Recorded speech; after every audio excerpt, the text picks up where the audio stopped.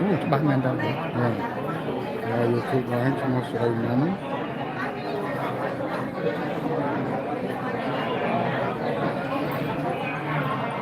អានេះគេ S O D Y M O M ទៅ M ទៀតណាបងពីច្បាស់ដេកអូអញ្ចឹងអល search មើលឃើញដែរនេះពុំឡាយហ្នឹងនេះkalau cuma makan ituតែយើងតដោmắt đôi itu តាមតដោថៃរសិនថៃរង អានេះយើងចាប់ដូរក្រោយបានតាចាំមើលច្បាស់ហើយចាំបាក់គេចូលមើលទៅវាតាមមានណាស្គាល់ចូលមើលទេវាយពីរឿងមានណាចូលមើល ហើយអូខេចុចចំណុចកូន share ទៅនេះមកจะ share ទៅ Facebook ហ៎យើង share ទៅ Facebook ហើយដល់បើ Facebook ប៉ុន្តែរកទូរស័ព្ទផ្សេង Facebook បានហ្នឹងបាយ share ចូល Facebook បានដែរបាទមក share ចូល Facebook មកបានជំនឿ share យើងចុចនេះ like share នេះ share នេះហើយយើងមកនេះ Facebook ក៏តែយើងចូលទៅទៀតបាទ Facebook វា original វានេះចុច share ទៅនេះនេះចូល Facebook ហើយចឹងដល់រកទូរស័ព្ទមួយទៀតនោះទូរស័ព្ទមួយទៀតចាំបើនេះជាប់ថតហើយតើទូរស័ព្ទមួយទៀតអូខេចឹងចាប់កណានេះសិនកណារកទូរស័ព្ទមួយទៀតសិនឬទូរស័ព្ទបងមុំសិនស្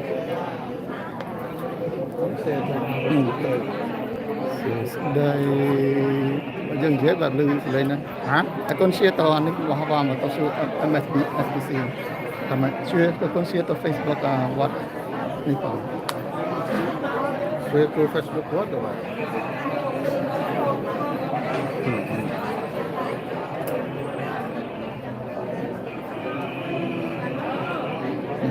អត់មាននេះ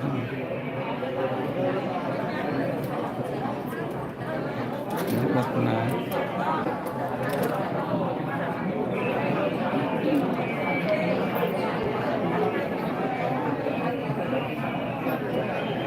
គាត់ខ្ញុំល្អមែនទេYouTube ណាមកហ្នឹងនឹងរៀនឲ្យស្រេចមកនេះរៀនយើងចុចចំណេះចោលមកយើងចុច share មក Facebook ហ្នឹងណាសុំទៅណានេះគ្រប់នេះណាគ្រូនេះគ្រូបងរៀនតែអត់មានតែមួយបងមិនមានមកចុចទៅទៅ YouTube ភាសាទៀតថានេះមើលនឹងអូឃើញចឹងតែជាក៏បានដែរ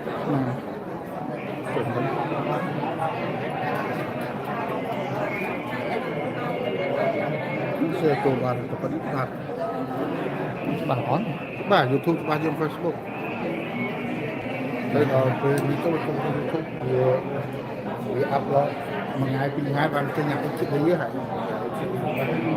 វាកូនទៅគ្នាមកអាអីគឺ high definition ឯនេះគឺថា720ឬ11080ទៅប៉ុណ្ណឹងអាស្រ័យលើអូកណ្ណា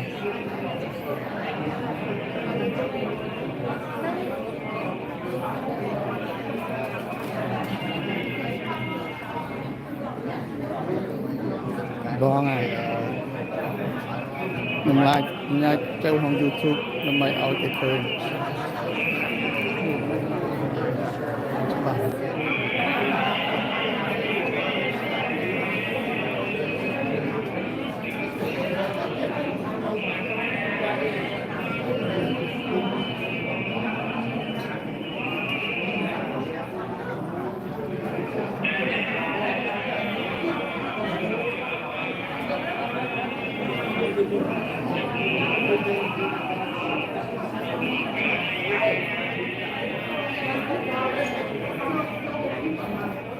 ស្ដីបងប្អូន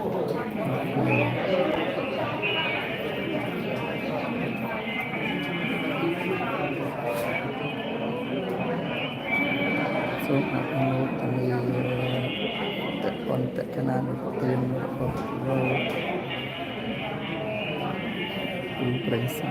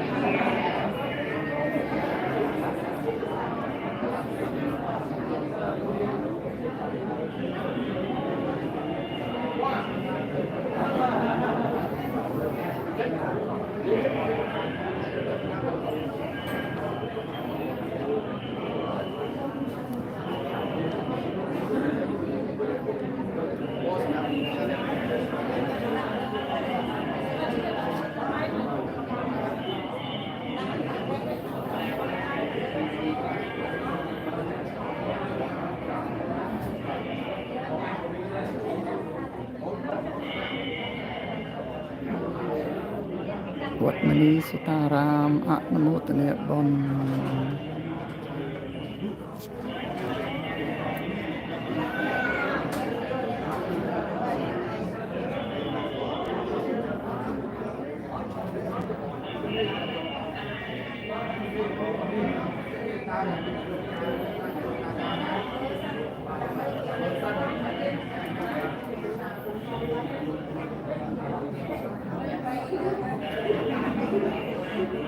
เชื่อตอนนี้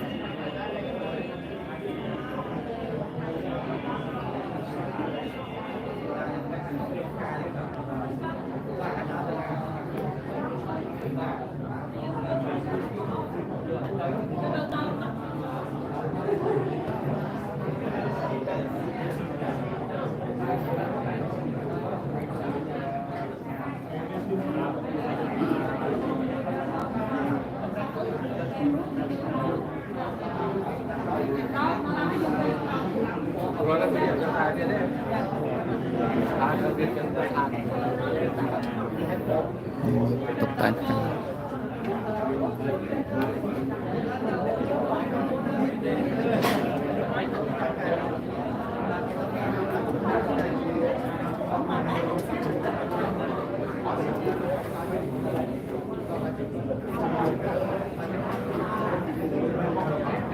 เพียมโฟนอะไรเด้อเพียมเนี่ยเพียมไข่ยังเพียมโจทย์สัญญาณแล้ว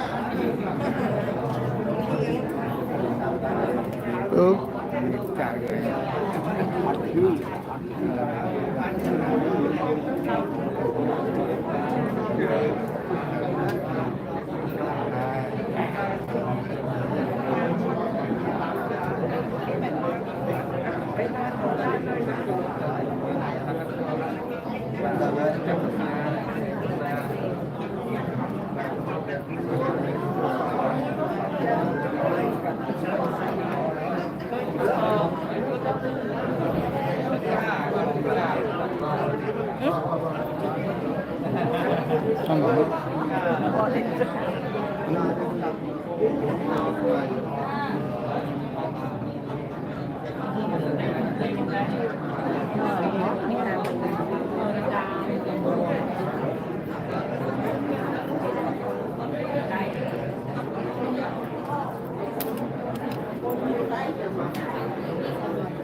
สองล่างเอาก็ทีเรา lại cái chọn lại cái hàng khó ấy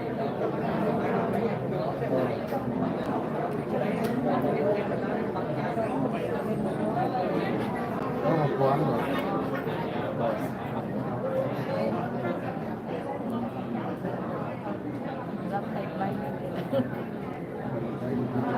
Bên trong project con nhạc vì này con là con về con có cho đi quay bên trong ngày đọc các cà phê ngày đọc các có gì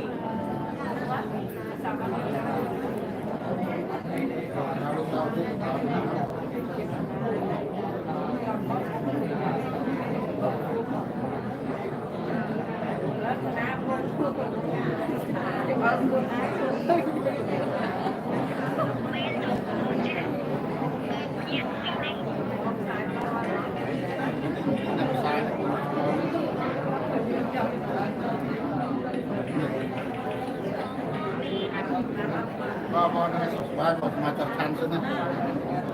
Ada mak kena ada kon. cứ ấp chắn cái này Con. cho tôi đi ấp chắn đấy đá này ấp chắn chết rồi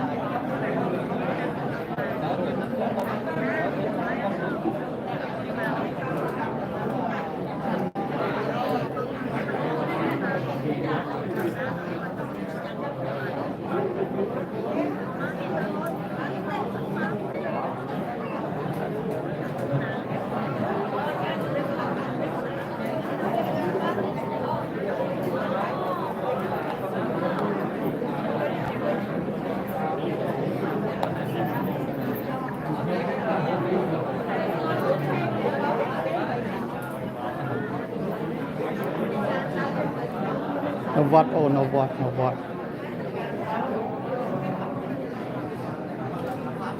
Bon sập.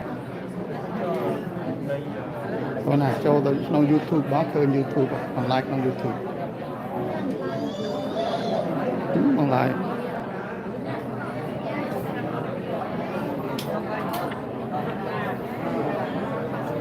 Cho YouTube Sray Mom Thol. Cho YouTube Sray Mom Thol thôi.ตัดลือแต่โอ้นลือสิ่งใดเตะดักกาหังนะ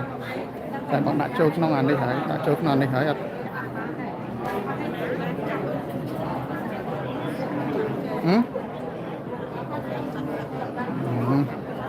ตัดลือ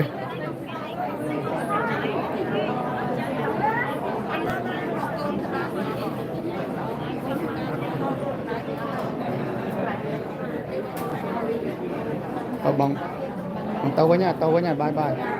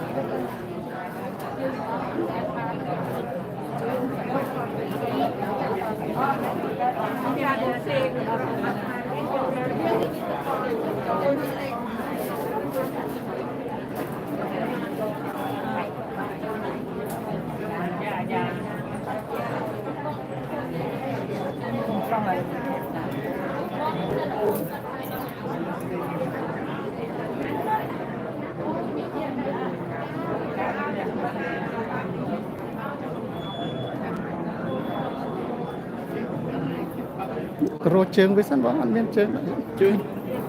ô chương lớn trong là sân ghê trắng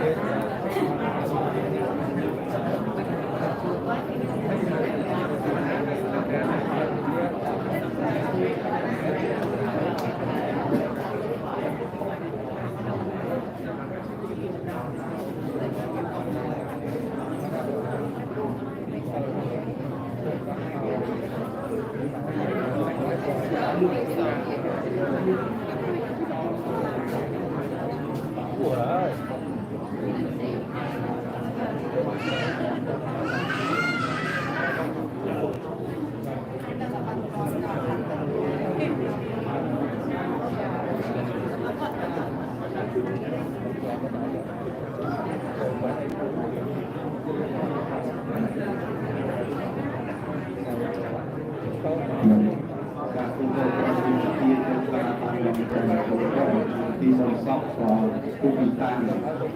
น้องชายที่ทรงบัญญัติต่อสาวต่อต่อผู้ช่วงเรียนตามในการศึกษาของผู้พิการตัดตัดไปใจคลานกับการลงของนักผู้เป็นเป็นในสมาคมหรือความนี้ต้องมาฟังไปสองดียาวิญญาณสมัยคนตามต่อเขาโคบุญการตัวผู้นำจากเดียวกันต้องมาการการเป็นงานงานไป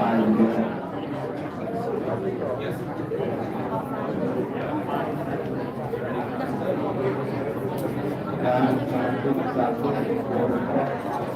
ตัดเลยครับช่วยได้เยอะในลิงการในสติจะตามเราในใจมันโยนก้อนสมที่ก้อนปากตัดคอเป็นการกระทำความเป็นผู้เรียนการเป็นการทำการเป็นการเป็นการเป็นของทุกคนเป็นการไปตัวทำให้สิ่งที่อาจจะมีและจะสร้างได้อย่างที่ตรงโตยังเป็นการทำต่อเราต้องสร้างอย่างจะได้ไปวันคนไปต้องเป็นการตัด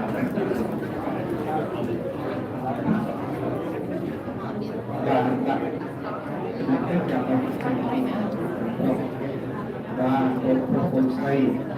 บางสุพินันนิสุพิเดชาบางน้องใจโยนทำพิธีกรรมตัดกองตูตาใครที่กระทรวงการเงินทองสาวทองคนสาวตัดคนผู้อยู่นาประชาธิปไตยการปกปิดมาแต่บางปัจจัยใจการลงทุนของนักสู้คอยอาศัยอยู่ในอันเป็นที่คนสาวเราสาวทำเพียงอย่างเป็นส่วนโตที่ยะหาประกอบตัวสาวโตอุปการนักประกาศยะกายานะสมบัติเป็นเป็นนักไปคุยไปหน้าการศึกคนมีสาวเราเนี่ยแต่การพูดคนใช้ใน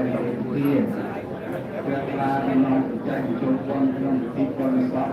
ลูกตาสอบผู้เป็นการการที่ส่งการจากความเศร้าความโศกตามผู้เกี่ยวกับในการดำเนินการต่างๆไปใจในการลดความลุกไอ้ลุกสมวันเอาลุกมันมาเป็นเรื่องของสาวอยู่ในอย่างเป็นสมบูรณ์สาวใส่ความปลอดภัยโซ่คนแก่ยุ่งนักอยากเรียกใครนักสมบัติการสู้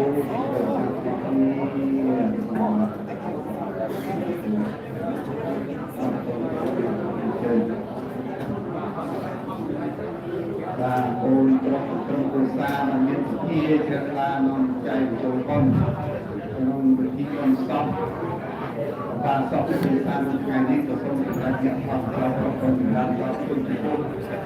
เรียนตามไปตามเหตุการณ์เกิดตามบ้านกลับไปแก้ไขการเรียนของเราต้องปฏิบัติในเรื่องปฏิบัติในตัวเองย ជាទីប្រឹងក្នុងគោលការណ៍ក្នុងការប្រកបដោយគោលការណ៍ជាគណៈកម្មការផ្នែកណាសម្បត្តិប្រជុំទៅតាមអំពី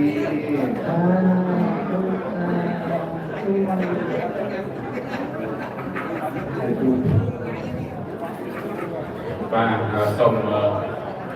ជម្រាបសួរដល់លោកស្រីបងប្អូនទាំងអស់មានចិត្តជ្រាបស្រៀនជ្រះថ្លាបានអញ្ជើញមកចូលរួមក្នុងពិធីបុណ្យជាមនកិច្ចរបស់សពលោកពិសាថ្ងៃនេះហើយក៏ទៅតាមពេលវេលាឥឡូវនេះជាម៉ោង11រហូតដល់ម៉ោង1គឺជាពេលវេលាហៅថា presentation ពីសពនិងសួរសុខទុក្ខដល់ក្រុមគ្រួសារប្រែទុកប៉ុន្តែបងប្អូនតែឆ្ងល់ថា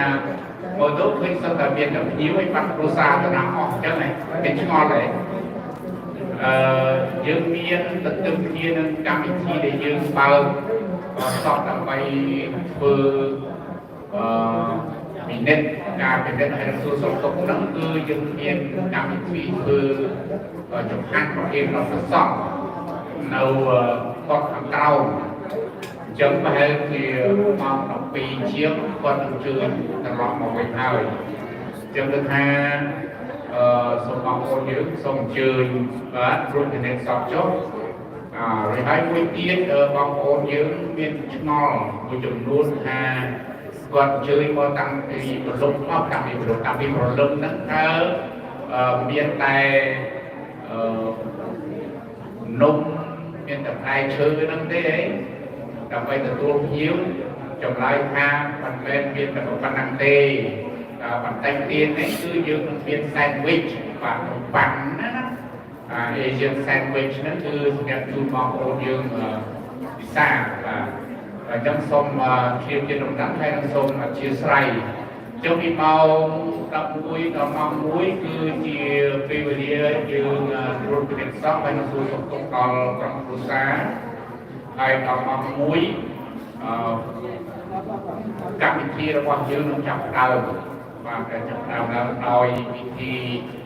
នមស្ការព្រះរតនត្រ័យសមាធិសិលឬហើយយើងធ្វើពិធីស្មោះស្មាតគោរពដល់វិញ្ញាណក្ខន្ធហើយបន្តមកទៀតគឺមានការអាននៅប្រវត្តិរូបរបស់លោកគ្រូបិសាហើយបន្តមកទៀតគឺមានវិយោគកថាដែលមានកូនស្រីមានបងមានប្អូនហើយនឹងឡើងមកមានប្រសាសន៍ដែលស្ដីអំពីដំណើរជីវិតរបស់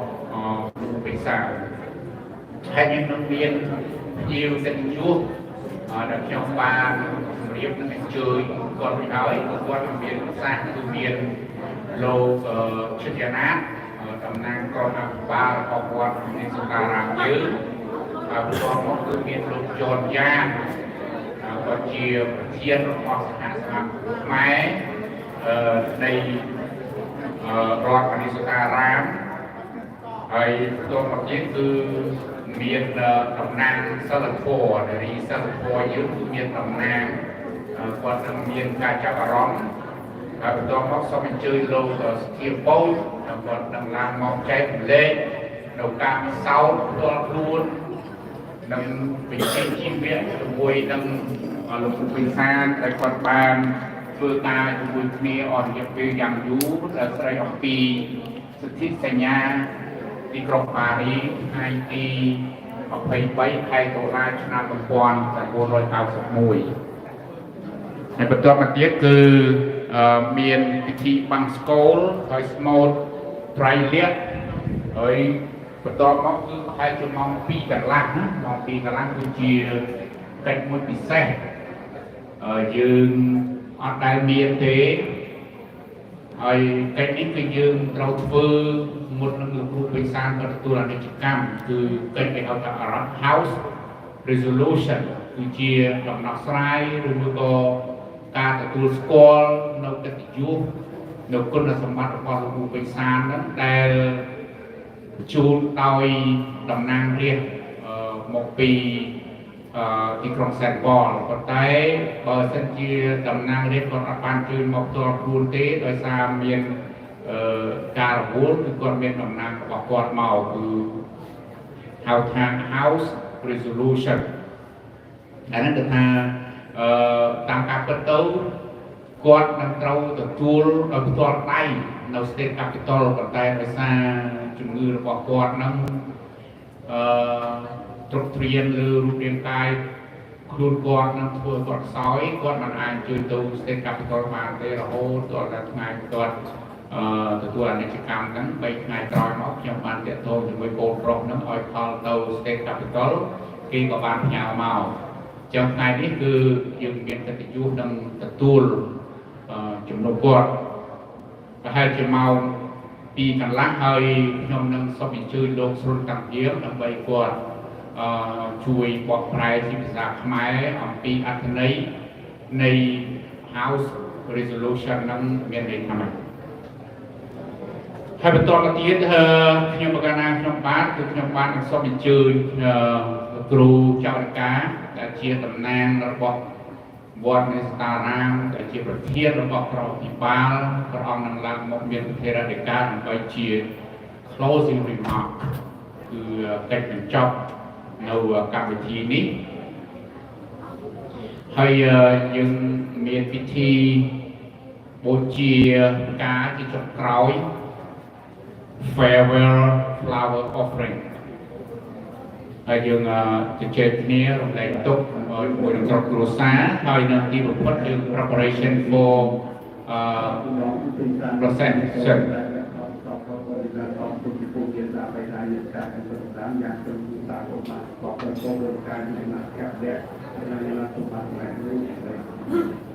បាទហើយយើងនឹងរៀបចំ4ដង្ហែហ្នឹងគឺយើងរំកិលសពរបស់គាត់ចេញមកខាងជើងគឺខាងឆ្វេងដៃរបស់ខ្ញុំហ្នឹងចេញទៅទ្វារខាងកើតវាឲ្យយើងនឹងដង្ហែគាត់ជុំវិញព្រះវិហារមួយជុំរួចហើយបានយើងលើកសពរបស់គាត់ដាក់នៅឡាននៅខាងមុខហើយខ្ញុំបានជម្រាប Josh ហើយនឹង Sean រួចហើយថាយើងត្រូវទៅតាមផ្លូវណា Josh we will have somebody to ride with you to lead you go to the gate to exit yeah so នឹងគឺជាកម្មវិធីដែលខ្ញុំជម្រាបជាកម្មវិធីសង្ខេបដោយឡែកថ្ងៃស្អែកគឺជាថ្ងៃបុណ្យទាននុទានសូមក្រុមអញ្ជើញបងប្អូនយើងទាំងអស់មកចូលរួមដែរគឺយើងធ្វើនៅក្នុងព្រះវិហារនេះយើងថាជា7ថ្ងៃបុណ្យទាននុទានក៏បានឬក៏ជាបុណ្យទាននុទានក្រោយ7ថ្ងៃក៏បាននិយាយមែនតើទៅបុណ្យនេះគឺយើងធ្វើដើម្បីឧទ្ទិសកុសលជូនដែលបានទទួលមរណកាលទៅហើយគឺយើងចូលរួមទាំងអស់គ្នាចាប់ពីម៉ោង9កន្លះយើងចាប់ដើមហើយម៉ោង10យើងរាប់បាតគេចង្ហាន់ដល់ព្រះសង្ឃរួចហើយម៉ោង12ទទួលទានភោជនាហារបាទនៅក្នុងព្រះវិហារនេះបាទសូមជម្រាបជូនតែប៉ុណ្ណឹងនៅកម្មវិធីរបស់យើង I want to summarize today's program highlight. Right now it is time for opening the casket to view the body and sharing condolences to the family. You may wondering you don't see the family member you. There's some of them, but majority of them are back down in the residential hall to offer the food to the monk. And then maybe at 12 they will come up here so you can have a chance to talk to them and share your personal condolences with them. And then at 1 o'clock the program will start, beginning with the pay homage refulgence, Buddha Naman Sangha and observe one of the 5 precepts, followed by a moment of silence, geography, reading, eulogy, speech, share some memory and comments about Mr. Pisan's personal life and professional, and there's some representative also that I already mentioned about is individual that come to talk about. So after sharing all the memory of the extraordinary life of Mr. Pisan, we will have the Dharma chanting to reflect all of the three characteristics of Buddha teachings. So what are those? The three characteristics of the Buddha teachings. So number one is impermanence. You can remember that there's nothing that really stays unchanged, always evolve, changing. Your life, your body, everything can change. It is everything that you can't control over. Suffering. Some people say that it's satisfactory, that anything that causes you unhappy, suffering, greed, jealousy, everything that causes the root of suffering. The last one is non-self. Even though your body, your eye, your hair, your nose, your teeth, you cannot control it from not being decayed. So everything gets started to evolve, deteriorate. Even though yourself, right? When you were a teenager, you look at me. You were beautiful. Right now you're beautiful too, but in different way of beautiful, different way of appearance. Physical change. Over time, a little bit at a time, you probably don't know it. Every day, it keeps changing it. But then, if you compare ourselves today to 10 years ago, then you see for sure that our body has changed. Our mind has changed. Our hearing has changed. Our vision has changed. Our smelling has changed. So that's why it's called no personal self. It's nothing that you can control about it. It's the nature of the law. And then after that we have the Dharma chanting of the 306 that I just mentioned about. It's just a form of chanting in Dharma form. In approximately about 2:30 or so, there will be a few representatives, House representatives from the state capital to present the House resolution. So this resolution is supposed to be presented in person to Mr. Pisan at the state capital a few months back. But then because of his illness, because he is too weak to go there in person to receive his resolution from the state representative at the state capital, so he couldn't go. So 3 days after he passed, I talked to his son to contact the state capital, so they sent the House resolution to his home, and it's here now, so they will come to present it. So after that, we will have the closing remark by Venerable Etimani Mungsan. He's the head of all monks here. He's the abbot of Wat Manisotara, and he also the president of the MCBS, which is the Cambodian Buddhist Society in Minnesota, known as Wat Manisotara, which is his place. And he also the president of the Cambodian Buddhist monk in the USA. Followed by the farewell flower offering to say goodbye to Mr. Pisan. At that time, we will has a little bit of time to prepare for the processions of his body around one round of this building here, and then we will load him into the bus and we'll depart it to the funeral home in Egan, led by the motorcade, two of them. So for those of you who would like to go with, please turn on the light when you drive to indicate and to let the people who drive on the street know that we belong to the funeral processions. With that, I would like to close right now, and please, if you're hungry, there's some food in the kitchen there. You can eat there, or you can eat outside. There's a reserved table for you guys.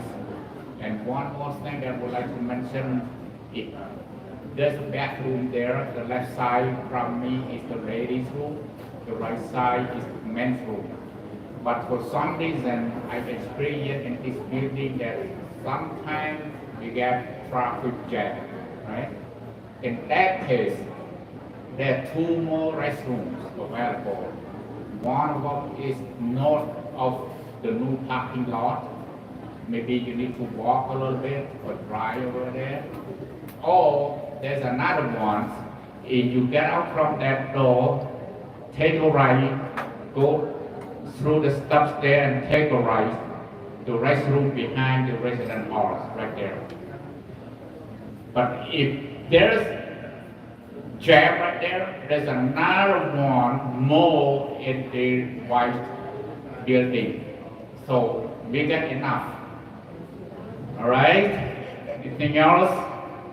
There's the exit door, east, north, south, and west. Just looking around, I know that some of them not familiar with this building. Okay, that's all I have. So thank you very much for coming.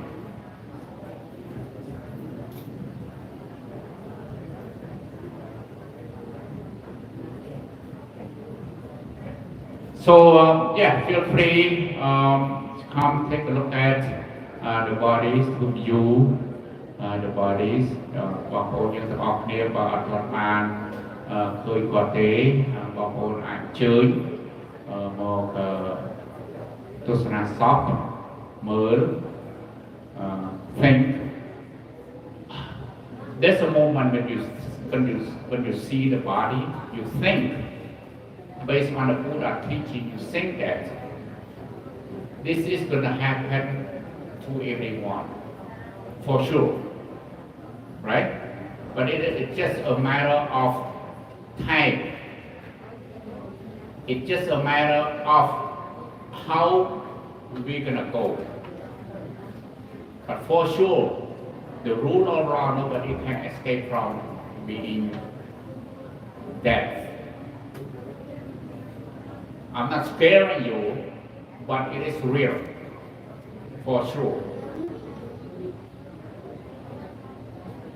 Why the Buddha teach us to think about this?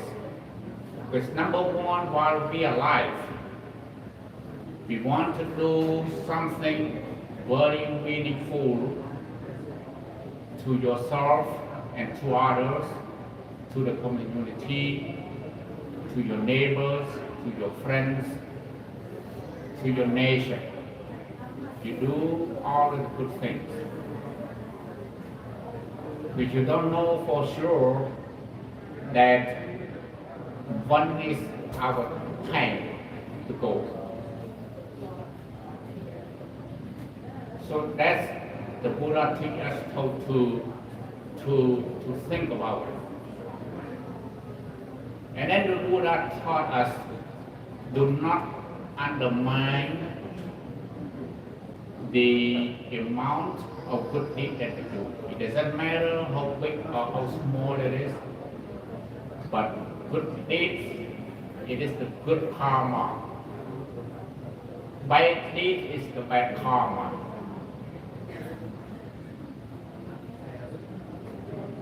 So the good deed is the good deed that it will help you to liberate yourself from suffering. There's a one phrase right here in the Bali language. It say on the top right there. Nate Sante Parang Sokha. It's Bali language.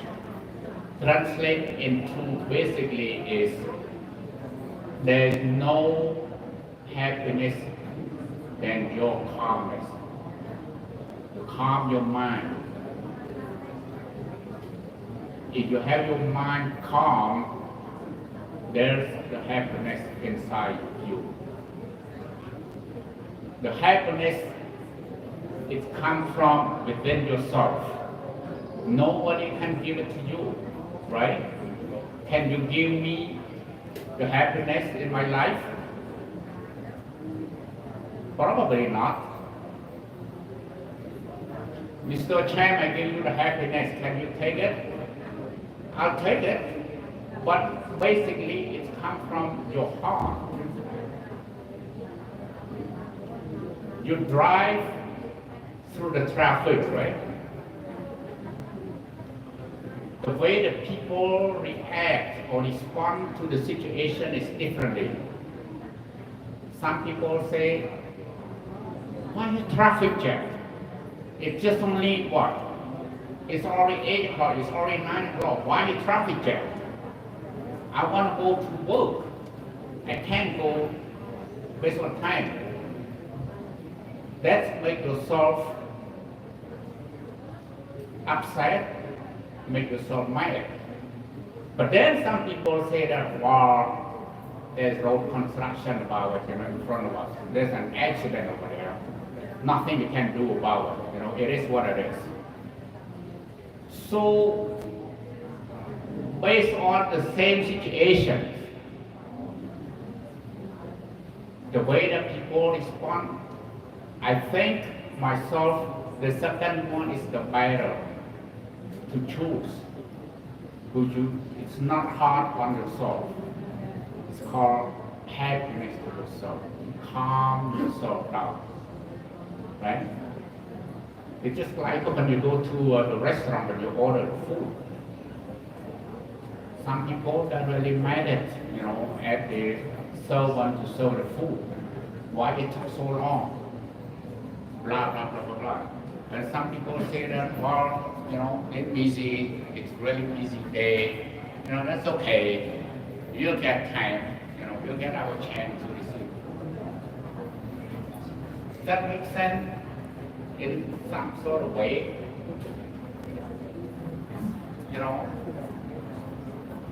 I think that's all I have. I don't want to spend too much time on this one, so I want to just give you a little bit of touch base on this. What is Buddha teachings about? What is the principle of the Buddhism, and so on. Okay, thank you. Appreciate it.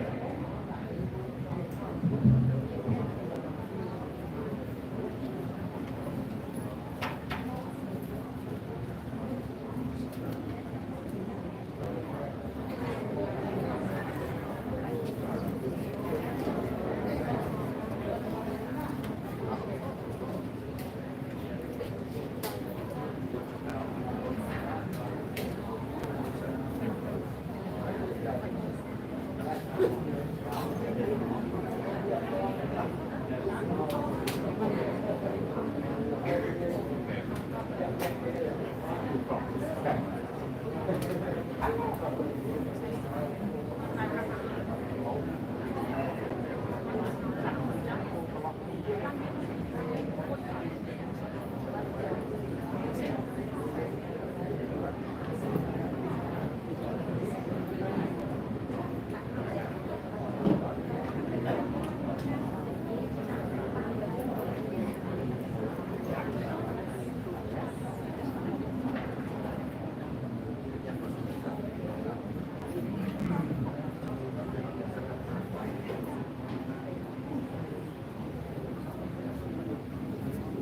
Sean, yes. So I can't remember if Josh or I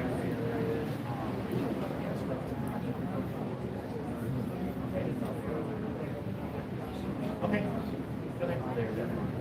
Sounds like Josh highly recommend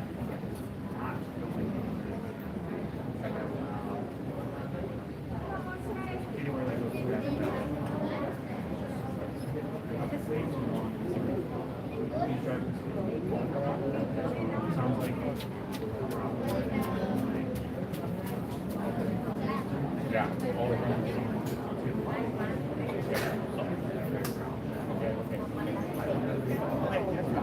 I love you guys. When you know, yeah, 4 o'clock.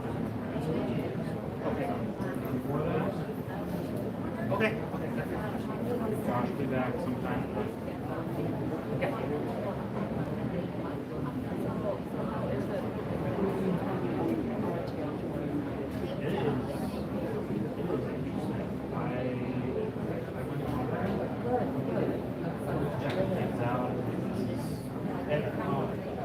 My other job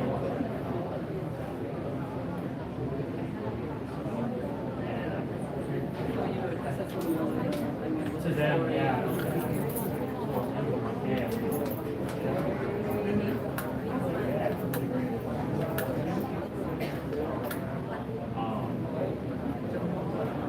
Yeah, no, it's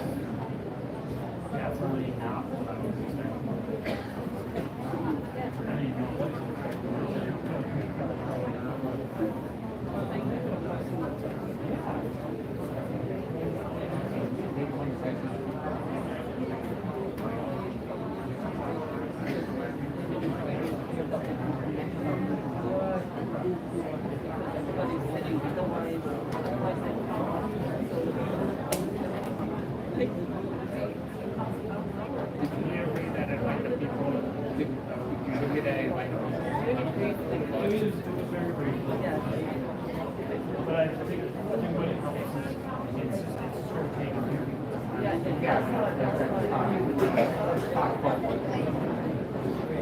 Thank you. Yeah. I'll mention that too.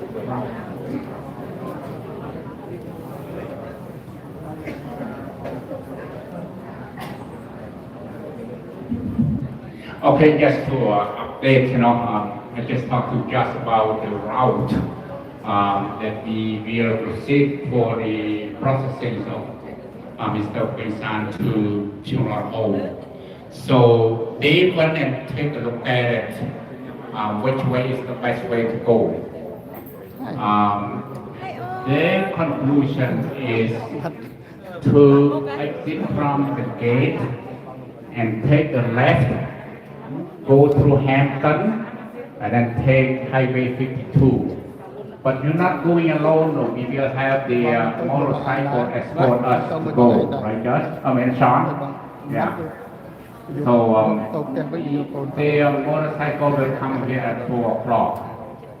So if we get done before 4, we cannot go until they come. But I don't think that we get done at 4. We may have to be a little bit later than 4 or 30 or so. Yeah, whatever, or 5,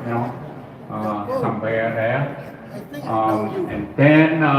again, it's time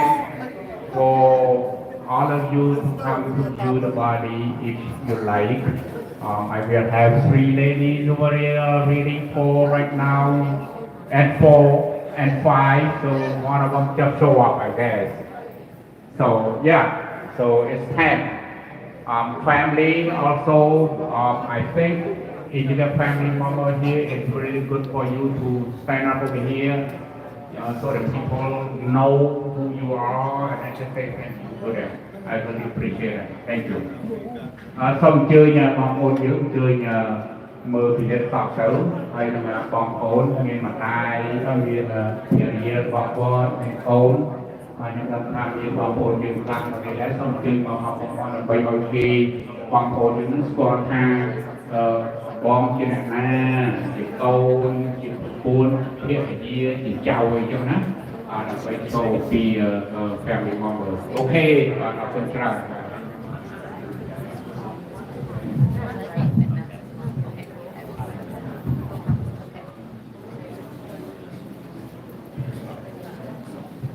bạn chơi cái đó không à và bạn chơi trò nó không á trò nó mà chua nó mong mong bạn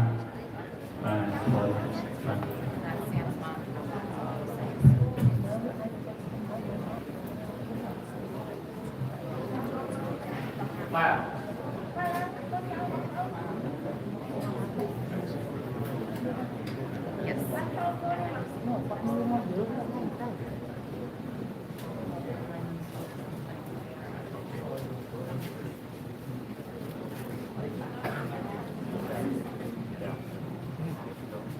Yeah, you can.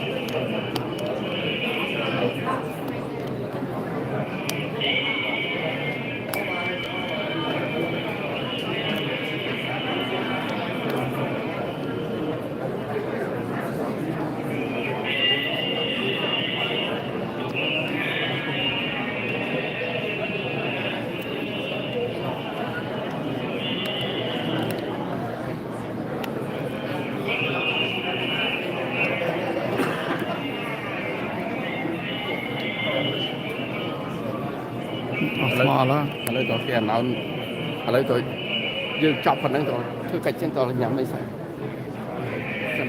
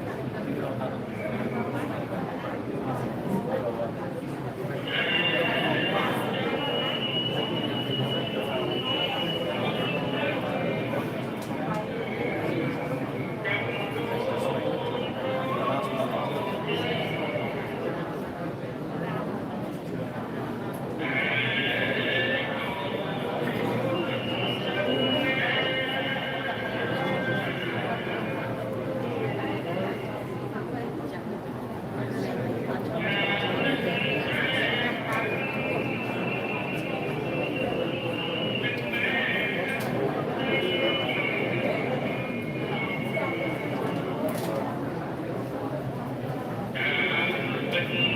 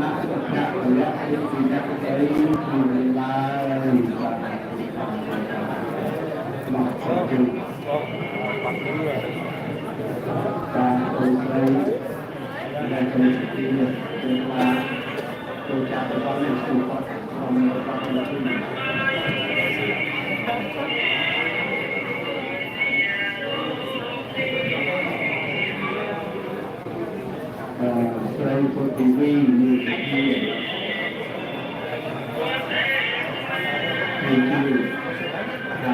để không bỏ lỡ những video hấp dẫn คนสอบใจนี้เราไปดูเป็นความคือการลำดับการอะไรที่จะโตและเราคนการสอบคนที่ดูมีการทำลายการปฏิบัติการในการในสมุทรคือการลงทุนสมุทรของคนที่เราอยู่ในyang kita perlukan berusaha untuk melakukan perubahan dan juga dengan mereka dan satu satu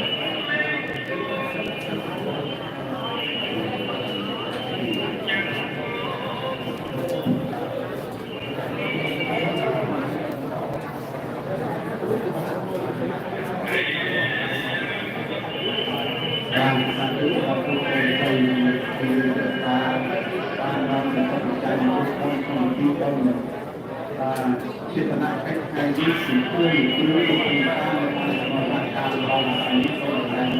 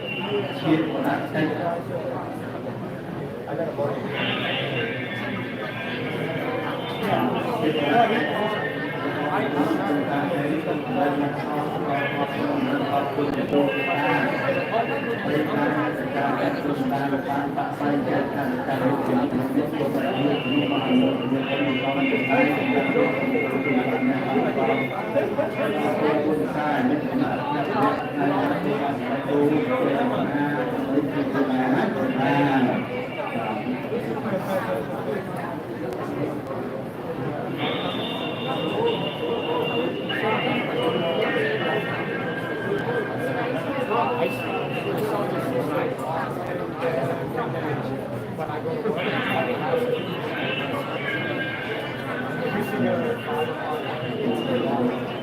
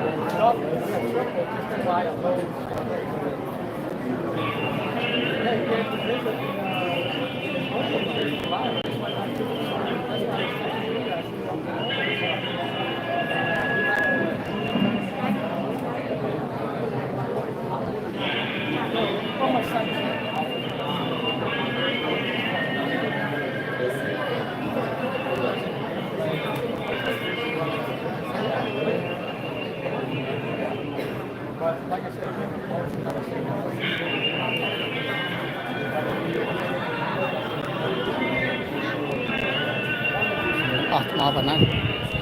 You dah.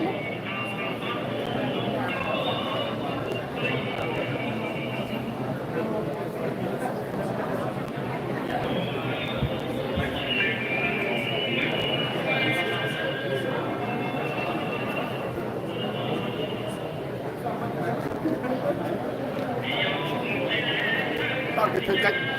ok thì mong chưa vô vì nó bọn nó nói Ok, đây là hôm nay được đang có lại lại thăm.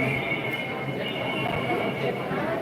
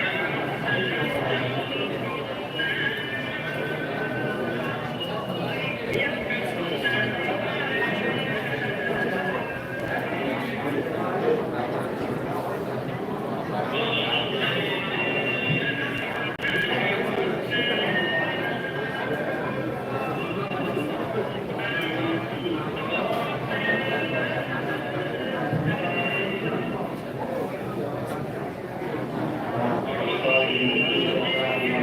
Mì Gõ để không bỏ lỡ ที่กำลังเป็นกองทุนเป็นการเป็นคนการเป็นมาสอนคนคนสอบคุณผู้มีการเป็นการมีการเป็นการทำไปเป็นทางในการของคุณไปเป็นการเป็นตัวเรามีผู้หนุนมีเรื่องการมี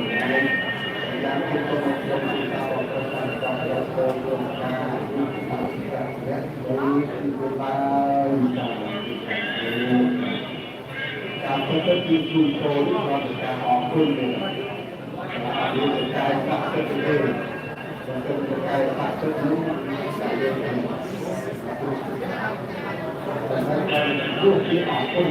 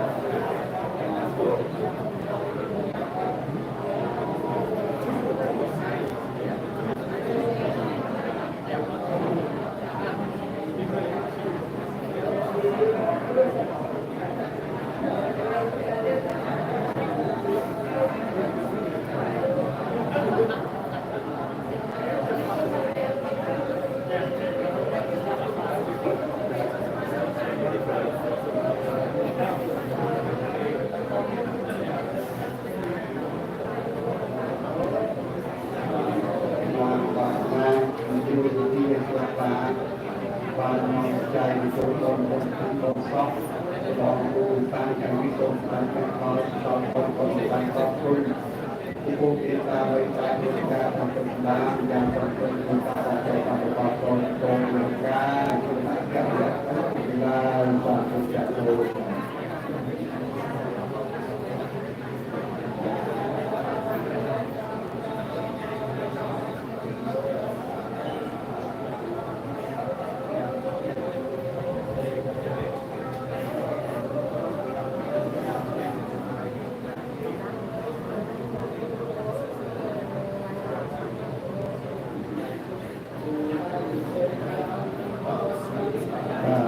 ที่สัตว์บางโซนเพื่อนมีสติเจตนาในการมีตัวต้นเราจะทำได้มีสติเจตนาเราจะมีตัวต้นที่เราชีพนักเป็นเราจะมีการแข่งขันแสดงเราดูแลปรับปรุงผู้ที่ทำงานกิจการการศึกษาอย่างกับกิจการของการที่มาประกอบโดยการดูแลกับและวิธีนี้ปัญหาอย่างมาเป็นบ้านประตูเป็นสถานที่โดยจุดอาชีพมันจะมีคุณงามที่จุดโตที่ความในการออกขึ้นจุดอะไรนะจุดอะไรนะจุดที่บอกว่าเป็นสิ่งที่ดีว่าการการออกขึ้นว่าเป็นการสร้างสิ่งที่โตที่การการออกขึ้นก็จุดที่ว่า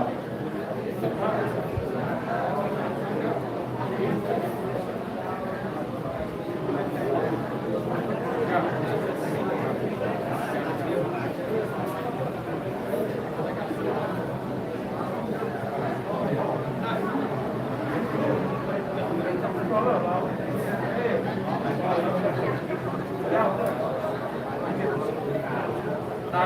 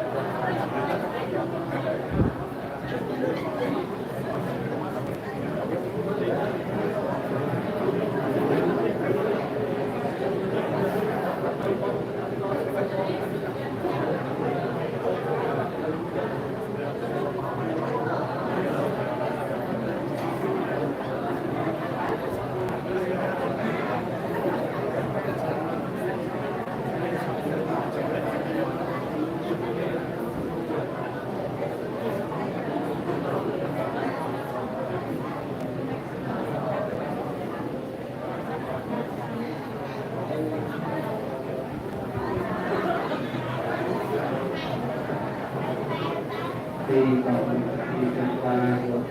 จากองค์กรขององค์กรของแต่ละคนที่เป็นการให้ตรงกันนะครับต่อไปวันและครอบครัวผู้ที่ได้การเป็นผู้นำและเป็นผู้นำของของโครงการที่ผู้นำของการและเป็นผู้นำสาธิต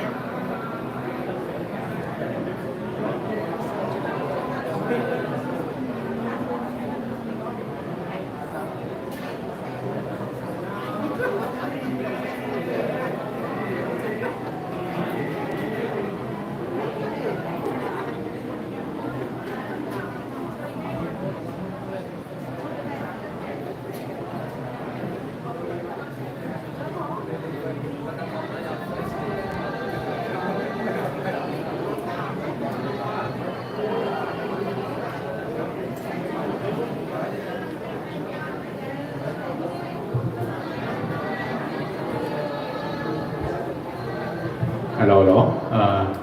បាទសូមជម្រាបសួរលោកស្រីបងប្អូនយើងដែលជាញាតិមិត្តជិតឆ្ងាយរបស់សពលោកពូពេជ្រសានហើយយើងនឹងចាប់ផ្ដើមកម្មវិធី Funeral Services ម៉ោង 1 អញ្ចឹងម៉ោង 12:40 នាទី please come to have a seat but right now at this moment we get the bread sandwich here. For those of you who are hungry, please help yourself in the kitchen. In the kitchen there. សូមអញ្ជើញហើយខ្ញុំក៏ទៅរកដែរណាទាំងអស់គ្នាតអញ្ជើញទៅជាមួយខ្ញុំបាទទាំងអស់គ្នាបាទអរគុណបាទហើយបងប្អូនដែលបានទទួលទានឲ្យហើយក៏អាចទៅអញ្ជើញទទួលទាននំប៉័ងនឹងដែរហើយសូមអញ្ជើញបន្តកម្មវិធី ពីនិតសពហើយនឹងសួរសុខទុក្ខក្រុមគ្រួសារតទៅទៀតបាទសូមអរគុណហើយដល់ម៉ោង 1 ខ្លះ 20 នាទីឬក៏15 នាទីនេះសូមក្រុមអញ្ជើញជួយនឹងកាហ្វេប្រទៀតបាទសូមអរគុណច្រើន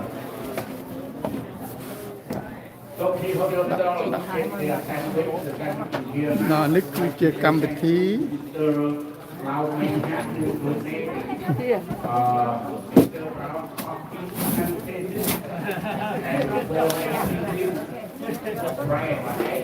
Yes, so it's other than again,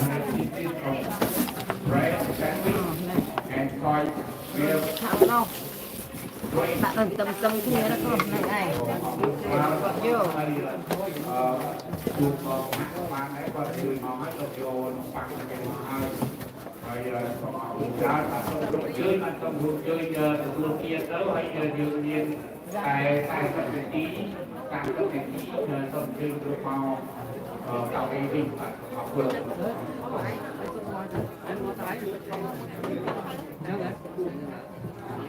đằng đá đây nhưng mà ông bà khơi còn ao chỉ có trong bàn ní nữa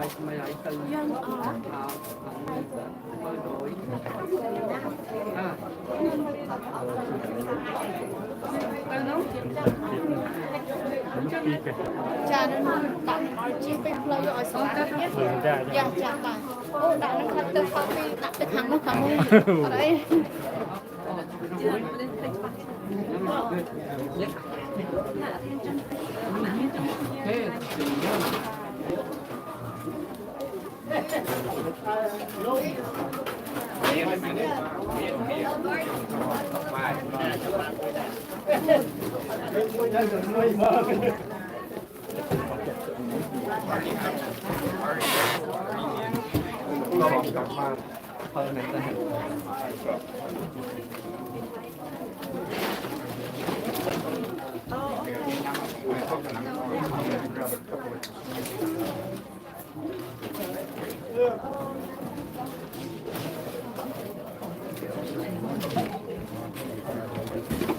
Rain. Oh, sorry.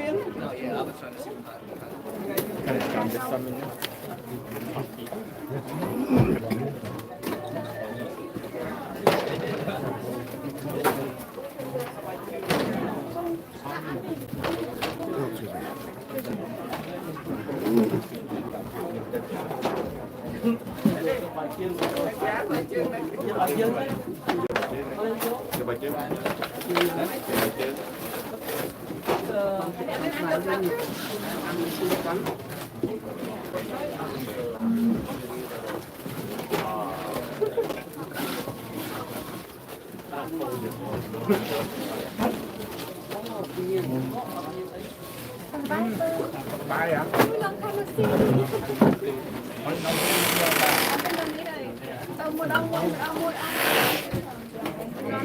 Không ai tên cân nã.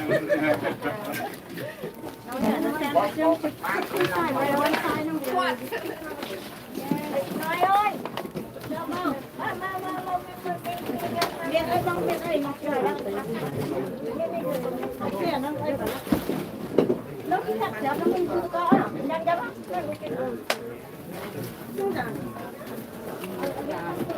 mai điều hãy sao lên tay dùng tay sao được anh lấy lên nó khi nó sẽ vô bị anh lấy ra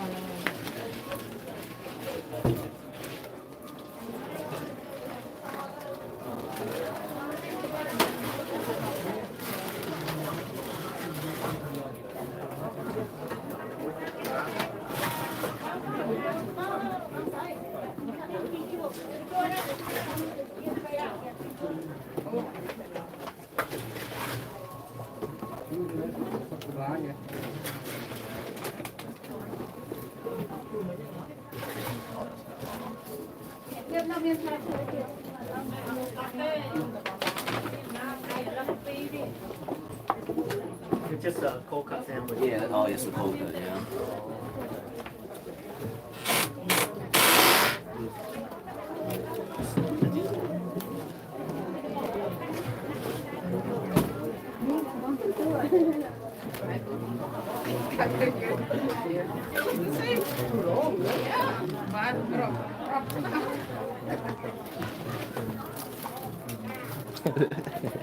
Oh, are we in the thing?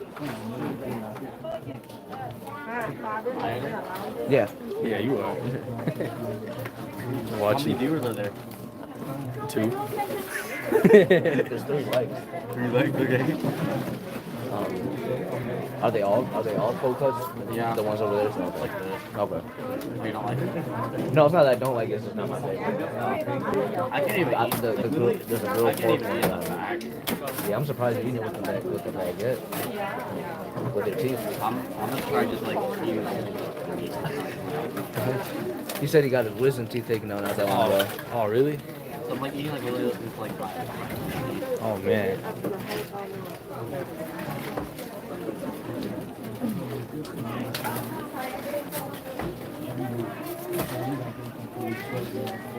Man, they're both all grown up now. They've hit puberty. They got acne and everything now. I said, you can just tell you guys are grown up now. You guys are both hit puberty and everything now.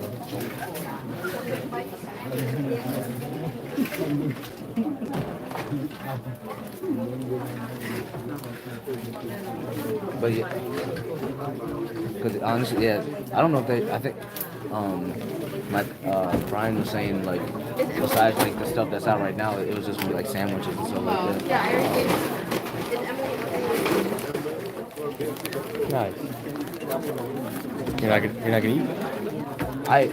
ate earlier and we knew how that turned out. Was in that bathroom for 10 minutes. Yeah, so was I.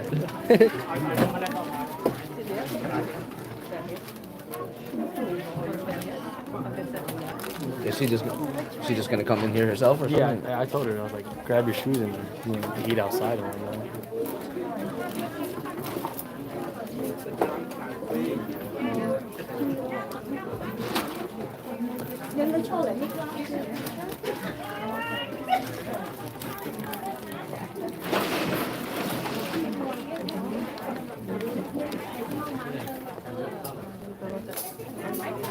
Yay, nay. Yay, nay.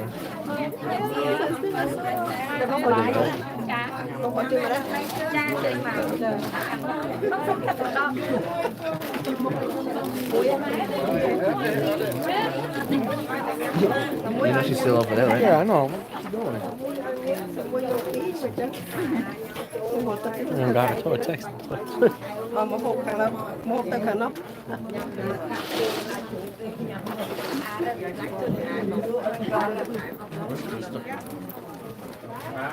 I don't even talk to him.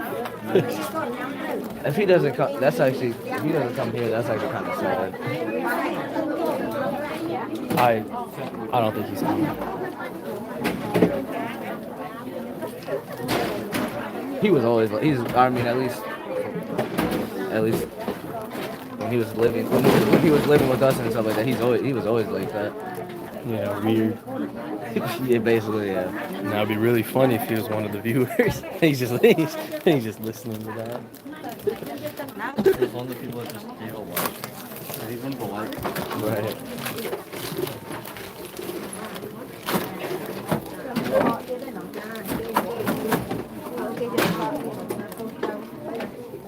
You know the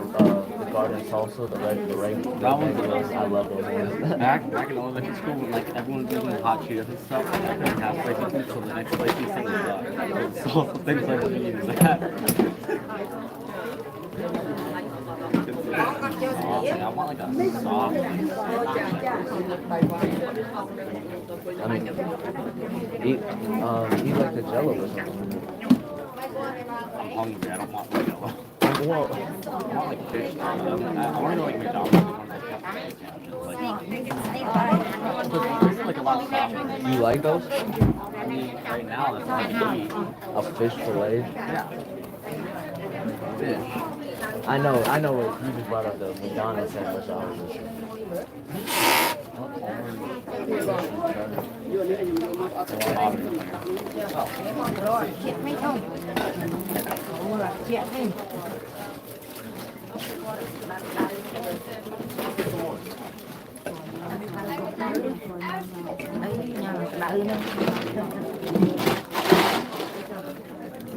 and like at grandma's,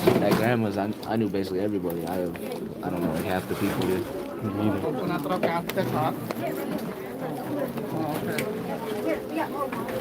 I'm trying to think if it's family or just because he's so known. Yeah.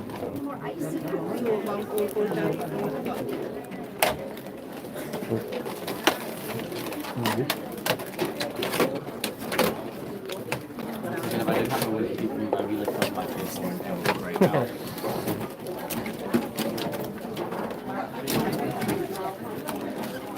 I've never been a morning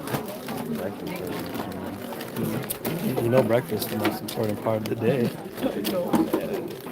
You gotta get your brain stimulated with all the whole grains. He said all the vitamins.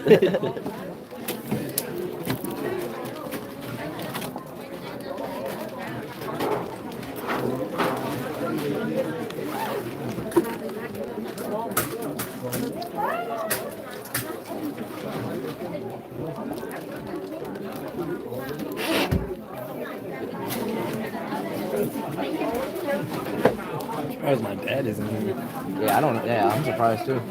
He was telling me to come at like 10. Oh, I always forget. You guys aren't. You guys aren't living together no more. Yeah. Wait, where's your dad at? I don't know. I thought he'd be here already. I'm sure he'll be here soon. Who's up? Huh? Soraya. What? No, he's been having a lot of like, not medical issues, but he's been going to the doctor a lot. So. Yeah, my dad was just telling me about that. I didn't even know about that. Like him, like all the dizziness and like throwing up or something. Yeah, he's on short-term disability at work. Oh, really? Yeah, he hasn't been there in like 3 weeks. Oh, damn. Who's watching Soraya? Katrina's mom.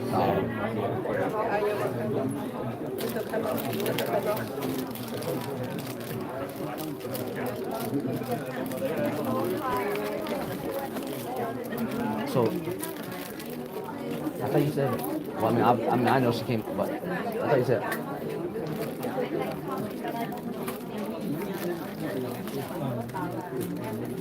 The only one I know is. I thought you said Emma was on like some world.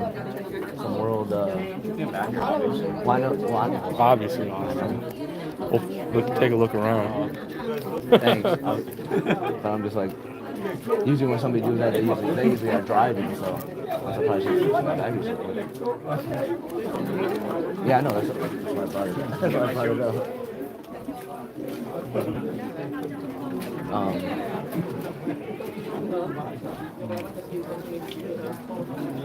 I'm surprised Brian's not here. Huh? Big Brian. Your little Brian. Yeah, You know, I haven't seen him in a while. Right now, medium Brian, not Hun's the father-in-law. The one that used to touch you like that. What? Kyle let this one guy touch him. Like where? Everywhere.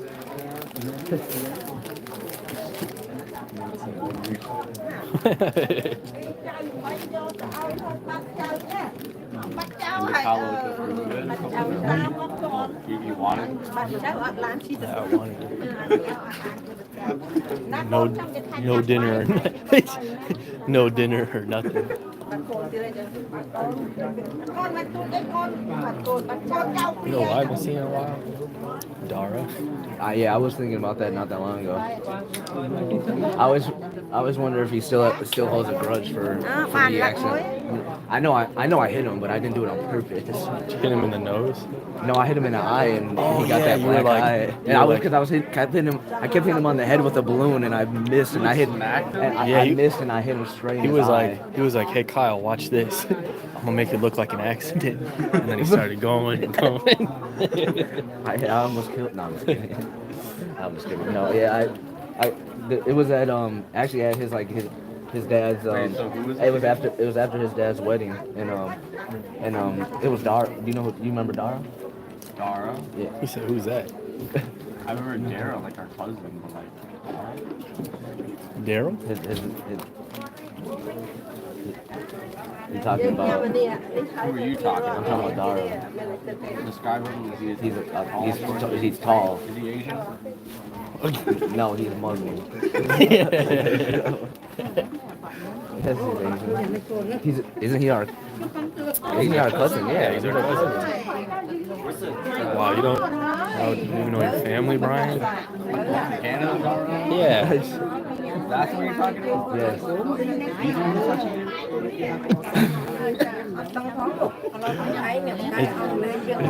Isn't that Give me some context. No, I said that's the guy. That's the guy actually gave a black eye to. Really? Oh my goodness! You gotta open up your ears. Was that not him? Dara. Yeah, like they call him Dara. It's not Why his would you name. call him Dara? Is it truth or dare or something? No, because that's how he introduced himself. Like, hey, I'm Daryl. Okay. I mean, that might. I think that's probably just like the English or whatever. But we call it. But yeah, I mean, it was after his dad's wedding, and so I kept hitting him in the head with a balloon, and I missed, and I hit him with my fist in his eye, and yeah. Gave him a knuckle sandwich. I think at one time, like, I was at a beach with him, and then I, like, actually, like, sprayed sand in his eye.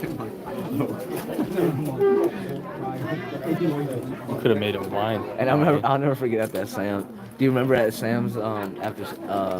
Sam's wedding when we I think you were in the elevator. Yeah. When we were like, what are you guys about to go do? I was like, go smoke a cigarette. That dude. Dude. I was like, what? He said, let me bum one. Right.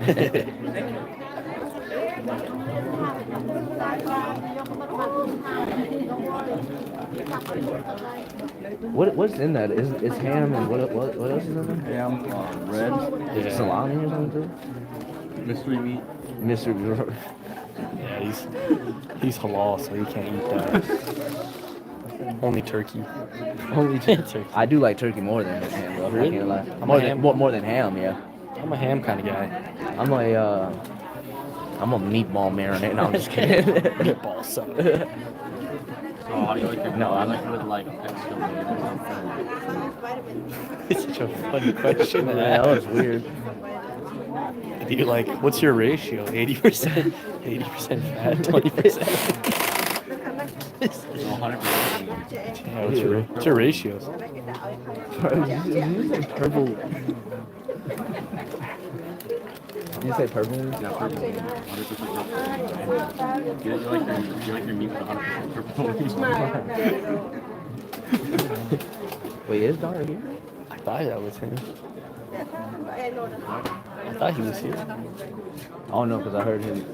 Kyle say, "Was that Dara?" No. I mean, I think his dad's, isn't his dad right? Yeah, it's right next to him. Yeah. But that's who the Yeah. I'll go talk to.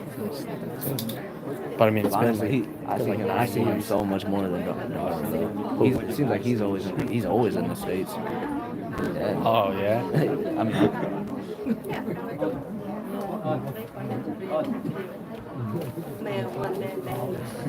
What?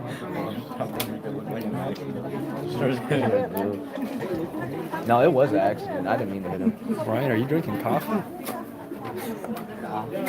What kind of coffee do you like? Medium roast? But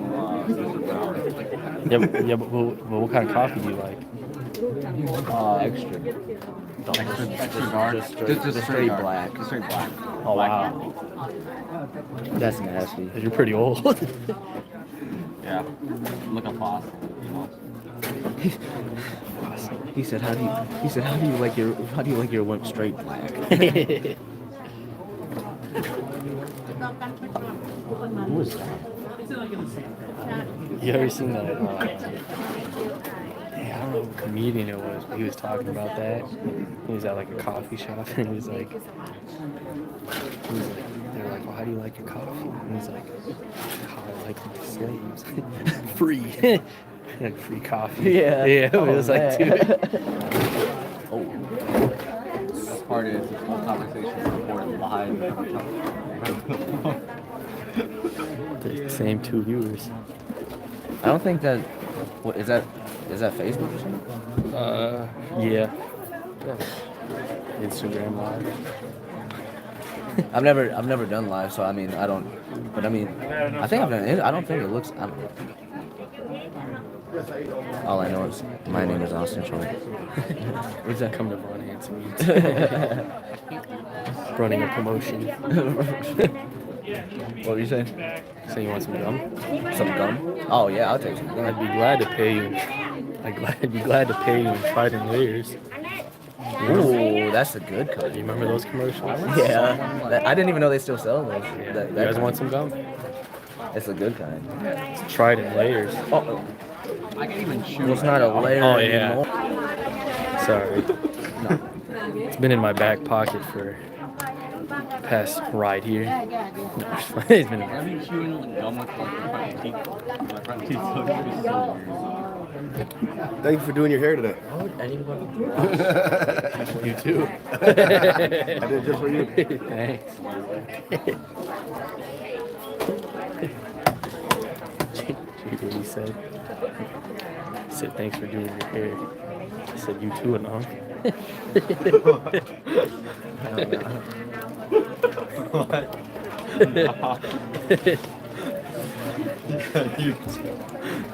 Yeah,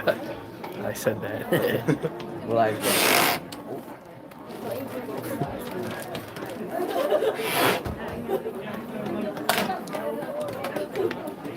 You're gonna be here. You gonna be here the whole way through?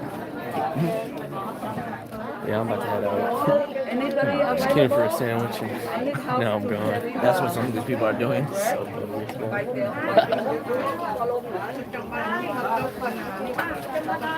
Where? She's not hungry no more? She's not hungry no more? I'm not gonna take my shoes off. Now. Right.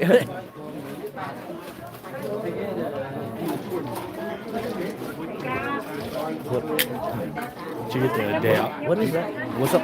What's up? Oh, I was just saying, I was trying to figure out what's in those containers right there. Those right there? I think it's like just soup they dip the bread in. Girls not eating?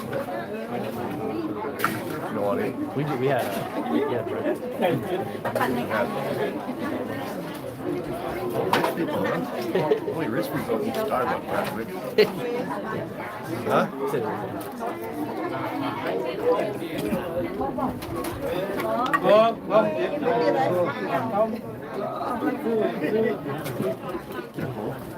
A little bit. Mine is at the top.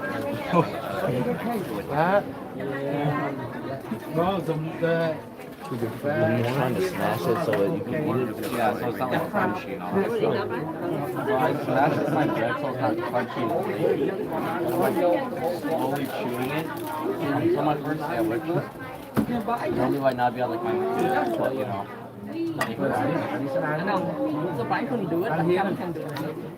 What's that? We're just putting it on wheels. I mean, if you want to walk next to it, you can. We had somebody take over for you this morning. Huh? Yeah, we just walk by the on the side. We need 3 on each side. I went to go buy a tie at Target. Oh. This shirt doesn't even have a collar. Yeah, I didn't, my dad told me to wear black and white, but he didn't tell me to wear a tie or anything like that, so I didn't even think about it. It's alright. Is yours cool? Is that cool?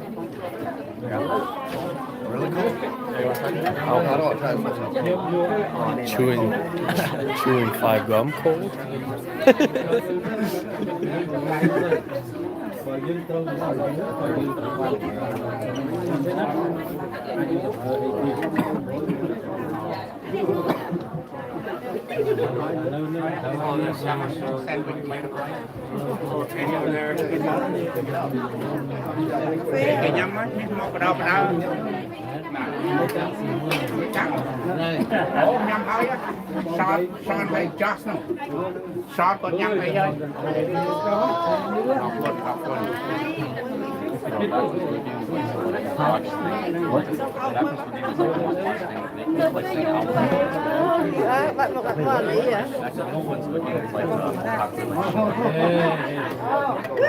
Oh yeah, honestly, I didn't even watch that. Oh, you probably watched that. No, I haven't. Huh? Watching. Oh.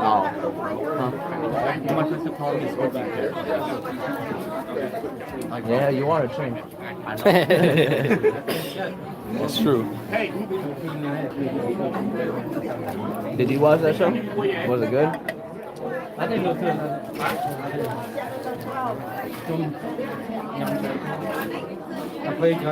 Honestly, I'm really interested in what that is and what that soup is or whatever it is. It's just soup and dip the bread in it. Well, I'm curious on where they got it and If it contains and pork. what. Yeah. That's what I want to know, because if it is, I want to eat some. Austin, you can't handle spicy things. Yeah, I can. He said, yo. He said, dude, ketchup isn't even spicy for me. But mayonnaise is.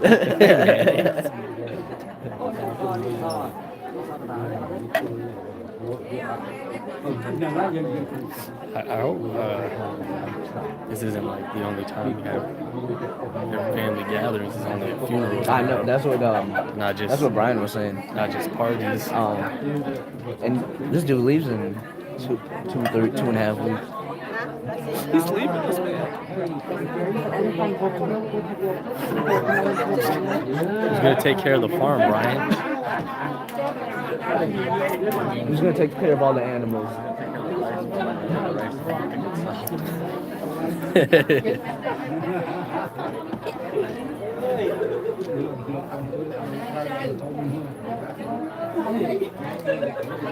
What is it?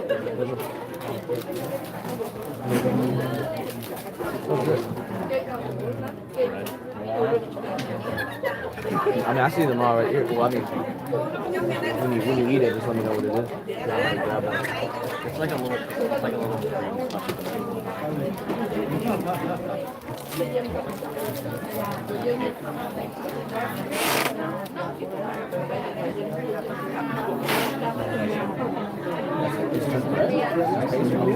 You never had that? There's no filling in there. There's a filling in there. There's no. You never had one of those? They're good. They're good. They're like, it's not too sweet or nothing. It's good. You remember those little cakes that we used to get? Yeah, dude. I've been looking. I know. And I go to the store we bought them at. The Oriental store? Yeah. Oh, they don't have them. They don't have them there. They don't have it at the other one down the street. Yeah. Well, you know, I back when our own like whole family used to on that like on like the mall rise or whatever. Sorry, Peter. We all got like those limited passes from all America and stuff like that. Oh, I think so. Was it still was it Camp Snoopy? Camp Snoopy was cool. It was Nickelodeon. I remember we used to go there, and then they'd kick us out because I wasn't 16 or whatever. We would just get there. Right. Call Dawn. Man. I still to this day would ride that log chute. Say hi to Paul. Say hi to Paul Bunyan. They closed it down. I swear I saw a post where It's still there. where they were like closing it and gonna put something else in there. Smells on the Pepsi ride too. The Pepsi ride was kind of fun. Yeah, I know. The Pepsi ride is good. Really a full section.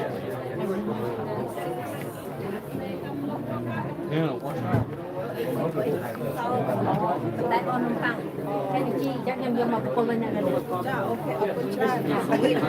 Oh, I'm sorry.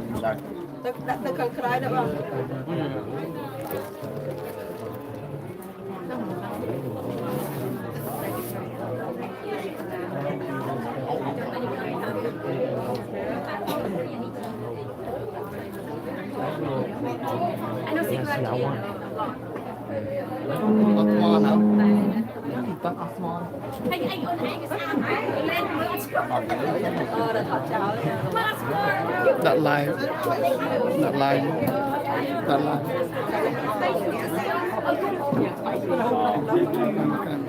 Tên trường mà đó. Oh yeah.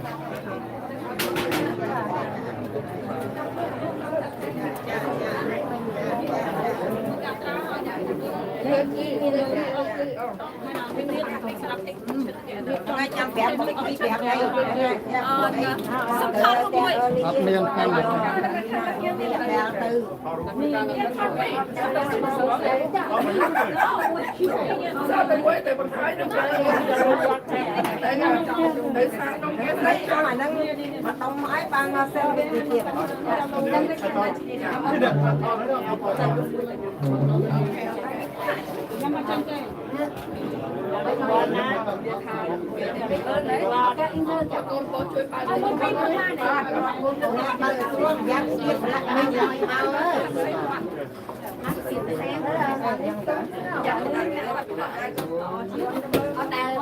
Mà quạt thằng nha, con ai mình bảo vô, ông đâu xa mấy, chụp những quạt này nó ông, nó là những chung hay vậy những ta toàn, là ta chung hay nó kéo chung, những cái chắc đây, đi buôn buôn cả rồi, bắt kia. Đây nha, cho YouTube không? Lập bằng YouTube.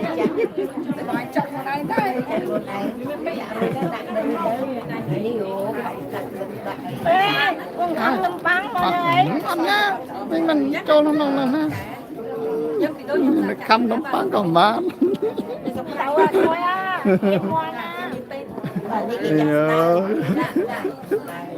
Nói chung ta trong order phi từng đập ở ai em Ta trong tủ cái chú phải trong tủ. Cảm ơn.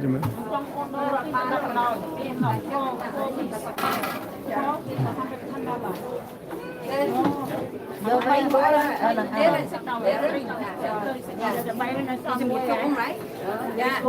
một cái làm suốt đi ở nhà nó con máy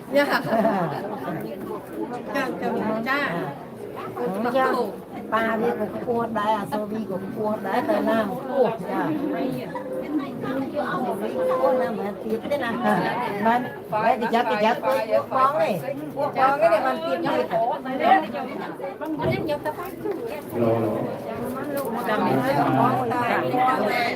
hôm nay giờ xưa chị thương mở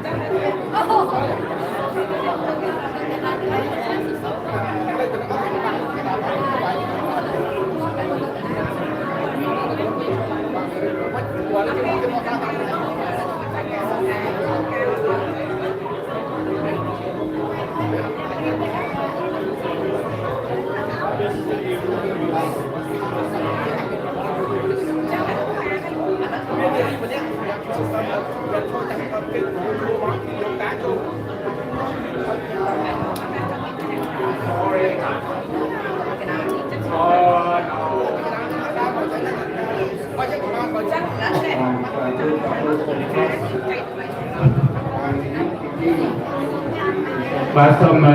rộng chơi ông ôn như từng óc xây cái óc bàn không chơi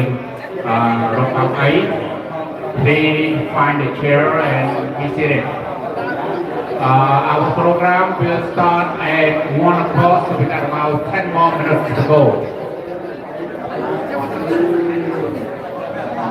បងប្អូនយើងទាំងដែរនៅក្នុងក្រានបាយបាទសូមគោរពជួយទាំងអស់គ្នាហើយនៅរីសិលធម៌វិញទាំងដែរបាទសូមគោរពជួយទាំងអស់គ្នាបាទហើយយើងได้រៀបចំកម្មវិធីរបស់យើងចាប់ផ្ដើមឡើងម៉ោង 1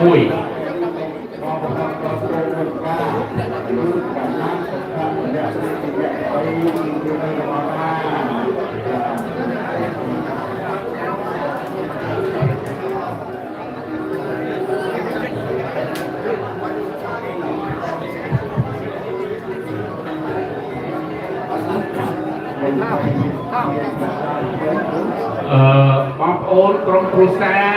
ក៏អាចធ្វើបានគឺសូមអញ្ជើញសូមក្រុមអញ្ជើញថាបងប្អូនក្រុមគ្រួសារសូមអញ្ជើញអង្គុយនៅកៅអីជួរ3ជួរនៅខាងមុខនេះទេណាបាទសូមក្រុមអញ្ជើញ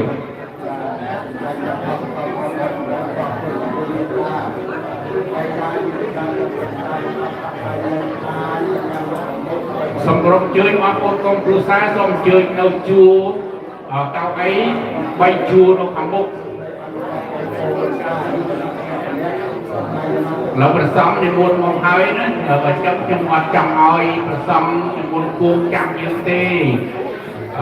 ยืนเรามองคุยมุดประสมให้ยังเราฝึกกันรูปประสมตามเราอีก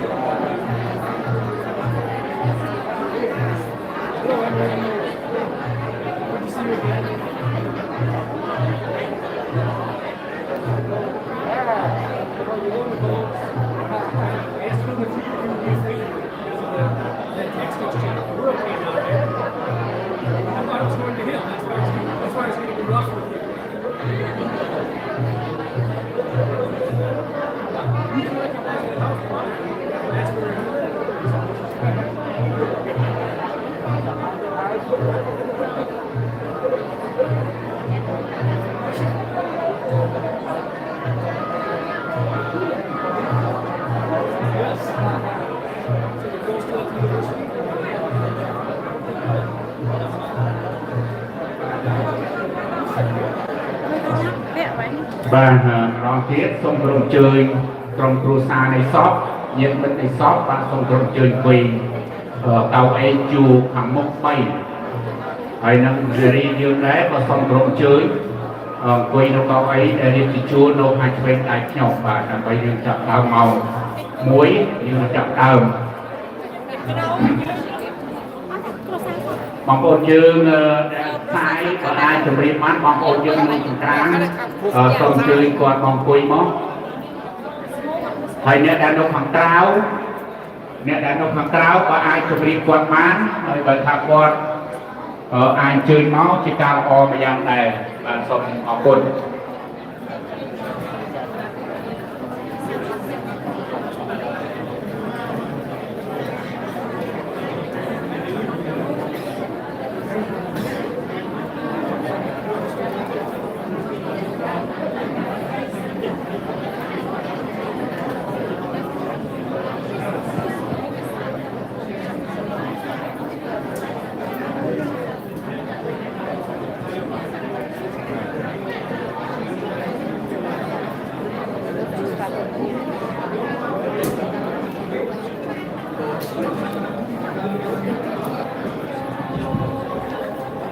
Hãy subscribe cho kênh Ghiền Mì Gõ để không bỏ lỡ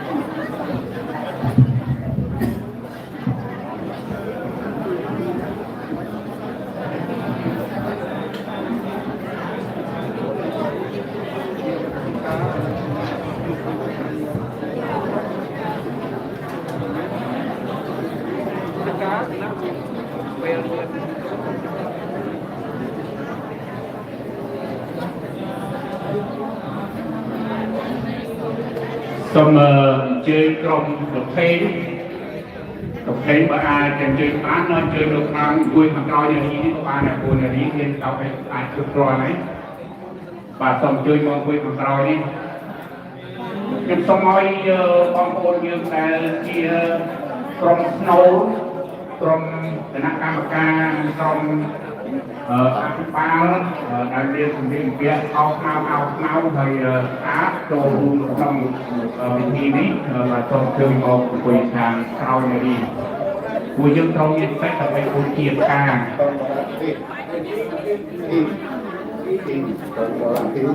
បានមានសកម្មភាពខ្លាំងបានចូលចែកចូលផងក្នុងពិធីបុណ្យជាបណកិច្ចកៅអីយើងមានគ្រប់គ្រាន់ទៅទៅមានកៅអី300ណា300កៅអីដូច្នេះយើងជឿថាយើងអាចទទួលបងប្អូនយើងបានគ្រប់គ្រាន់សូមអញ្ជើញអង្គុយទាំងអស់គ្នាអ្នកផ្សាយណាសូមបានស្បែកគ្រូសេចក្តីប្រាថ្នាបាទសល់4នាទីទៀត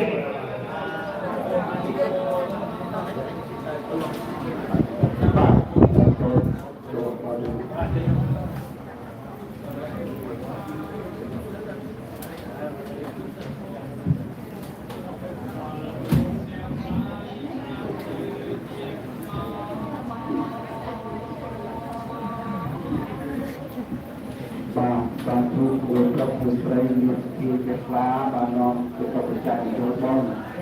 ក្នុងពិធីបុណ្យជាបណកិច្ចថ្ងៃនេះគឺជួយថាជួយគឺបានច្រើនទេប្រងយើងទៅទៅរហៅសិនទៅរហៅស្វិចស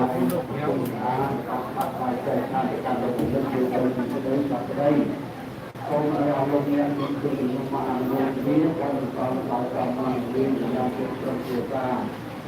ទคนบางคนได้ประกอบประกอบโครงการอายุแบบนั้นก็เรียกนายนะเราทำได้ดูติดไปกับน้ำแบบ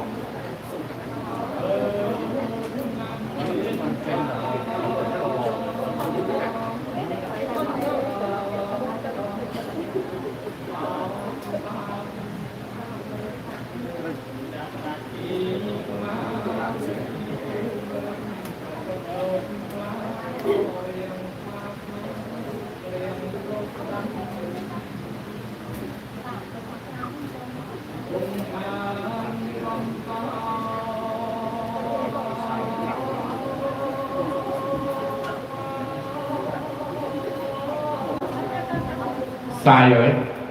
song tục sai anh chơi tàu chơi bom ôn dương đâu đừng ruộng sang cái say mà hai ấy và trong áo quần mà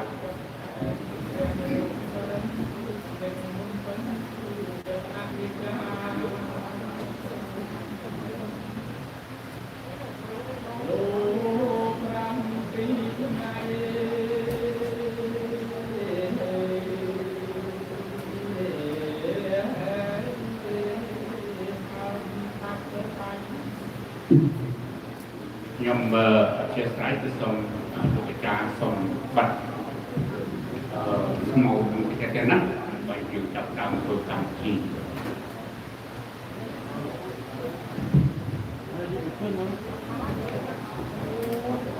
và học quân trời lâu giờ mong mùi ấy sông chơi mong cô dương sông chơi quỳ học nghĩa hai và sân chia trao ca bố chia và chay phải con nó có xong người ta vừa đòi ngặt khi mà cái nắp rồi làm phải chia kẹp mũi dùng đồ rụt đòn rồi xong rụt đòn bẹt đòn nhiệt nứt cái hang là bao nhiêu là còn chơi màu nó cầm gì đi châm đầm bay chỉ cách chặt đam đi nhomกันnhom ba James Thươn chừng nét host lúc năm cầm gì đi ជាដំបូងខ្ញុំកណ្ដាលខ្ញុំបាទសូមធ្វើភារកិច្ចចំពោះរតនត្រ័យមានព្រះពុទ្ធរតនៈព្រះធម្មរតនៈព្រះសង្ឃរតនៈជាទីសក្ការៈនិងសូមថ្វាយបង្គំព្រះគ្រូចៅអធិការព្រះអធិមនីមុសានិងព្រះថេរានុថេរៈគ្រប់ព្រះអង្គដែលបាននិមន្តមកចូលរួមក្នុងពិធីបុណ្យជាមនកិច្ចនេះហើយនឹងសូមជម្រាបសួរដល់ពុទ្ធបរិស័ទដល់លោកស្រីដែលជាញាតិមិត្តជិតឆ្ងាយរបស់ក្រុមគ្រួសារសពលោកពិសានដែលបានទទួលអនិច្ចកម្មទៅកាលពីថ្ងៃទី17ខែកក្កដាឆ្នាំ2022ចឹងដើម្បីជាកិច្ចចាប់ដើមនេះខ្ញុំបកណាខ្ញុំបាទសូមឆ្លៀតឱកាសនេះអធិស្ឋានព្រះគ្រូចៅអធិការថាហេតុអីបានជាយើងមានកម្មវិធីនៅទីវត្តនេះនៅពេលយប់ដែលសពលោកពិសានបានទទួលអនិច្ចកម្មនៅថ្ងៃទី17ខែកក្កដាពេលនោះគឺមានប្រសង់ចំនួន8អង្គនិមន្តចូលទៅសួរសុខទុក្ខនៅផ្ទះគាត់មានចំនួនគណៈកម្មការមួយចំនួននិងក្រុមអភិបាលមួយចំនួនបានពិភាក្សាគ្នាតើយើងគួរធ្វើអ្វីមួយដើម្បីជាកិច្ចតបស្នងសងគុណនៅគុណនៅការរបស់លោកគ្រូពិសារួចហើយក៏បានធ្វើសេចក្តីរដ្ឋាប្រកេតដល់ព្រះគ្រូចៅអធិការព្រះគ្រូចៅអធិការពេលនោះព្រះអង្គបានជូនជាយោបល់ជូនដល់ភរិយារបស់គាត់ជូនដល់កូនរបស់គាត់ថាវត្តនឹងផ្ដល់ទីកន្លែងដើម្បីធ្វើកម្មវិធីនេះប៉ុន្តែសេចក្តីសម្រេចចិត្តមិនមែនលើប្រសងឬគណៈកម្មការឬមួយក៏ក្រុមអភិបាលទេគឺក្រុមគ្រួសារគាត់បានទទួលនៅសេចក្តីជ្រះថ្លារបស់គ្រូចៅអធិការរួមជាមួយនឹងក្រុមអភិបាលរួមជាមួយនឹងគណៈកម្មការដើម្បីធ្វើកម្មវិធីនេះឡើងនេះគឺជាបុព្វហេតុដែលយើងបានធ្វើកម្មវិធីនេះ I want to touch base the reason why we do the service here today. On the night that Mr. Prisan passed away, there were 8 monks and some board members and committee organizers there. We thought we would like to do something to pay respect and appreciation to Mr. Prisan, and we offer this to the monk, the head of the monk, and then give this idea to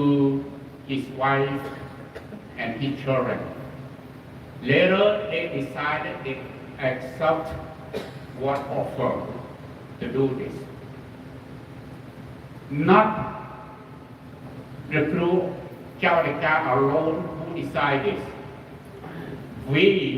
as the board of directors and the organizing committee, including the monks, there have decided to do this. That's the reason why we have this service done today. And as the ordinary person, he is the first one that done the service here after the venerable Saint Kunsong who passed away 1 year ago that we did this. So he is very extraordinary person that Wat Manisotaram had honored his legacy and his quality of life. ចឹងខ ខ្ញុំសូមសង្ខេបទៅកម្មវិធីយើងនឹងចាប់ផ្ដើមឡើងដោយពិធីនមស្ការព្រះរតនត្រ័យ Home Triple Jump Observance of 5 Pieces ហើយបន្ទាប់មកគឺយើងធ្វើពិធីសមាធិស្មោកស្មាតដើម្បីគោរពវិញ្ញាណក្ខន្ធហើយបន្ទាប់មកទៀតគឺខ្ញុំនឹងអញ្ជើញចៅរបស់គាត់អាននៅប្រវត្តិរូបហើយនឹងមានវិយោគថាជាបន្តបន្ទាប់ទៅដោយមានក្រុមគ្រួសារដោយមានញាតិមិត្តរបស់គាត់ដែលជាទីស្រឡាញ់និងរាប់អានចូលរួមនៅក្នុងពិធីនេះដែរហើយមានប្រធានសហសមាគមខ្មែរគឺលោកយនយ៉ានលោកជាតិយ៉ាងណាដែលជាតំណាងក្រុមអភិបាលលោកសន្តិពោចតំណាងក្រុមរបស់គាត់គឺ PPA Peace Paris Agreement October 23, 1991 ហើយគាត់នឹង share នៅ professional and personal life ជាមួយនឹងគ្រូពិសានហើយនឹងមានតំណាងនៃ reseller របស់យើងហើយបន្ទាប់មកយើងមានពិធីបង្ស្ពោដើម្បី chanting and reflecting to the three characteristics of the Buddha teachings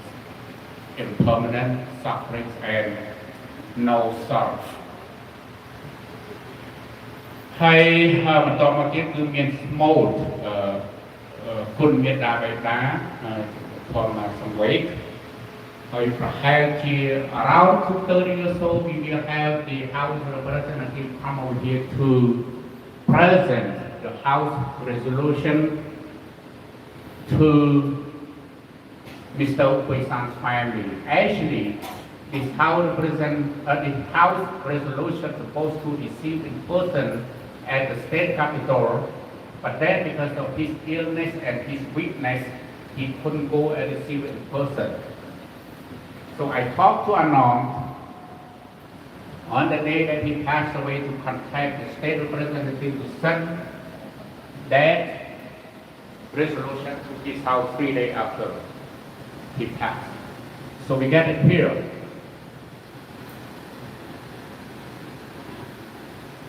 ពេលនោះខ្ញុំនឹងសូមអញ្ជើញលោកស្រុនតាំងហៀងគាត់បកប្រែជាភាសាខ្មែរហើយគាត់នឹង share នៅ personal life របស់គាត់ដែលគាត់បានស្គាល់គ្នាជាយូរយារមកហើយបន្ទាប់មកខ្ញុំកណាខ្ញុំបាទនឹងសូមរតនាទៅគ្រូចៅរិតាព្រះអង្គនឹងមាននៅវិយោគកថាឬថេរៈប្រធេរានុវិទ្យាសន្តរកថាឬក៏ធម្មកថាខ្លះអំពីដំណើរជីវិតរបស់លោកពូពេញសាមបន្តមកទៀតគឺយើងមានកម្មវិធីបូជាផ្កាដែលមានក្រុមគ្រួសាររីសលធរនិងក្រុមបូរោះប្រចាំវត្តនៃសតារាមយើងហើយនឹងមានការរៀបចំក្បួនដង្ហែត្រង់ចំណុចដែលយើងរៀបចំក្បួនដង្ហែនេះខ្ញុំសូមជម្រាបថាខាង Funeral Home មាន Josh and Sean គាត់បានធ្វើ study មើល This morning they both drove to find which way is the best way to proceed with the procession from here to Egan. The final decision was to take from here to the gate, take a left to Hampton and take Highway 52 all the way to Egan, which is the easy way to do to avoid the constructions and also the traffic. ចឹងហើយយើងនឹងចាប់ផ្ដើមដោយពិធីនមស្ការព្រះរតនត្រ័យហើយបន្ទាប់មកខ្ញុំប្រកាសថាខ្ញុំបាទនឹងសូមអាននៅសារចូលរួមមរណទុក្ខដ៏ខ្លីមួយតំណាងវត្តនៃសតារាមអញ្ចឹងគឺសូម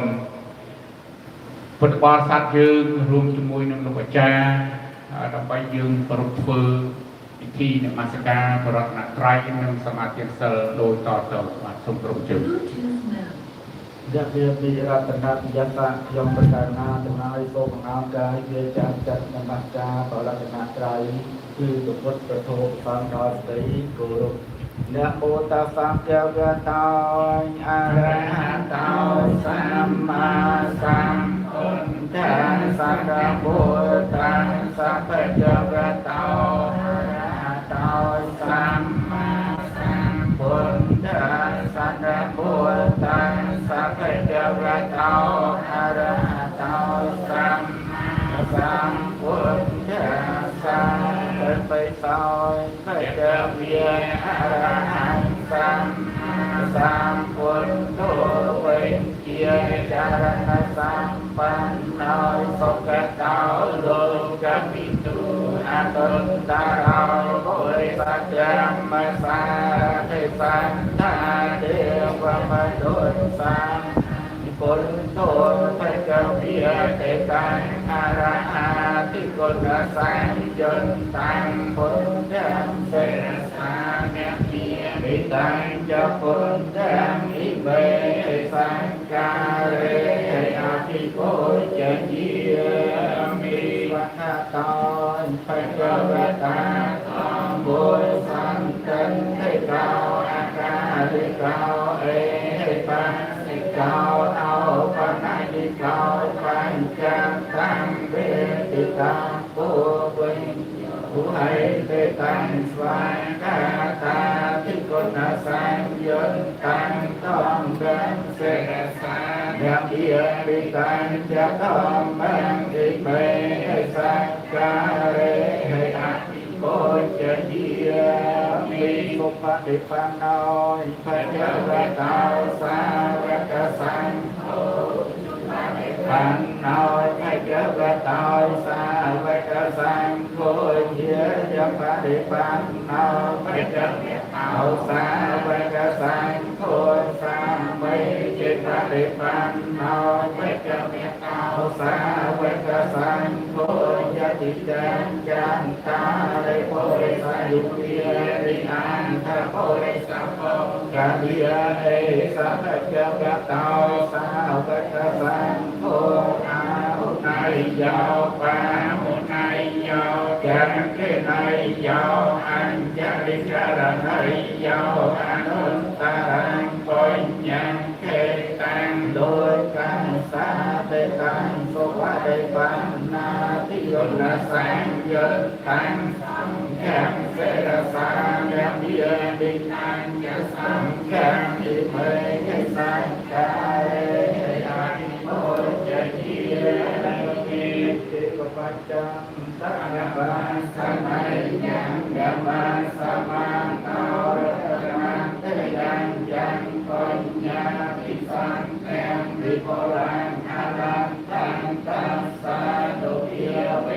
นะตังราโยโสอันโมทนีสาธุสาธุสาธุ สมจุดมาติสัต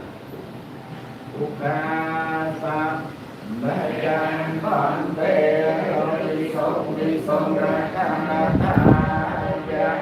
เตสารเรนสาหังปัญจไสนา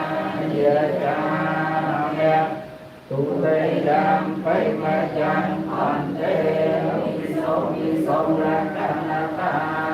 ยะเตสารเรนสาหังปัญจไสนา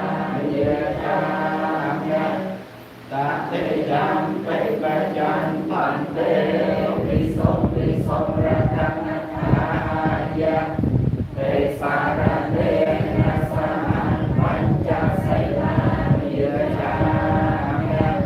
อาลุกหังกัตวาไสนันเตคะโลมันเต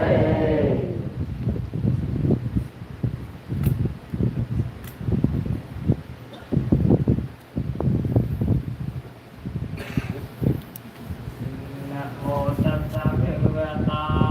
อะระหะโต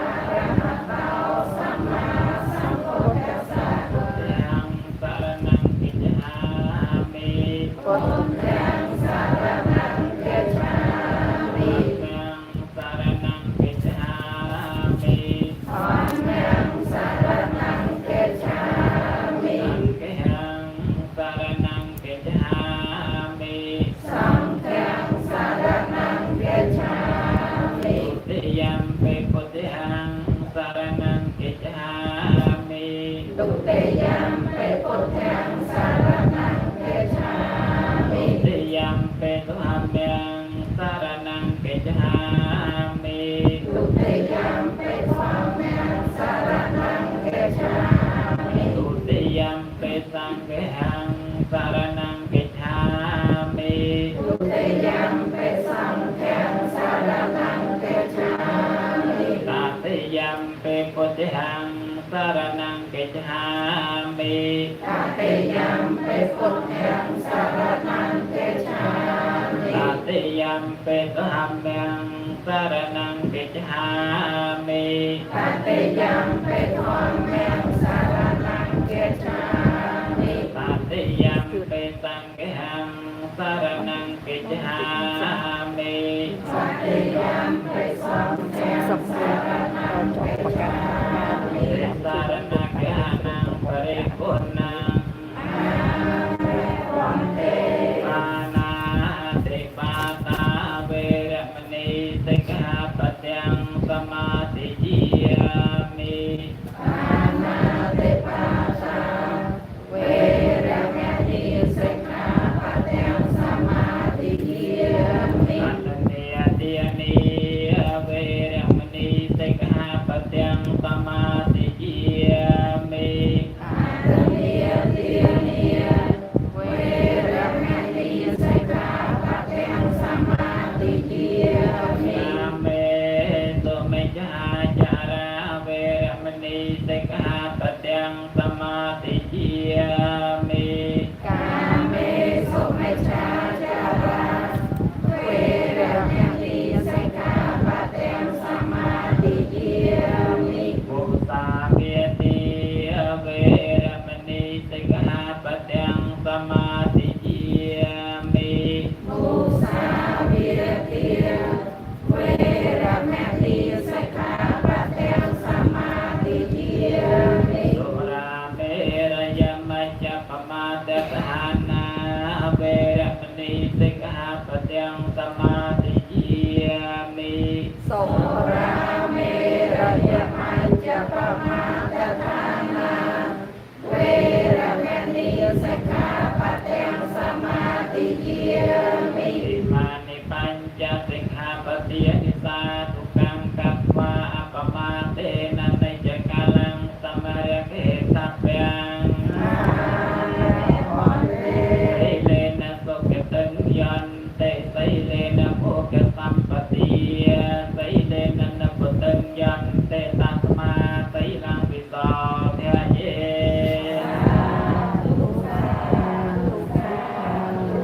ตัวนาดาวจมประกาศนาเพื่อเอาเพียงตัวหายตรงประพุนประโพประสองเจียมจางทรงประพุนประโพประสองเจียมจางอัดในโตนูนออกยมประการุณาជាកិច្ចធ្វើពិធីស្មុគស្មាតនិងគោរពនវានកាន់សុំគ្រប់បងប្អូនយើងឃើញត្រកឈរបន្តិច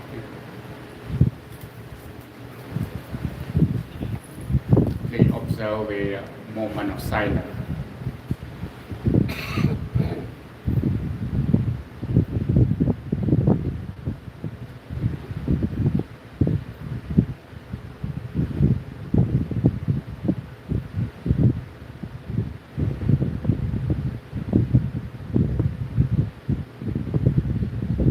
សូមអរគុណច្រើន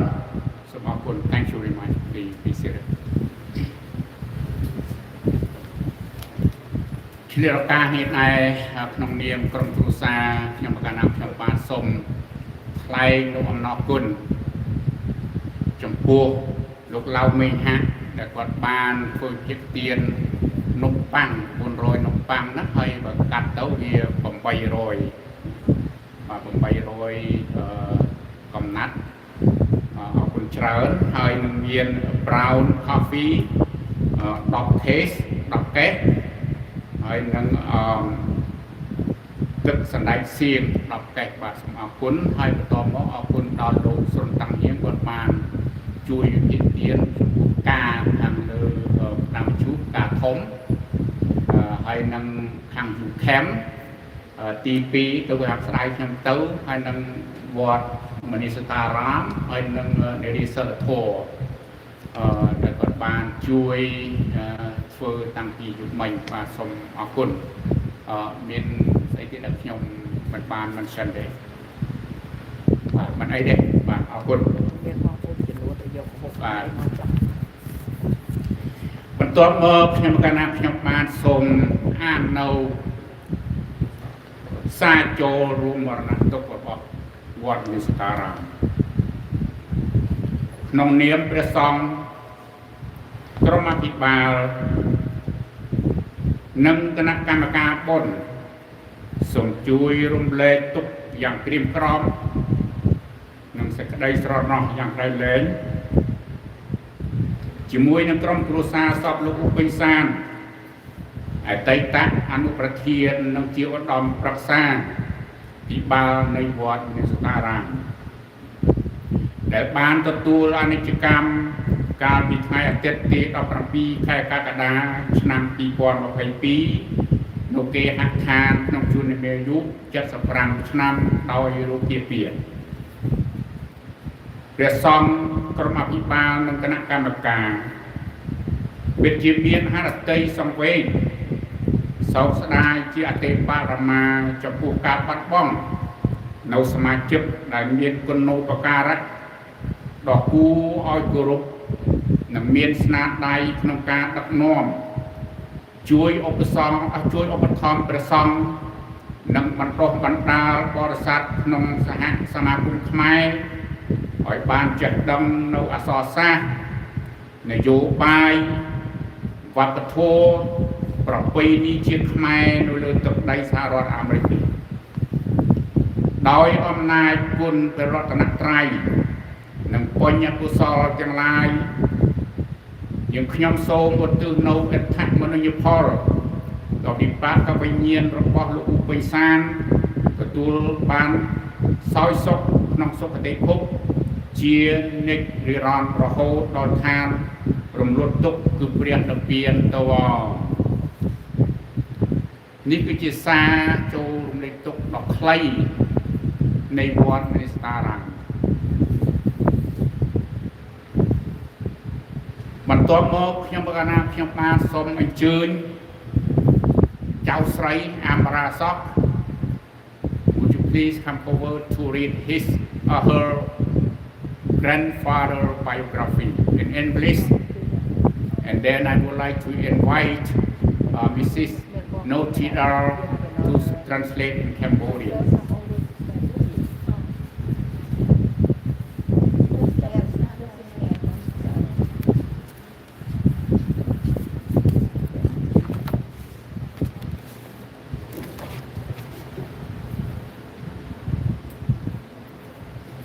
Please look at her of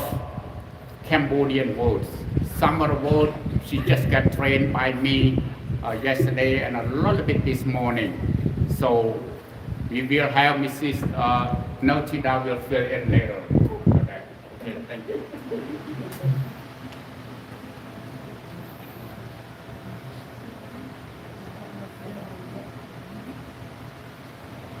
King Son-u was born on June 10, 1947, year of the pig, in the commune of the State district of Srei Santor, province of Anchang, Cambodia, the U-Ran in Kumyum.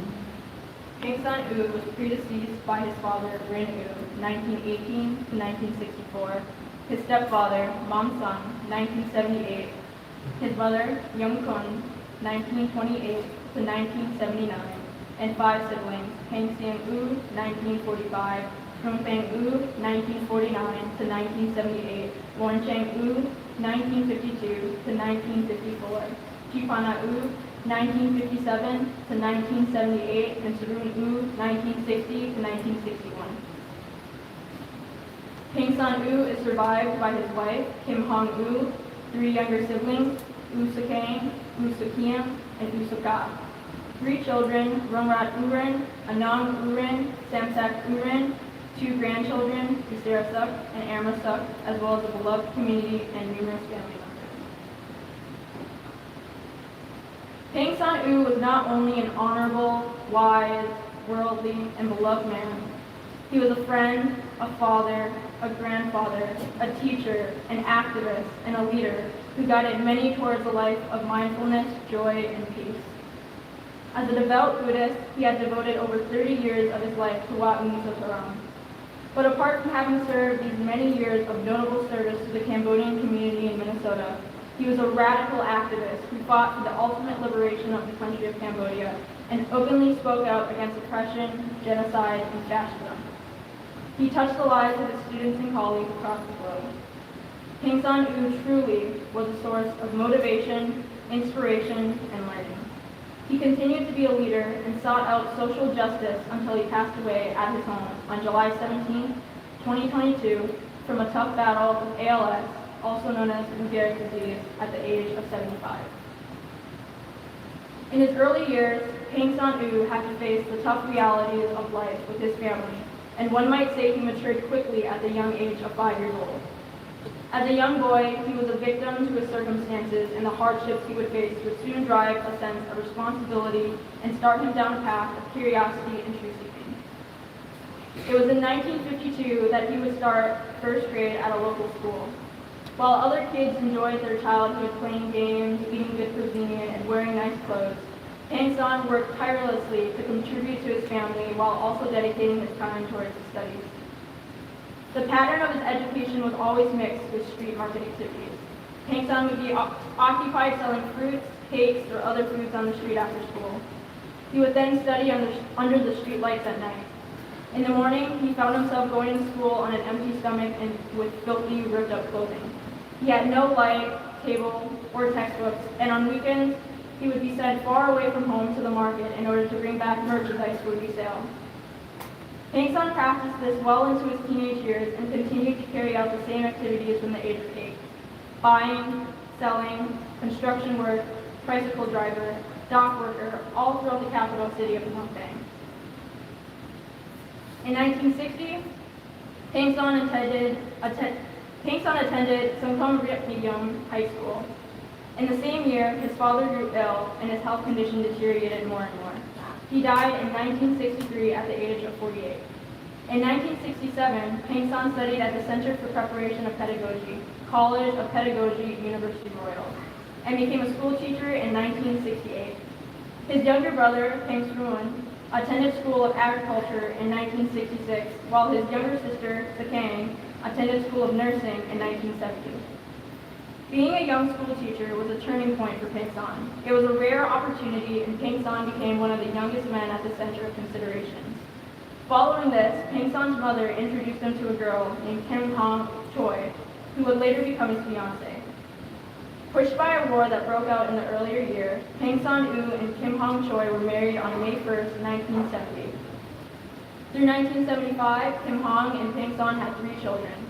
One son named Shivita Samson Uren, born May of 1971,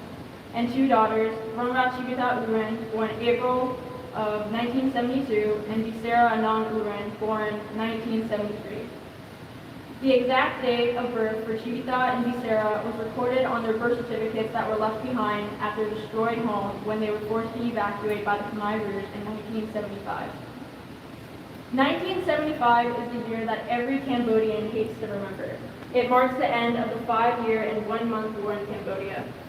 King San recalls hearing good news on the radio that the war had come to an end with the force of the Khmer Rouge taking over the capital city of Phnom Penh. He had no doubt that the end of this war would result in the release of peace. However, there was evidence that evil actions committed by the winner were taking place. Everyone expected that when the war ended, the winner would deliver a peaceful message filled with sentiment and reconciliation. It was not happening. On day 3, they came to town with new rules. Shut down the market, no money circulating, schools and hospitals shut down, people got shot to death on the streets, hundreds were taken to be killed in masses. On day 4, people were shocked by the order to evacuate homes for the reason that American air raids were soon to happen. Everyone must leave and empty their villages and towns immediately. No one, even the sick, would be excused. General population must leave, public servants stay. As ordered, the separation of public servants from the general population would likely mean a mass execution for King San. If that's the case, his family staying with him would mean all of them, including his young children, would be executed. And then in the end, however, they were set to depart as a whole family. Doing so, Pinkston had to disguise himself as a man among the general population.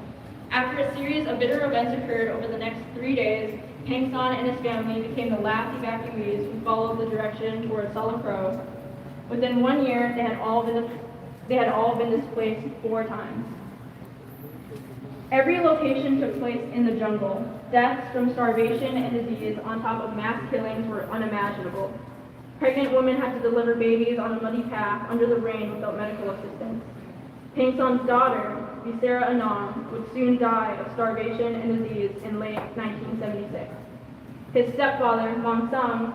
died of the same cause in 1978. His mother suffered from a stroke and died in late 1979. In his words, no one could be subtracted from the suffering caused by the madness of that regime. Pinkston and his family spent 3 years, 8 months, and 20 days of enduring hardship under the oppression by the communist regime. The Khmer Rouge forced them to regard those years as an era of peace, prosperity, and liberation. We could not embrace it, Pinkston notes. If those years were treated as peace, then we would wish for war to come. In January 1979, a war broke out between the Khmer Rouge, Cambodia, and Vietnam. Pinkston mentioned that although they were very well aware that Vietnam's invasion was an act of aggression by a more powerful neighboring country, putting aside their own nationalism was the choice to save their own lives. Pinkston was compelled to abandon the Khmer Rouge's nationalist cause and turn to sympathize with expansion of Vietnam. Consciously, he knew it was wrong and shameful to sympathize with a foreign invader, but he thought it was a chance to find a way to escape. Unlike many others, Pinkston paid no heed to the aggressor's propaganda, which claimed that their act of war was serving a good cause of liberating them from being oppressed by the Communist Khmer Rouge. For a long time in history, Vietnam had been obsessed with the formation of a united country called the Federation of Indochina that would place Cambodia and Laos under its control. The Khmer Rouge viewed this as a serious threat to the independence and sovereignty of Cambodia. Now the communist-style collective life had been broken, prompting everyone to free themselves. There was one night, Pinkston recalls, that the Khmer Rouge launched an attack using their rocket-propelled grenades targeting innocent civilians who were sheltered in a high school, killing nearly 50 people, including children and elderly. This prompted Pinkston and his family to flee to Battambang. Taking shelter in a pagoda called Wat Po Mostray, they slept directly on the ground and drew muddy water from a pond for drinking and bathing. Afterwards, Pinkston wasted no time inquiring about the existence of international relief activities and/or humanitarian assistance after another long and treacherous journey. For 2 days, they had been in a holding camp receiving and analyzing news, rumors, and speculations regarding their fate.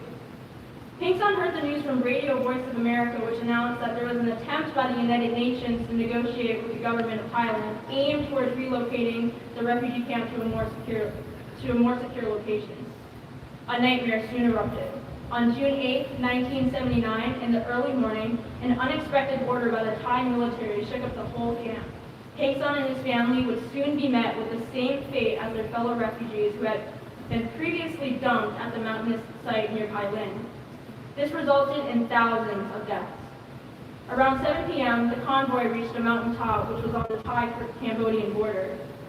There were landmines planted all over the land, and soldiers were perched up on the trees ready to shoot anyone who tried to escape.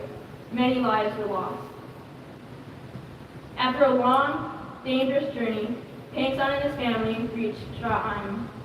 This would also be the last time Pinkston saw his mother. It was suggested to Pinkston that his mother be transported by military truck along with other ill people. He was assured that everyone who was sick would be transported to the hospital in Kampong. After 23 days of enduring unimaginable hardships during the trip from Sra Im to Kampong, they finally arrived at the suburb of the provincial capital, where the Vietnamese had set up military headquarters and a checkpost. There were thousands of refugees from Thailand who fled Cambodia about a month ago, now lined up in front of the checkpost awaiting permission to enter the town. For 2 days, Pinkston searched every public place, school, orphanage, elderly center, and every provincial office. He would then come to find that his mother was kept at a holding site at Phnom Penh, reserved for incarcerating people of Chinese origin. She passed away before she could be released. On November 21st, 1979, the United Nations and the government of Thailand jointly launched the opening of a refugee holding center located at Khao Dong, or KID, in Thailand. Thousands of people were transported from the border to KID every day. Peng Son's family entered the KID camp on November 24, 1979. The UN and Thai military jointly ran the camp by organizing structural administration, food distribution, housing, health and academic, and many other social programs that function under the direct leadership of refugees themselves. Upon arrival, Peng Son was chosen as a member of the settlement team responsible for housing assistance. In Khao Dong, Peng Son managed to submit an application for resettlement in America. It was on December 9, 1979, while playing at a non-residential area of the camp with his uncle Kian, who was the same age, Peng Son's son, Shivita, accidentally fell into a dry well where a metal stick used for digging was posted inside. The stick pierced through his stomach. Kian ran back home to report the accident. His brother-in-law, Leon, rushed to the scene of the accident and carried Shivita to the hospital. On hearing about the incident, Peng Son rushed to the hospital and caught up to the pre-surgical operation. He noted the relief he felt as he saw Shivita was still alive and good spirits. The operation took place for more than 2 hours. Shivita, still unconscious, was sent back to the ICU with optimistic reports. However, in the early morning of December 10, 1979, Shivita died at the age of 9. Peng Son recalled his 3-month pregnant wife holding him on her lap, weeping, and refusing to lay him to rest as if her beloved baby was still alive.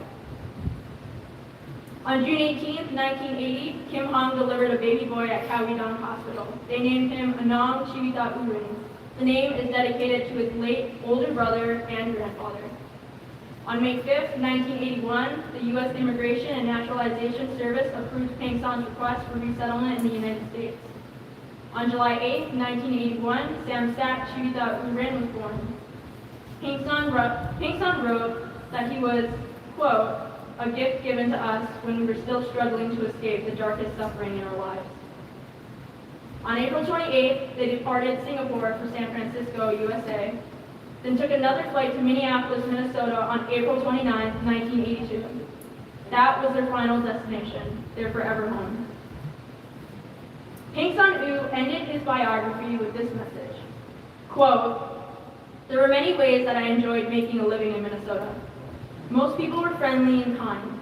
I felt warmly welcome. I contemplated the future of my children with high hopes.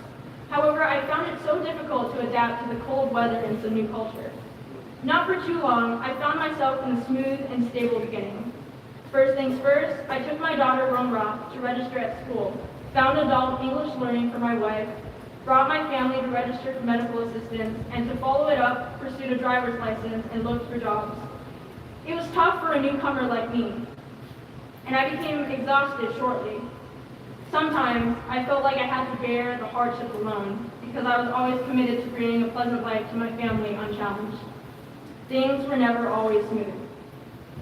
However, there exists a happy ending for those who never give up hope, and I have found it thanks to my beloved children and grandchildren. Peng Son U would soon impact the lives of many, many people. He was again not only an honorable, wise, worldly, and beloved man, he was a friend, a father, a grandfather, a teacher, an activist, and a leader who guided many towards a life of mindfulness, joy, and peace. He was a radical activist who fought for the ultimate liberation of the country of Cambodia and openly spoke out against oppression, genocide, and fascism. He touched the lives of his students and colleagues across the globe. Peng Son U truly was a source of motivation, inspiration, and learning. He continued to be a leader and sought out social justice until the very end. Thank you.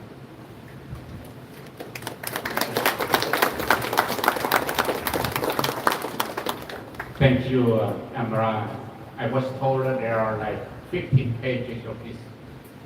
biography, but Amra did really good job of summary and reducing to how many, 4 pages? Maybe or less. How about the Cambodian words that she learned from me? សង្គមរាជនិយមព្រះភ្នំព្រះវិហារភ្នំដងរែកខោពីតាមថែប and so on. All right? Good job. Appreciate that. ហើយបន្ទាប់មកខ្ញុំសូមអញ្ជើញអ្នកស្រីនុជីតាគាត់នឹងធ្វើសេចក្តីសង្ខេបខ្លះៗអំពីប្រវត្តិសាស្ត្រដែលអមរាគាត់ទៅនឹងអានជាភាសាខ្មែររបស់នេះបាទសូមអរគុណសូមជឿ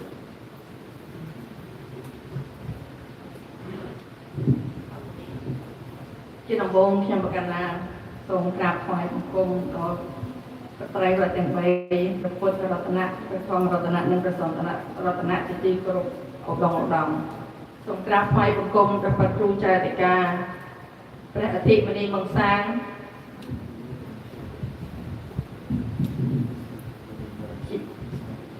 ជាព្រះចែតិកានៃវត្តមនីសតារាមនិងជាព្រះប្រធាននៃពុទ្ធិកសមាគមព្រះសង្ឃខ្មែរសហរដ្ឋអាមេរិកសូមក្រាបជាទីសក្ការៈសូមថ្វាយបង្គំព្រះធម្មធេរោជុំវិចិត្រព្រះគ្រូសូត្រស្ដាំនៃវត្តមនីសតារាមហើយក៏សូមក្រាបថ្វាយបង្គំដល់ព្រះធេរានុធេរៈគ្រប់ព្រះអង្គដែលមានប្រវត្តិមាននៅទីនេះជាទីគោរពសក្ការៈវិទ្យាពេកហើយអ្នកខ្ញុំក៏សូមជម្រាបសួរដល់ពុទ្ធបរិស័ទទាំងអស់ប្រុសស្រីទាំងចាស់ទាំងក្មេងហើយក៏សូមជម្រាបសួរដល់លោកប្រុសលោកស្រីបងប្អូនញាតិមិត្តទាំងអស់ដែលចំណាយពេលវេលាដ៏មានតម្លៃមកចូលរួមនៅក្នុងកម្មវិធីជាបណកិច្ចឧបាសកអ៊ូពេញសានដែលជាបុគ្គលដែលយើងមានការគោរពស្រឡាញ់នឹករលឹកជាយូរអង្វែងខ្ញុំមុននឹងរៀបរាប់អំពីជីវប្រវត្តិរបស់គាត់នេះខ្ញុំសូមជម្រាបថាខ្ញុំមិនបានបកប្រែដោយថាពីពាក្យមួយទៅពាក្យមួយគឺថាឲ្យបានដូចក្មួយស្រីអមរាគាត់និយាយទេយើងគ្រាន់តែជាការសង្ខេបនឹងទី1ទី2ដោយខ្ញុំបានតែប្រវត្តិរូបគាត់នឹងវាគៀកពេកហើយខ្ញុំអត់មានពេលសូមអភ័យទោសបើសិនជាមានការខុសឆ្គងនៅពាក្យពេចន៍ណាមួយហើយជាពិសេសការបកប្រែភាសាខ្មែរនេះក៏មិនមែនជាជីវៈរបស់ខ្ញុំដែរគ្រាន់ថាជាការចូលរួមដោយនឹករលឹកដល់ឧបាសកឧបិសានដែលគាត់មានឧបការៈគុណទោះខ្ញុំចេះតិចក្តីច្រើនក្តីគឺចូលរួមដោយចិត្តស្មោះស្ម័គ្រជាបន្តទៅទៀតនេះគឺខ្ញុំកាលហើយខ្ញុំសូមមិនជាអាននេះគឺថាបកប្រែដោយបងក្មួយអមរានេះអញ្ចឹងគាត់ថាជាការខ្លីៗលោកអ៊ូប៊ីសានគាត់បានកើតនៅខែ6ថ្ងៃទី10ឆ្នាំ1947គឺជាឆ្នាំសត្វជ្រូកយើងឆ្នាំកោណាម៉ែយើងហៅថាឆ្នាំកោហើយយើងថាជាគាត់នៅនេះគាត់សរសេរជាភិកចាគាត់កើតនៅឃុំឫស្សីស្រុកស្រីសន្ធរខេត្តកំពង់ចាមដែលមានលោកឪពុកឈ្មោះអ៊ូរិននិងអ្នកម្ដាយខឿមយំលោកអ៊ូពេញសានបានបន្សល់ទុកនៅលោកឪពុករបស់លោកអ៊ូពេញសានឈ្មោះអ៊ូរិនគាត់បានរយៈពេលគឺថាគាត់កើតនៅឆ្នាំ1918ហើយគាត់បានទទួលមរណភាពនៅ1964បន្ទាប់មកម្ដាយរបស់លោកគឺបានរៀបការរបៀបពាពីជាមួយនឹងឪពុកក្រោយហ្នឹងឈ្មោះមុំសាំងហើយគាត់បានទទួលមរណភាពនៅឆ្នាំ1978ម្ដាយរបស់លោកខ្ញុំបន្ថែមថាឧបាសកចុះដើម្បីជាការលើកទឹកចិត្តដើម្បីជាការដឹងគុណជាការនេះម្ដាយរបស់លោកអ៊ូប៊ីសានឈ្មោះយំខឿមកើតនៅឆ្នាំ1928ហើយគាត់បានទទួលមរណភាពនៅ1979គាត់មានបងប្អូន5នាក់ហេងសៀងអ៊ូឆ្នាំ1945 ស្រុនពេងអ៊ូ1949ដល់1978 លនឆេងអ៊ូ1952ដល់1954 ជិបបណ្ណាអ៊ូ1957ដល់1978 និងសារឿនអ៊ូ1960ដល់61 ឧបាសកអ៊ូបេងសានបានបន្សល់ទុកនៅភរិយាកឹមហុងអ៊ូហើយនឹងបងប្អូនអ៊ូសុកហេងនិងអ៊ូសុកហៀងអ៊ូសុកហាព្រមទាំងកូន3នាក់រុងរតអ៊ូរិនអាណុងអ៊ូរិនសំសាក់អ៊ូរិនព្រមទាំងចៅស្រី2ជាទីស្រឡាញ់វិសារាសុកនិងអមរាសុកព្រមទាំងសហគមន៍ខ្មែរយើងដែលមានការស្រឡាញ់រាប់អានក្រុមគ្រួសារគាត់ក៏ដូចជាគ្រួសារញាតិមិត្តទាំងអស់គ្នាដែរឲ្យមានសេចក្តីសប្បាយរីករាយនិងមានសន្តិភាពនៅក្នុងចិត្តហើយម្យ៉ាងទៀតលោកជាពុទ្ធសាសនិកដ៏សកម្មលោកបានធ្វើការចូលរួមបម្រើជាពិសេសគឺនៅវត្តមនីសុតារាមយើងនេះអស់រយៈពេលចំនួនជាង30ឆ្នាំទោះជាយ៉ាងណាក៏ដោយក៏លោកនៅមានចំណាយពេលក្រៅពីនៅកិច្ចការវត្តគឺលោកចំណាយពេលដើម្បីទៅកិច្ចការសង្គមផ្សេងទៀតហើយគាត់ជាសកម្មជនគាត់ជាអ្នកមានដូចថាស្រឡាញ់ជាតិបើនិយាយសាមញ្ញចឹងទៅគឺថាគាត់ស្រឡាញ់ជាតិណាគាត់តែងតែមានការចូលរួមទៅដូចជាមានបាតកម្មឬមានអីដែលទាក់ទងនៅប្រទេសកម្ពុជាគឺថាគាត់តែងតែចូលរួមដោយមិនមានការញញើមនឹងភ័យខ្លាចរឿងអ្វីឡើយឧបាសកអ៊ូបេងសានគឺជាអ្នកមានចំណេះចេះដឹងមានហេតុផលច្បាស់លាស់គាត់ចូលចិត្តលើកទឹកចិត្តចំពោះបុគ្គលណាដែលអាចធ្វើការជាមួយគាត់ហើយដែលបានរៀនសូត្រពីគាត់ហើយក៏ជួយជ្រោមជ្រែងជូនជាយោបល់ផ្សេងគាត់គឺជាអ្នកដឹកនាំមួយដ៏អស្ចារ្យដែលយើងទាំងអស់គ្នាខ្ញុំជឿថាបងប្អូនពុទ្ធបរិស័ទទាំងអស់ដែលបានស្គាល់គាត់ហើយគឺតែងតែមានគិតថាលោកអ៊ូបេងសានគឺជាមនុស្សម្នាក់ដែលគួរឲ្យរាប់អានទោះជាយ៉ាងណាក៏ដោយមរណភាពពេលដែលគាត់បានទទួលមរណភាពនៅក្នុងផ្ទះនោះគឺថានៅថ្ងៃទី17ខែកក្កដាឆ្នាំ2022ដោយរោគាពាធខ្ញុំមិនច្បាស់ថាជាភាសាខ្មែរបកថាម៉េចទេគឺក៏ដូចមួយស្រីចៅស្រីគាត់ជំរាបហើយក៏ Lou Gehrig ឬក៏ជំងឺដូចថាខ្សោយសាច់ដុំអញ្ចឹងទៅចាក្នុងជនមាអាយុ75ឆ្នាំនេះខ្ញុំរៀបរាប់បន្តិចអំពីជីវិតការគាត់នៅក្មេងពេលដែលគាត់នៅពីក្មេងហ្នឹងគាត់ជាមនុស្សដែលបើយើងនិយាយសាមញ្ញទៅគាត់មិនមែនជាមនុស្សជាគ្រួសារមានប្រមាណទេគាត់តាមស្ដាប់មើលទៅក៏ហាក់ដូចជាគាត់នឹងដូចថាមានការខ្វះខាតច្រើនហើយគាត់ដូចថាហាក់ដូចជាពេញវ័យមុនអាយុចង់និយាយថាគាត់ខំប្រឹងធ្វើការងារខំរកលុយចិញ្ចឹមគ្រួសារខំទៅរៀនសូត្រយ៉ាងណាច្រើនណាស់រហូតដល់ធ្វើជាតំណែងធ្វើអ្នកលក់ដូរអ្នកdriver tricycle driver ហ្នឹងបែបអ្នកស៊ីក្លូនទៅចាហ្នឹងហើយចាឲ្យធ្វើការនៅកន្លែងដូចថាចំណតកប៉ាល់ណាដល់អីចឹងទៅចាគឺថាជីវិតគាត់គឺជាជីវិតតស៊ូតាំងពីក្មេងរហូតមកនៅឆ្នាំ1952គាត់បានធ្វើចូលរៀនដំបូងគឺថាថ្នាក់ទី1នៅក្នុងសាលាហើយមិនដូចជាក្មេងដទៃដែលគេ ពេលនោះគឺថាក្មេងមួយចំនួនគឺមានការសប្បាយរីករាយរស់ដោយសារគេមានលុយមានកាក់ហើយមានរបស់ប្រើប្រាស់អីចឹងទៅចំណែកលោកអ៊ូពិសានគឺគាត់មានការខ្វះខាតគាត់ត្រូវតែទៅរកលុយដើម្បីយកបញ្ចឹងគ្រួសារនៅឆ្នាំ1960កុបាសកអ៊ូពិសានបានចូលទៅរៀននៅសាលាសង្គមរាជនិយម High School ចាសង្គមរាជនិយម High School ពេលនោះលោកឪពុករបស់លោកក៏មានជំងឺហើយជំងឺរបស់គាត់នោះក៏មិនបានជាសះស្បើយទេរហូតដល់ឆ្នាំ1963លោកឪពុកក៏បានទទួលមរណភាពទៅនៅក្នុងអាយុ48ឆ្នាំនៅឆ្នាំ67 បានសាក់ឧបិសានបានអញ្ជើញទៅរៀននៅ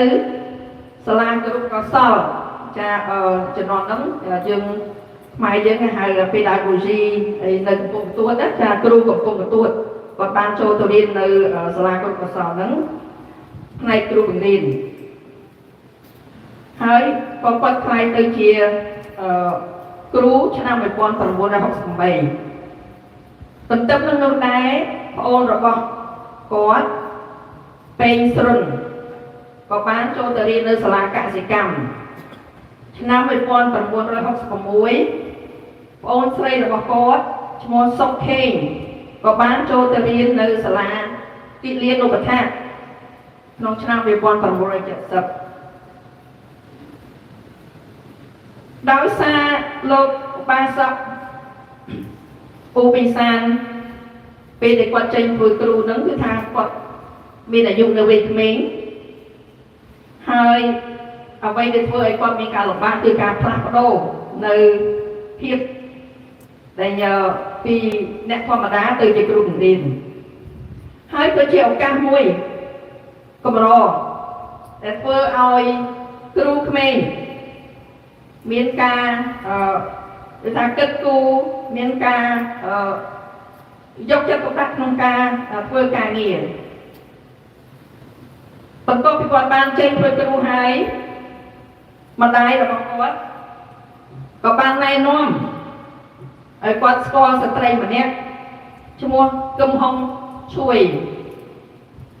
ហើយក្រោយមកក៏ខ្លាយជាគូដណ្ដឹងដោយការប្រឹងប្រែងដោយថាមានសង្គ្រាមតែអញ្ចឹងទៅគាត់មិនអាចនៅចាំយូរបានលោកទាំងពីរលោកគ្រូពិសាននិងអ្នកស្រីកឹមហុងឈួយនោះក៏បានរៀបការនៅខែ5ថ្ងៃទី1ឆ្នាំ1970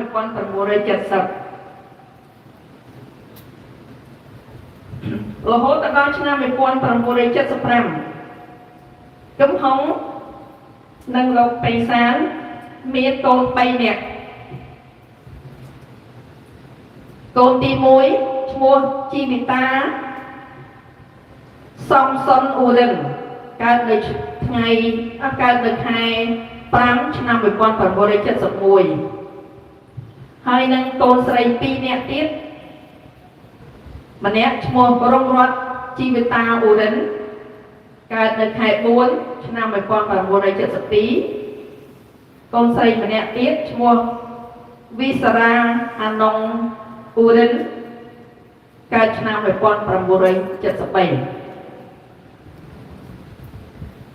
គាត់ពេលនោះដោយសារការមានសង្គ្រាមម្ល៉េះហើយចង់និយាយថាសវត្តដែល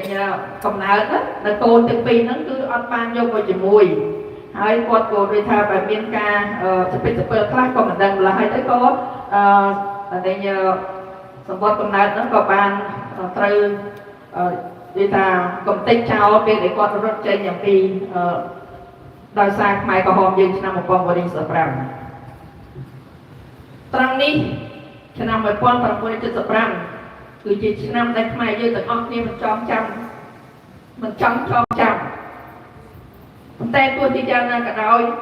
ទាំងលោកឧបាសកឧបិសានទាំងខ្ញុំក្តីគឺយើងទាំងអស់គ្នាបានស្គាល់ទាំងអស់ហើយឆ្នាំ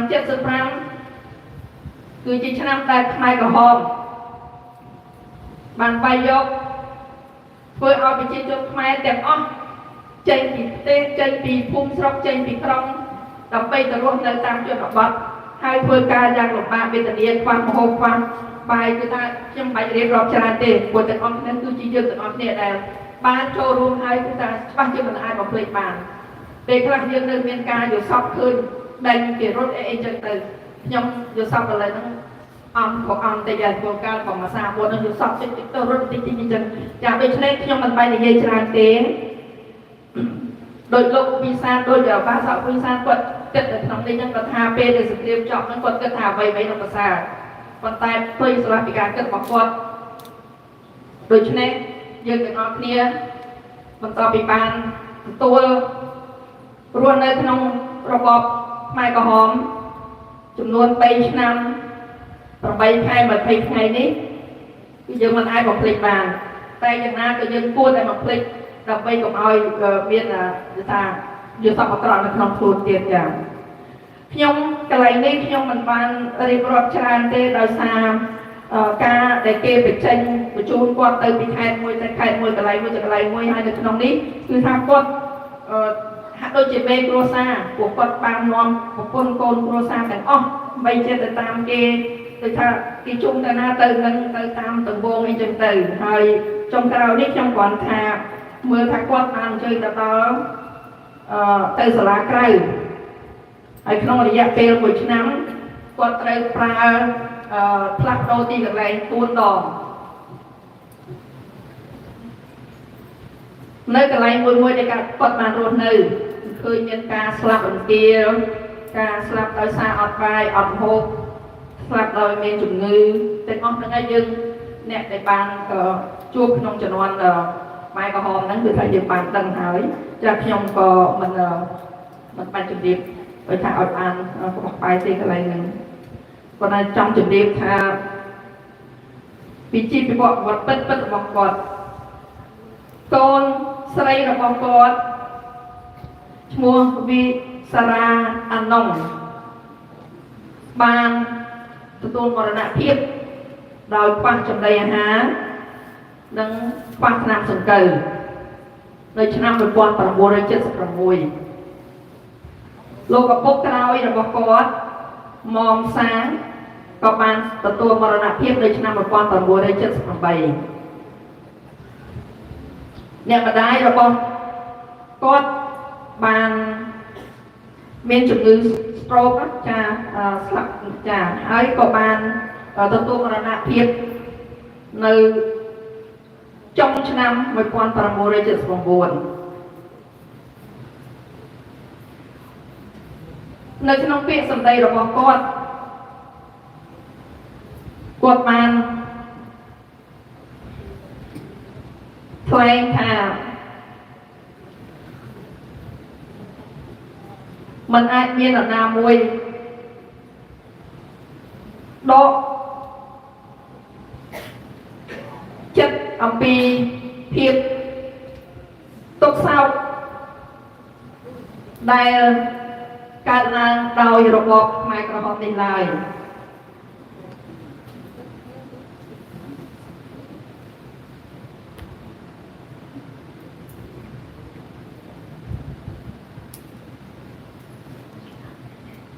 ដោយយើងទាំងអស់គ្នាបានដឹងថាយើងសង្ឃឹមថាពេលដែលឆ្នាំ75ហ្នឹងជឿជាក់ថាមានសន្តិភាពប៉ុន្តែផ្ទុយទៅវិញมันមានសន្តិភាពបែរជាមានការខាតបង់ខូចខាតនៅអាយុជីវិតនៅរបស់ទាំងឡាយតែយើងស្មានមិនដល់ក្នុងឆ្នាំ1979ខែ1សង្គ្រាមជាមួយនឹងខ្មែរក្រហមហើយនិងវៀតណាមក៏បានចាប់ផ្ដើមហើយកន្លែងនេះដែរខ្ញុំក៏សូមជម្រាបទៅថាដោយសារគាត់មានចិត្តស្រឡាញ់ជាតិដូច្នេះគាត់តែគិតថាយើងមិនចង់ឲ្យប្រទេសដទៃមកវាទីយកដីយើងមកសម្រាប់ប្រជាពលរដ្ឋយើងប៉ុន្តែអ្វីដែលយើងគិតមិនដូចចិត្តដែលយើងចង់បានឡើយ ដូច្នេះហើយជនជាតិទាំងឡាយចិត្តខាងយើងគឺមិនមែនស្រឡាញ់យើងទាំងអស់ទេក៏គេអាចមានចិត្តចង់បានចង់ឃើញទឹកដីយើងរួចបន្តិចម្ដងខ្ញុំមិនបាននិយាយទៅក្នុងនយោបាយអីទេព្រោះតែគាត់ឲ្យយើងគិតជាបច្ចុប្បន្នហើយតាំងពីកន្លងទៅហើយបើយើងមើលទៅឃើញมันមានការផ្លាស់ប្ដូរដោយដែលយើងបានសង្ឃឹមថាស្រុកយើងនឹងមានសន្តិភាពឲ្យល្អប្រសើរយ៉ាងណាដោយដែលយើងគិតឡើយ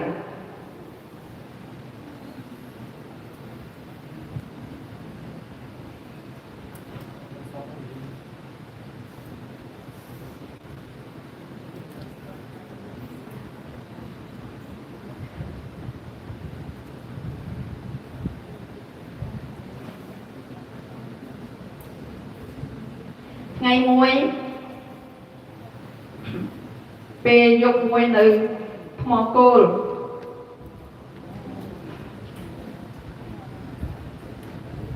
ពុកខ្មែរក្រហមបានធ្វើការចាមានបាញ់រ៉ុកកែតអីហ្នឹងទៅហើយធ្វើឲ្យក្រុមគ្រួសារគាត់និយាយថាគឺមានមនុស្សស្លាប់ឡើង50នាក់ហើយមានប្រជាពលរដ្ឋផ្សេងៗទៀតទទួលរងគ្រោះទទួលដូចថារងទុក្ខអញ្ចឹងទៅណាចាហើយគាត់ក៏បាននាំកូននិងក្រុមគ្រួសារភៀសខ្លួនដើម្បីទៅបាត់ដំបងហើយគាត់បានទៅជ្រកកោននៅក្នុងវត្តពោមោស្រីខ្ញុំមិនច្បាស់ដែរប៉ុន្តែគាត់សរសេរអញ្ចឹងវត្តពោមោស្រីចាហើយក្រុមគ្រួសារគាត់ក៏ដូចជាបងប្អូនមួយចំនួនទៀតដែរគឺថាធម្មតាពេលយើងរត់ជនភៀសខ្លួនរត់លូនយើងមិនដែលស្រួលទេការសម្រាប់ការញ៉ាំចុកការទឹកដែលយើងប្រើប្រាស់ក៏មិនបានល្អដូចដែលយើងនិយាយដែរធម្មតាយើងនិយាយថាយើងទៅជនភៀសខ្លួនដូច្នេះគឺយើងទៅទទួលស្គាល់ថាយើងអាចគេងនៅលើដីផ្ទាល់យើងអាចញ៉ាំទឹកដែលមានផុកនៅក្នុងហ្នឹងយើងមិនអាចមានទឹកសម្រាប់គ្រប់គ្រាន់ដើម្បីប្រើប្រាស់ផ្សេងទៀតនេះដូចជាគាត់បាននិយាយអញ្ចឹង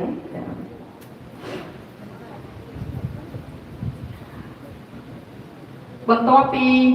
គាត់បានភៀសទៅដល់វត្តពោនឹងហើយគាត់ក៏បានបន្តដំណើរទៅទៀតដើម្បីទៅគាត់នឹងចេញដំណើរពីស៊ីសុផុនហើយ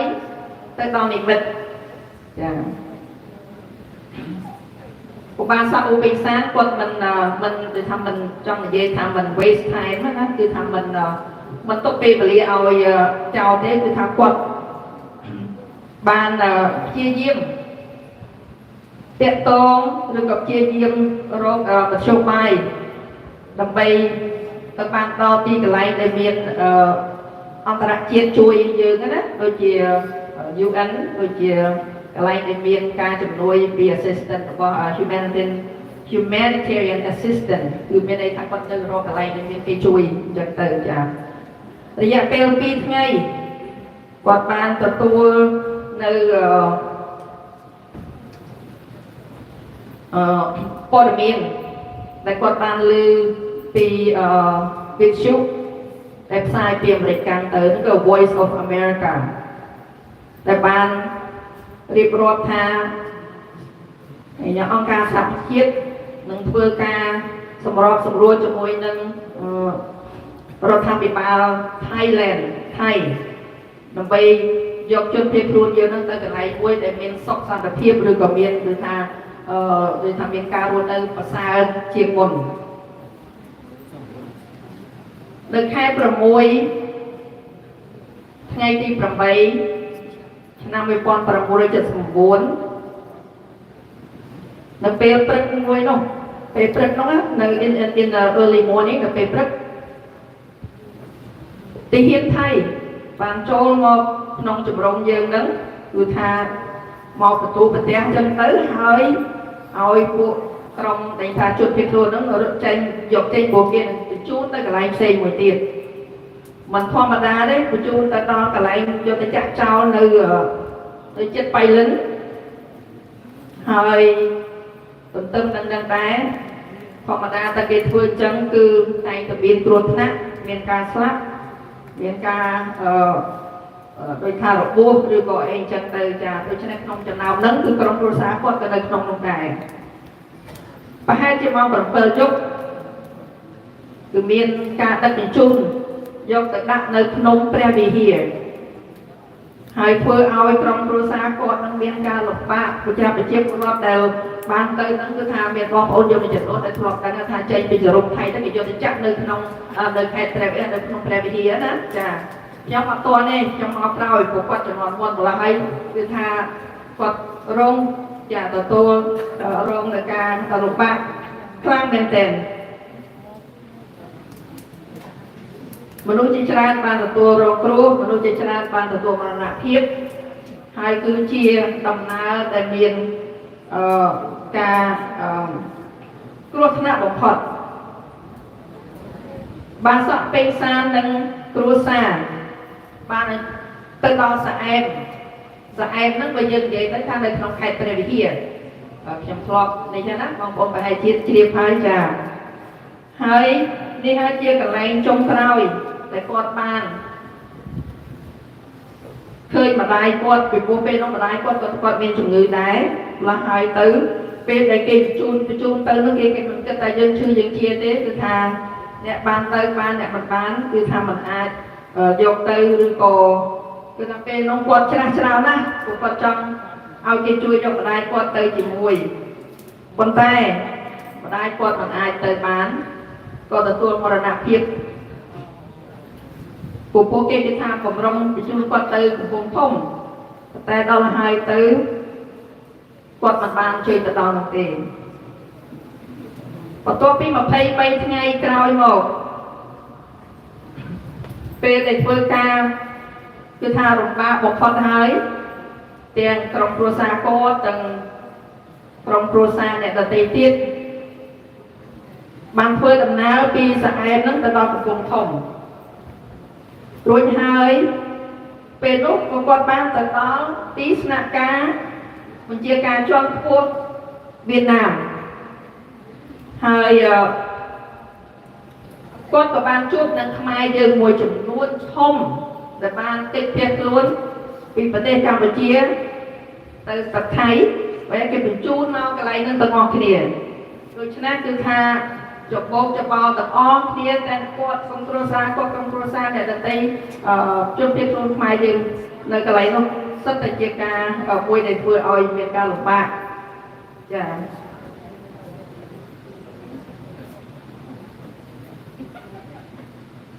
អូខ្ញុំកណាចង់បន្ថយបន្តិចព្រោះកន្លែងនោះម្ដាយគាត់មិនទាន់ស្លាប់ទេពេលនោះគឺថាគាត់គេចេះបញ្ជូនគាត់ទៅរហូតទៅដល់ភ្នំដែក holding មានន័យថាម្ដាយគាត់នោះគឺបានចេះតែខំប្រឹងថានេះទៅក៏បានទៅដល់ភ្នំដែកពេលនោះគឺមានការដាក់ឃុំឃាំងគឺថាចង់និយាយថានេះយើងនិយាយជាសាមញ្ញណាគឺថាចិត្តគេដាក់ម្ដុំយួនគេដាក់ម្ដុំអីសាអីផ្សេងចឹងណាបើម្ល៉េះហើយទៅគាត់ប្រហែលជាមានគឺថាជាជនជាតិគឺថាមាន Chinese origin ណាគឺថាមានជាគឺថាដូចធម្មតានេះយើងអ្នកនរស្នេហ៍កាត់ចិត្តខ្ញុំក៏កាត់ចិត្តម្ល៉េះហើយគឺថាគេពេលកន្លែងនោះគឺគេគឺថាទុកឃុំឃាំងយើងមិនឲ្យបានជួបជុំគ្នានៅពេលនោះឯងដែលម្ដាយគាត់បានទទួលមរណភាពនៅខែ11ថ្ងៃ21ឆ្នាំ1979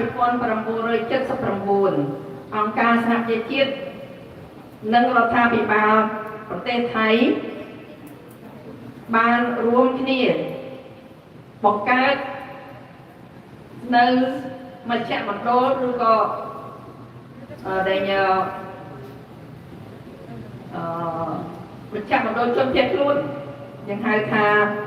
យើងទាំងអស់គ្នាប្រហែលជាមានដូចថាបានស្គាល់ច្រើនខាវេដានៅក្នុងស្រុកតាភៀខេត្តប្រាជិនបុរីប្រទេសថៃ ពេលនោះហើយពេលដែលខោឯណាកើតហើយហ្នឹងគឺប្រជាពលរដ្ឋជនភៀសខ្លួនខ្មែរយើងយ៉ាងច្រើនបានចូលជារៀងរាល់ថ្ងៃបាទសពពេញសាននិងក្រុមគ្រួសារបានចូលទៅក្នុងខោឯណានៅឆ្នាំ1979ខែ11ថ្ងៃ24អង្គការសហប្រជាជាតិនិងទាហានថៃជាអ្នកធ្វើការជាអ្នកមើលការខុសត្រូវនៅក្នុងជំរំនោះដូចជាចែកម្ហូបចែកផ្ទះសម្បែងជួយដល់សុខភាពហើយនឹងជួយបង្រៀនខ្លះ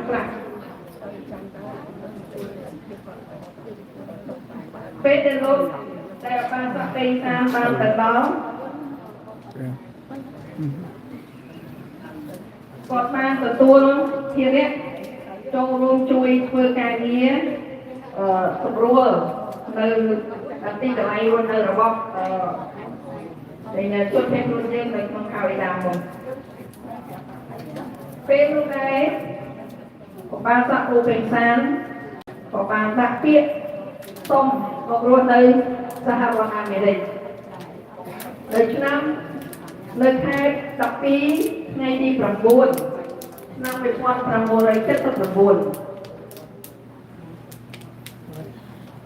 ពេលដែលគាត់កំពុងដែលថានិយាយសំណេះសំណាលជាមួយនឹងឪពុកមារបស់គាត់ឈ្មោះខៀងប៉ុន្តែអាយុស្មើគ្នាគឺថាតំណាគ្នា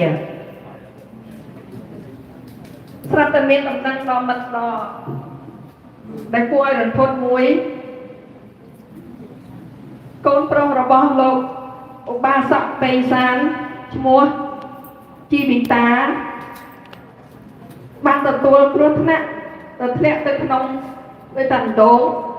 ហ្នឹងអត់មានទឹកទេប៉ុន្តែមានដែកនៅក្នុងហ្នឹងពេលនោះទាំងអស់គ្នាក្រុមគ្រួសារទាំងអស់ហ្នឹងគឺសរស័ក្តិស្រាំរត់ចែកដៃចែកជើងដើម្បីជួយយកក្មួយយកទៅពេទ្យព្រោះរបួសគាត់នឹងធ្ងន់ម្ល៉េះហើយទៅគឺថាចាក់រហូតដល់កន្លែងពោះចាគឺជាអកុសលដែលធ្វើឲ្យគាត់មានការសោកស្ដាយ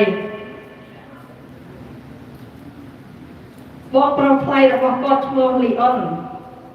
បានសរស័ក្តិស្រាំយកមួយទៅពេទ្យយកទៅកន្លែងគេថា Camp Hospital គេថានៅកន្លែងមន្ទីរពេទ្យហ្នឹងចាបាសកពេញសានគាត់មានការភ័យបារម្ភព្រួយបារម្ភយ៉ាងខ្លាំងនៅសុខភាពនៅការវះកាត់របស់កូនគាត់បានធ្វើការកត់សម្គាល់ថាពេលនោះកូនគាត់នៅរស់នៅឡើយជីវិតាគាត់មានដោយថាចង់និយាយថាគាត់នៅរស់គាត់មិនទាន់ដោយថាធ្ងន់គាត់ធ្ងន់ធ្ងរប៉ុន្តែគាត់នៅដោយថាកំពុងតែទទួលការវះកាត់ពីវិជ្ជបណ្ឌិតណាចាការវះកាត់ហ្នឹងគឺប្រើពេលវេលា2ម៉ោងជីវិតាគាត់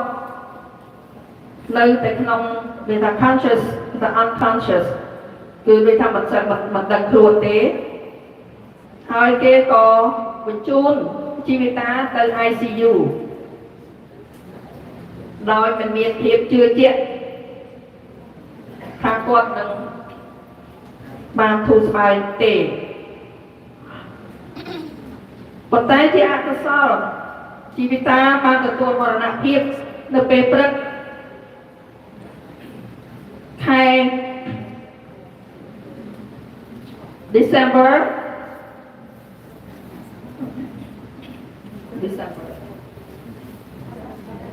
10, 1979 at age នៅក្នុងអាយុ9ឆ្នាំបងប្អូនគិតមើលទៅថាយើងសម័យគាត់នឹងភ្លេចភ្នែកមើលទៅឃើញតែភាព សោកសង្រេងភាពភ័យព្រួយភាពតក់ស្លុតពេលនោះប្រពន្ធគាត់កំពុងតែមានទម្ងន់3 ខែគាត់មិនទទួលស្គាល់ថាកូនគាត់នឹងស្លាប់ទេទាំងពីរនាក់ប្តីប្រពន្ធគាត់ហ្នឹងគឺគាត់គិតថាកូនគាត់មិនស្លាប់ទេកូនតែមួយរយៈទើបបានគាត់អាចយល់ឃើញថា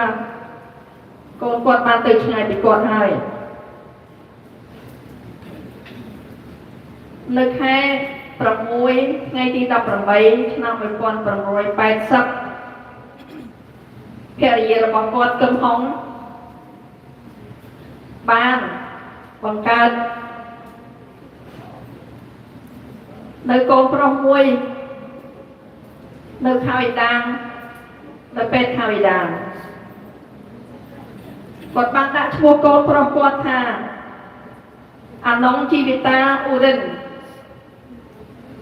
គឺជាឈ្មោះដែលគាត់ដាក់ដើម្បីរំលឹកទៅដល់កូនប្រុសបងប្រុសអូនហើយនឹងជីតារបស់គាត់អាណុងជីវិតាអ៊ូរិនគឺនៅទីហើយណាមួយណាហ្នឹងហើយ Yeah, you're born in Thailand. You probably have some Thailand nationality too, huh? Yeah, maybe not. So, anyway, នៅគឺជា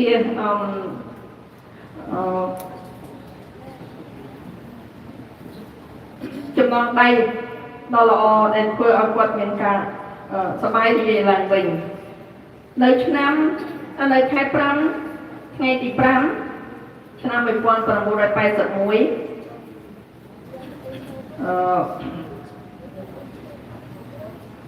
US Immigrant and Nationalization សហរដ្ឋអាមេរិកនៅផ្នែកជនភៀសខ្លួនក៏បានទទួលនៅការសូមជ្រកកោនរបស់លោកឧបាសកនិងគ្រួសារមកសហរដ្ឋអាមេរិក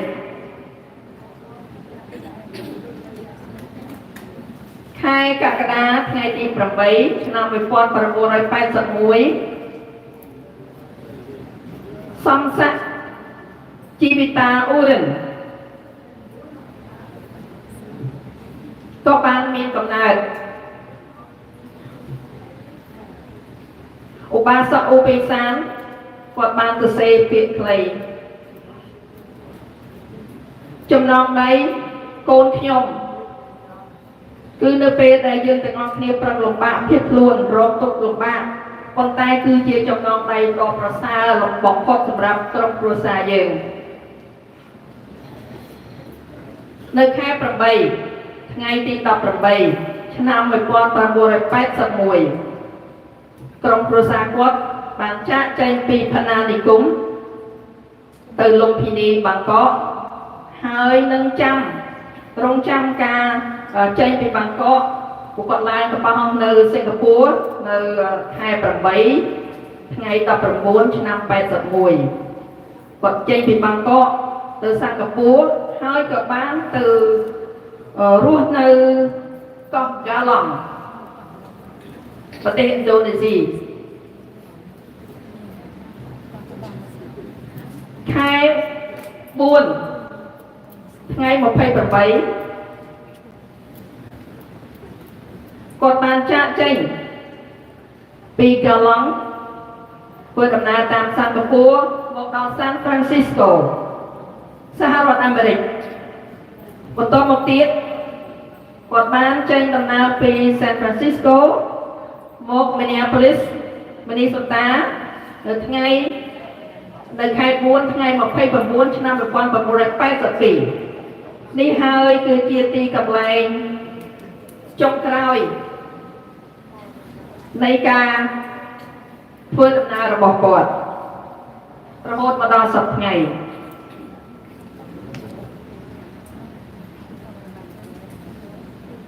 ឧបាសកបានមានសារជាចុងក្រោយ đại dương nhưng mà cả na đang ní bỏ bài toàn làm sao ở vậy vậy chỉ ra nơi Minnesota đi ở trong miền Ca sài đi na từ pro mà đâu miền Ca đẹp đẹp miền Ca sài gòn an nè hai miền Ca từตัวpha cùngแต่ở vậy môi để vừa ở trong miền Ca lục bạc cứ thiệt là cả cha tôi dừng chịu hai từ tham Minnesota the coldest cha đôi dừng từ ngọn kia cha đôi giờ ba sạc trắng cứ thà quật ở miền Ca lục bạc được nông ca thực hiện hơi môi tiết cứ thà quật tham miền Ca lục bạc nông ca ở Florida tụi niệm tập lót con tay mình phải tê nồi dẹp cái clay bằng phút cứ con ai sầm rô bàn giang và xà tìm môi về để cho một đào phiền nhầm dọc từ đặt mua dọc con sẽ trong từ cho mua ở bây giờ bàn riêng hay rong sả lá riêng ông lê ao được con nhóm hay từ cho mua ở bây xong tết hai bằng tổng tiết trong từ dọc để nhờ driver license hai trong còn rô ca nghiên vừa cứ cho cái ca rộng bạc bằng phát để vừa ở trong nơi lên tận đây thay bằng tay tôi chỉ dành nát trong tay bằng tay super đô đồng bay non nơi chỉ đây xong vào đó trong cuộc sáng trong ca rộng bạc là bao nhiêu cứ mình hai vừa ở trong tuân chi tê trong tay để vừa dành nát đồng bayเอาตรงครัวซาเขียวเจ็บพิเศษเขียวสังคมเลือกต้นเขียวอาจมีอนาคตรอแต่ไงบอกอุบาสกอุปิสันบางเพื่อไอ้มนุษย์จิตชันบางสกอโลก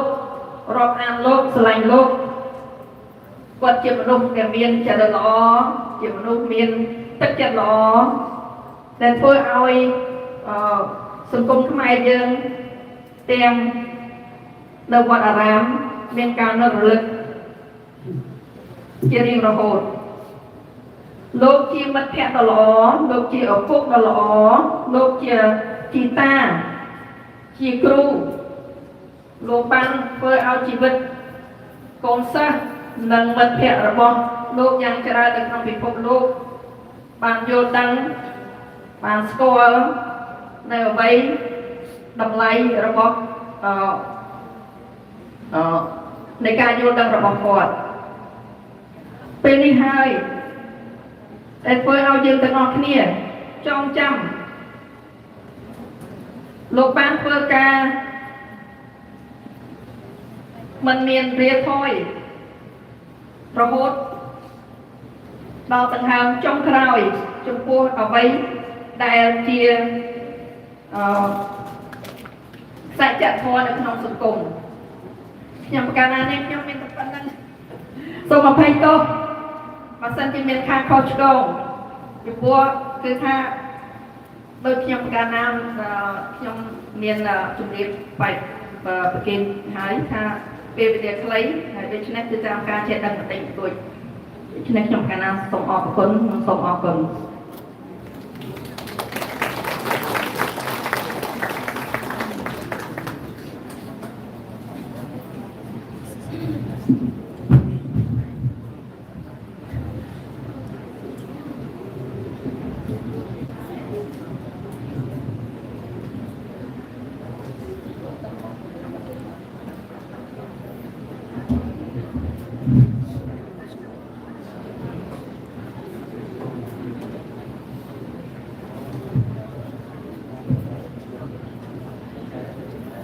បាទសូមអរគុណច្រើនអ្នកស្រីជីតានៅបានបកប្រែយ៉ាងបកបាយល្អហើយគឺខ្ញុំបានជម្រាបមុនអញ្ចឹងគឺថាកម្មវិធីយើងនឹងបន្តទៅទៀតប៉ុន្តែរងរដ្ឋ will invite you after Sarah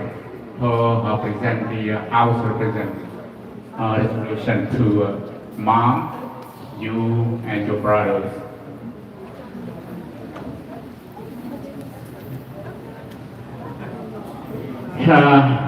Next, I would like to introduce to you Sierra, Executive Director of Council on Asian Pacific Minnesota. Unfortunately, the House of Representatives couldn't make it, but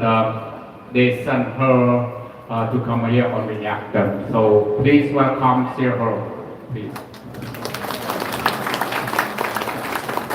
សូមអញ្ជើញភរិយារបស់គាត់អ្នកបងជំហងជួយរុងរតអូខេគាត់ថាសូមអញ្ជើញអង្គុយទៅគាត់នឹងធ្វើ introduction តិចហើយចាំអញ្ជើញមកហើយបន្ទាប់មកខ្ញុំនឹងសូមរតនានិមន្តលោកគ្រូចៅតកានិមន្តមកដើម្បីជាកិត្តិយសក្នុងការទទួលនៅ resolution នេះដែរហើយនឹងសូមលោកសុនតាំងយើងដើម្បីជួយបកប្រែបន្តពីគាត់ជូននៅសិទ្ធិភាពនេះហើយសូមអរគុណ Thank you very much here. Go ahead. Thank you, Mr. Satoon. And as Mr. Satoon said, my name is Sia Her. Many of you know me because I'm a familiar face here at the temple. In my official capacity at the state of Minnesota, I serve as the executive director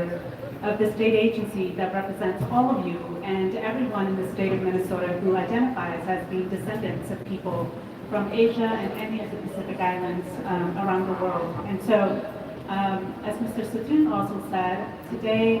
Representative Nash, who is the House author of the resolution, and Senator Pratt, who is the Senate author of the Senate resolution,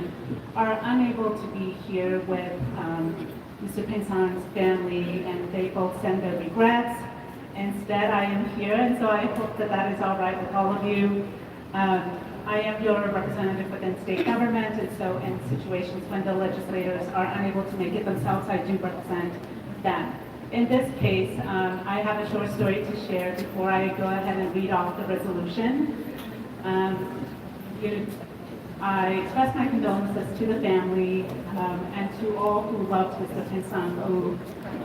it sounds like, based on everything that's been shared with me, he lived a life filled with merit and good deeds. And the story behind the resolutions by the Senate and the House of the state of Minnesota is that several months ago, when it appeared that Mr. U's health was declining quite fast, Chanda Saur, who you all know, came to me and asked what we could do within state governments to recognize and to celebrate Mr. U's legacy, but more specifically, the contributions he has made in his lifetime to the betterment of the community here in the state, across the country, and around the world. And so Chanda isn't able to be here today, but he asked me to send or to express his condolences and to let all of you know that he is here with us in spirit and that he will see you all very soon at the next celebration of Mr. Pinson's life. So with that said, I will go ahead and just read out to you the language that is in both the House and the Senate resolutions, and I want to thank the children of Mr. Wu for assisting my office with putting together this document that tells the story of Mr. Wu. And so when I am done, I will go ahead and just invite family members to come on up and accept the resolution from me. I see that the House resolution is back there. I bring with me today the Senate resolution, and so I'll just hand it over to you as a formality, and then that will bring us to a conclusion, this portion of the program. So this is the Senate resolution, and it is a Senate resolution or a House resolution because it carries the seal of the lawmaking body of the state of Minnesota. And so this Senate resolution reads, this is a Senate resolution honoring Mr. Peng San-u for his many years of notable service to the Cambodian American community in the great state of Minnesota. Whereas Mr. U was born on June 10, 1947, in the province of Kampong Cham, in the district of Shrek Sankor commune of Rasesro, Kampuchea, and whereas Mr. Penson's U's youth was spent in dire poverty,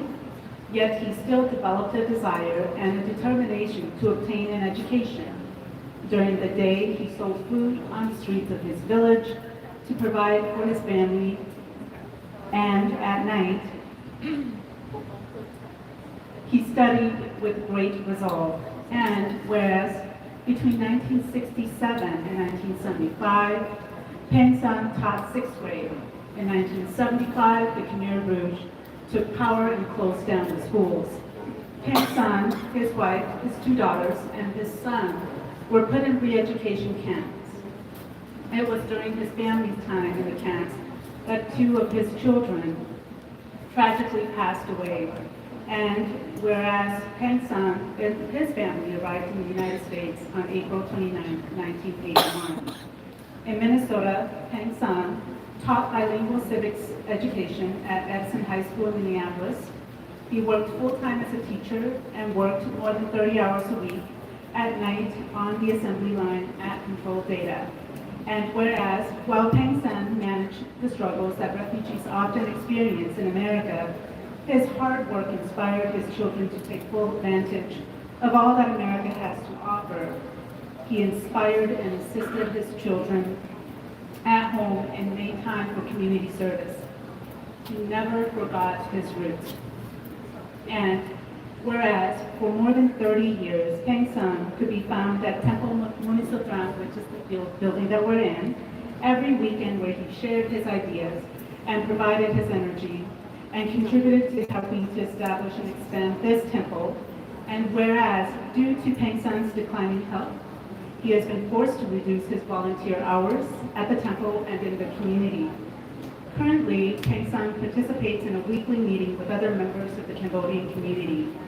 This meeting, part of the Paris Peace Agreement, is about humanitarian rights in Cambodia and addresses topics from politics to culture. It also raises awareness regarding the sovereignty of Cambodia, stressing the erosion of individual sovereignty that has been slowly disappearing in the hands of foreign invaders. And whereas Peng San has spent most of his life tirelessly volunteering his time, resources, and energy toward the betterment of the Cambodian American here in the state of Minnesota and abroad, and now, therefore, be it resolved by the Senate of the state of Minnesota that it honors Peng San for his many years of outstanding service to his community and to our great state of Minnesota. Be it further resolved that the Secretary of the Senate is directed to prepare an enrolled copy of this resolution to be authenticated by the Secretary's signature and that of the Chair of the Senate Rules and Administrative Committee, and transmit it to the family of Mr. Peng San. And this resolution, because it is the Senate resolution, it carries the signature of the Senate President, the Senate author, who is Senator Eric Pratt, and then is signed by the Secretary of the Senate. And so, in conclusion, we write and we submit these resolutions into the state's reference library because it's a small token of the state's recognition and way of honoring those who have lived their lives in such a way that they have made a difference. And long after their bodies have left the earth, their spirit and their story will remain in their children and live on through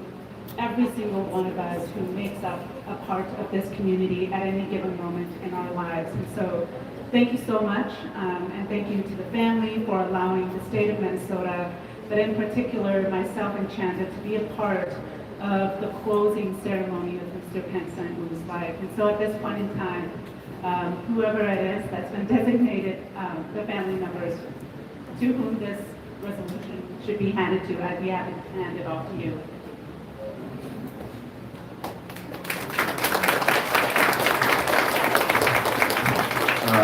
I'm not doing what I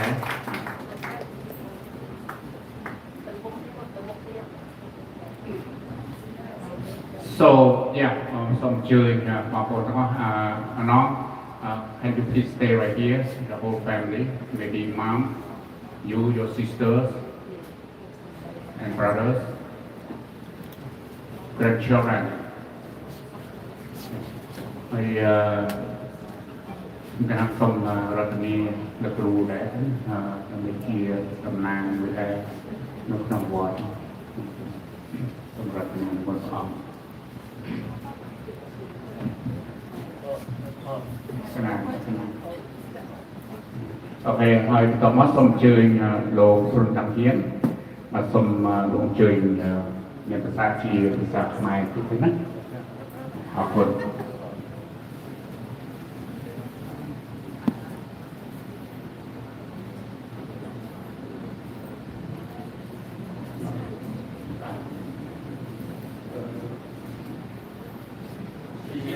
មហាកិច្ចយុគមួយដែលយើងបាន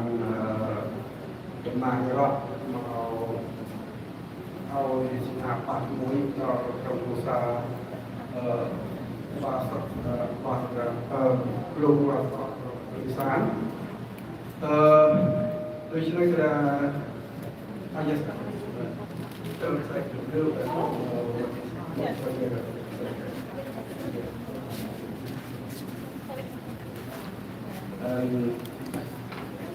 យើងក្នុងសញ្ញាបត្រទៅណាគឺបាននិយាយពីវត្តសាស្ត្ររបស់រូបរបស់លោកបាទក៏ពិសានៅក្នុងការការបាក់យ៉ាងទៅគាត់បានតស៊ូក្នុងជីវិតក្រីក្របីម្នាក់ហើយបើនិយាយចំទៅក៏មានតស៊ូដល់ក្នុងការធ្វើយ៉ាងម៉េចដើម្បីរស់តាមប្រកាសទេគាត់ចង់ដឹងទៅមុខទៀតថាតើសន្តិភាពយ៉ាងម៉េចគឺគាត់ខុសពីក្មេងដទៃបានដំណើរលក់បន្លែលក់អីចឹងទៅគឺដើម្បីយើងមកបង្ខំក្រុមគ្រួសារយើងក៏ប៉ុន្តែគាត់ជំនាញឱកាសពីលើនឹងទៀតគាត់ទៅជ្រៀតរៀននយោបាយទៅសាលាកម្មបទអីដែលខ្ញុំបានរៀនជាមួយគាត់ហ្នឹងគាត់និយាយថាគាត់ទៅរៀនពីគឺផងពីរឿងប្រវត្តិអីព្រេងហ្នឹងដល់ចឹងគាត់ដឹងរឿងខ្មែរច្រើនខ្ញុំបានថាគាត់គឺជាមនុស្សម្នាក់គាត់ចង់ដឹង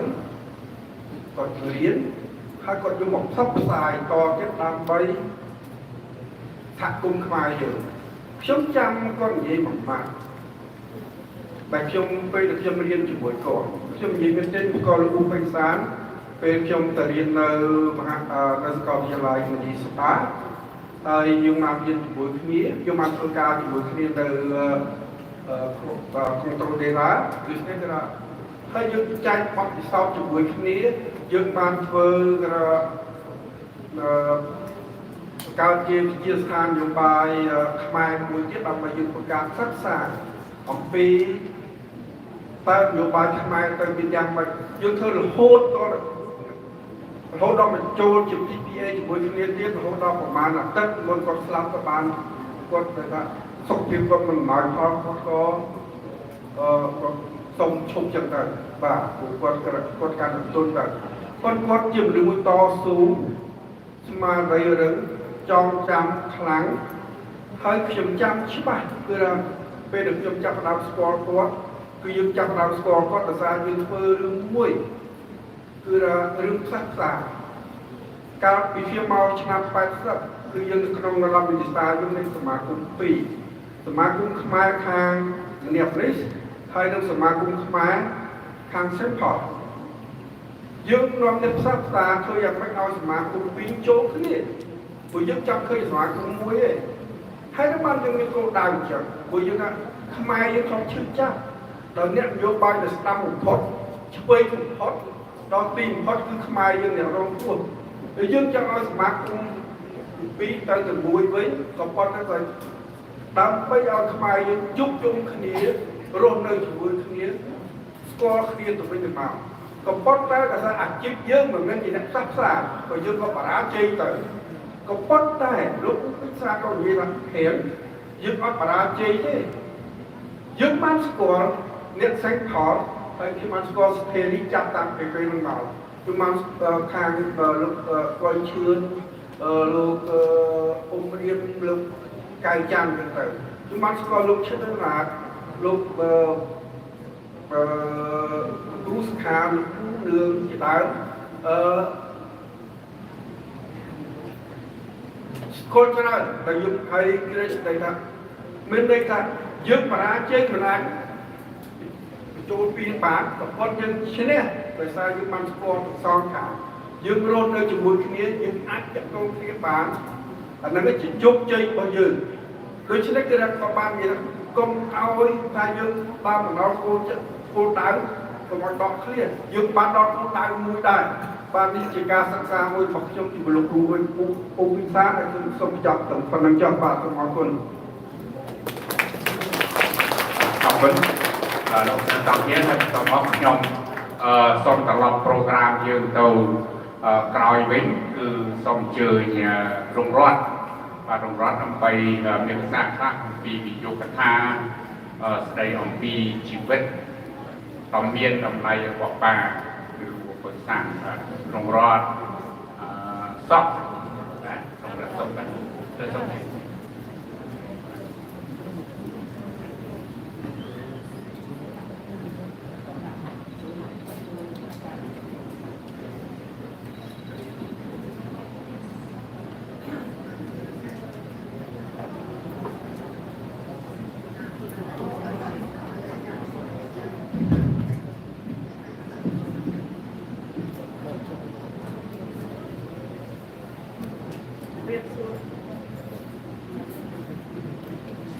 Hello, I'm Ping Sam's daughter. My name is Rongrat.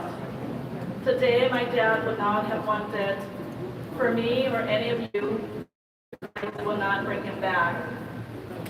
And if he could see firsthand everybody that came to be here for him today to honor his memory, I know he would be thrilled. He would also have been very surprised as he was a humble man. Seeing so many people here today make me realize how much my dad was loved. I'm truly taken aback by all of your love and support for my father. I thank you all on his behalf for coming out and honoring his memory. It means a lot to me. It means a lot to my mom and our extended family that are here with us today, so thank you. It was approximately 8 months ago when my dad was diagnosed with a rare disease called ALS. I knew this day would come at some point. However, I didn't think it would come so soon. It was just the other day that I sat next to you and watched you sleep and watch you open your eyes, gave you medication, fed you, held mom, bathed you. Even now, my body is still in the habit of tending to you. There's so many occasions where I still hear the sound of your monitor ringing through my mind, and all I want to do is run to you. It didn't matter how early in the morning or late into the night it came, I just wanted to be there for you. I missed the little things like scratching your head or wiping your nose or even repositioning your arms while you sat on your chair. It took you a while to become comfortable asking for help.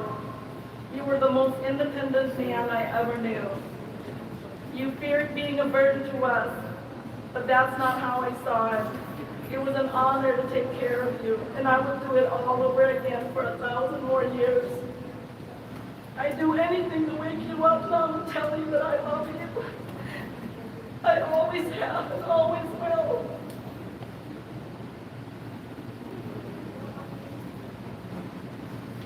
It's difficult to stand before everyone in this room and attempt to honor my father in words. He was so many things to so many people. He touched so many lives. This is because he was not only a wise and intelligent man, but one of compassion and empathy. There's so much I want to say about my dad, but it would be difficult with such little time, to reduce the feelings of gratitude that I have toward my father into simple words to express to you. It seems like injustice. So instead, allow me to reminisce some of the joyful recollections I have of him, the people he touched, and the legacy he left behind. My dad had a strong presence and may have come across as intimidating. But those of you who knew him, whether you were his old friend, his student, whether through political events or through the temple, or you've listened to him in the past on the radio, knew he was a loyal, kind, simple, and practical man. A man with many pearls of wisdom. He treated everyone with respect. Dad could relate to people from all walks of life. He truly saw people and they saw him, no matter their life or politics or anything that made them different from him. My father loved his friends. He would never turn down to be the speaker at your son or your daughter's wedding, or a speaker at your loved one's funerals or political events.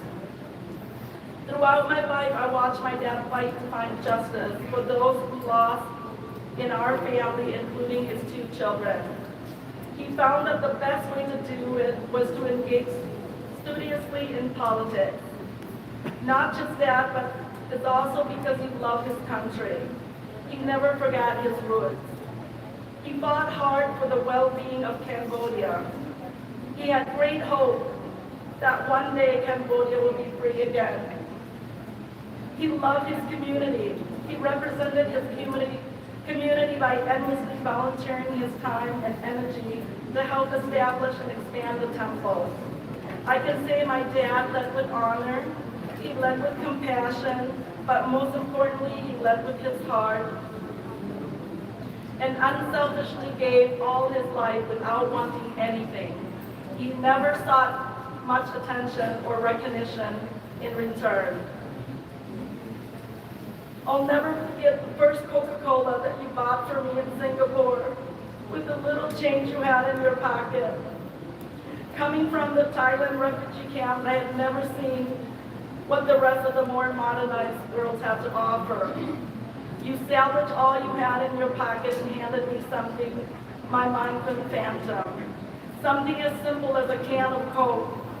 amazed me. The taste, fizzy sound of opening that Coca-Cola,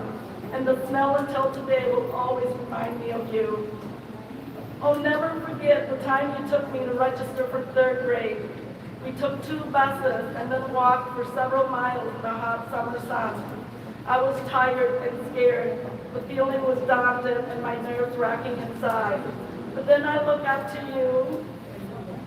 and any ounce of fear I had in me was washed away. I heard you singing, your face was beaming, and your smile spread from ear to ear. You almost think he was starting school himself. I didn't understand it then the way I do now, that at that moment I was fulfilling his lifelong goal, that his children would never have to struggle the way he did in pursuit of receiving proper education in a safe world. I remember during that walk you instilled in me some fatherly advice, that knowledge is power. And I must stand tall, be proud, reach high, and always remember we can never learn enough. Then there was a time you gave me a tour around the U of M campus. You knew the names of each of the buildings and made that gigantic campus seem small. You had the same excitement you did when you enrolled me in 3rd grade. There was this air of urgency for me to absorb every ounce of information you gathered about this university. Till this day, I never really understood why I was there. I was only in 9th grade and wasn't starting college for another 3 years. Like, what was I doing here? When it comes to education, I've always been taken aback by his knowledge and his intelligence. If there's one thing I remember most about my father was his love for books. He was a hoarder, he hoarded books. He knew so many things, and I mean so many.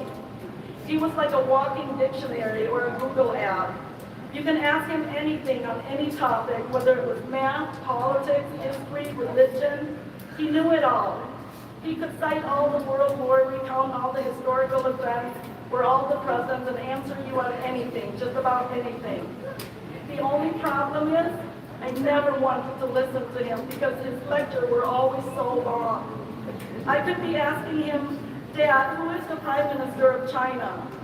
He would come back with not only the Prime Minister's name, but the history of China, their relationship with Cambodia, their relationship with the U.S., all of their neighboring countries, on and on. And then when he sees me too now, he would say, next time, don't ask me if you don't listen.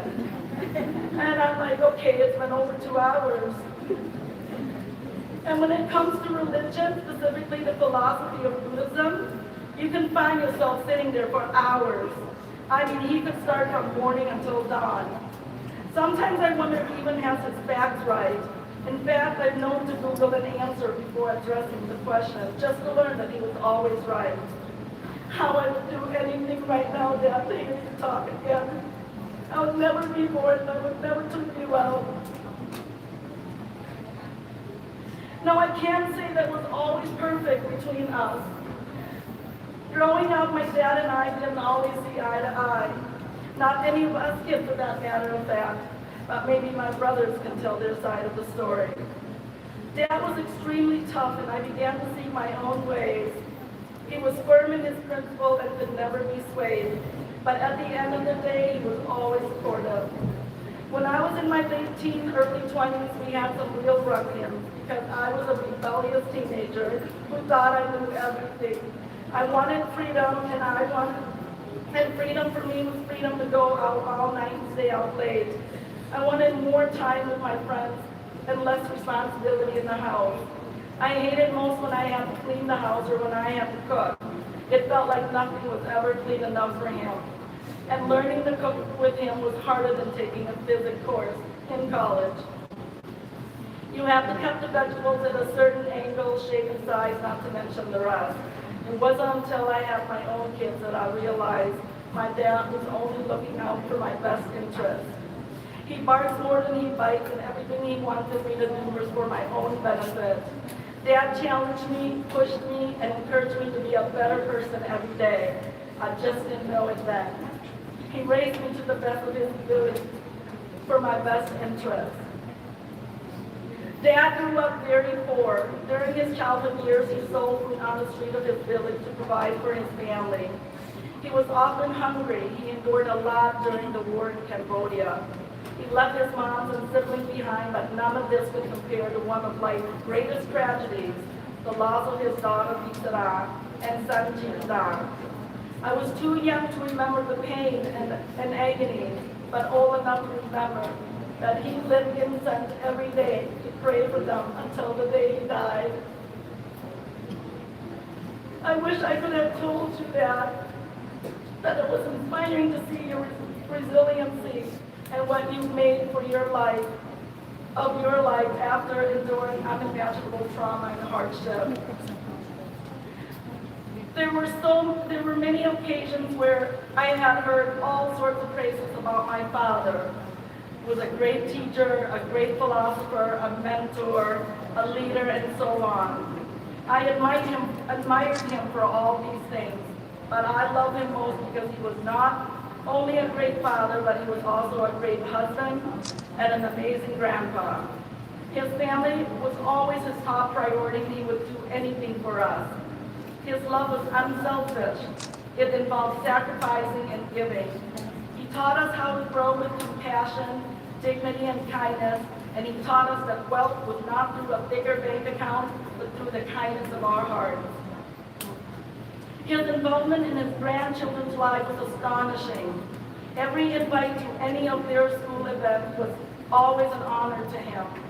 It didn't matter what they did or how they performed. In his eyes, they shined greater than anyone ever could. Thank you for not only raising me, but raising them as well. When it came to my brothers and I, he would work 2 jobs so that we were never short of anything. He would buy us brand name clothes while he wore the same Levi jeans for the next couple decades. Not a single conferences was ever missed either. And if he could have it his way, family dinners would be in full attendance. Dad loved us so much that whenever we decided to travel on our own, he feared that he would never see us again. He requested that we call him and let him know we arrived okay. His favorite line to us was, "Don't turn fun into tragedy." I always admired how committed my dad was to my mom and how much he loved her. Through his busy schedule, he would always find time to shop, exercise, watch Wheel of Fortune, and catch the 10 o'clock news with her every night. After 50+ years of marriage, there was never a time they slept separately. Through thick and thin, they stuck together. In the end, they were each other's life partners. For that, I want to thank you, Mom, for your commitment. You were a soldier, and you were compassionate in the way you cared for him. I know that if you could, you would have continued to care for him for another 100 years. The memory of your love for him will forever be embedded in my heart. Thank you, Dad, for leading by example and for always giving me amazing advice. You're the wisest, most noble, most honorable, and ethical man I've ever known. For the past week, I have to figure out how to live in a world where I couldn't hear your gentle words of advice. I will no longer be able to find you in my corner. I will no longer be able to find you anywhere. I miss your comfort, wisdom, and support. But the acute grief that I'm experiencing paints an incomplete picture. In reality, your sickness and death were the first and last problem that I have to face without you. Not because the problems in my life suddenly disappeared, but because I realize you're still here with me in 100 different ways. You will forever and always be my safe haven. Your kindness, wisdom, and legacy will always be remembered by all who have the pleasure of knowing you. I'm so proud to call you Dad.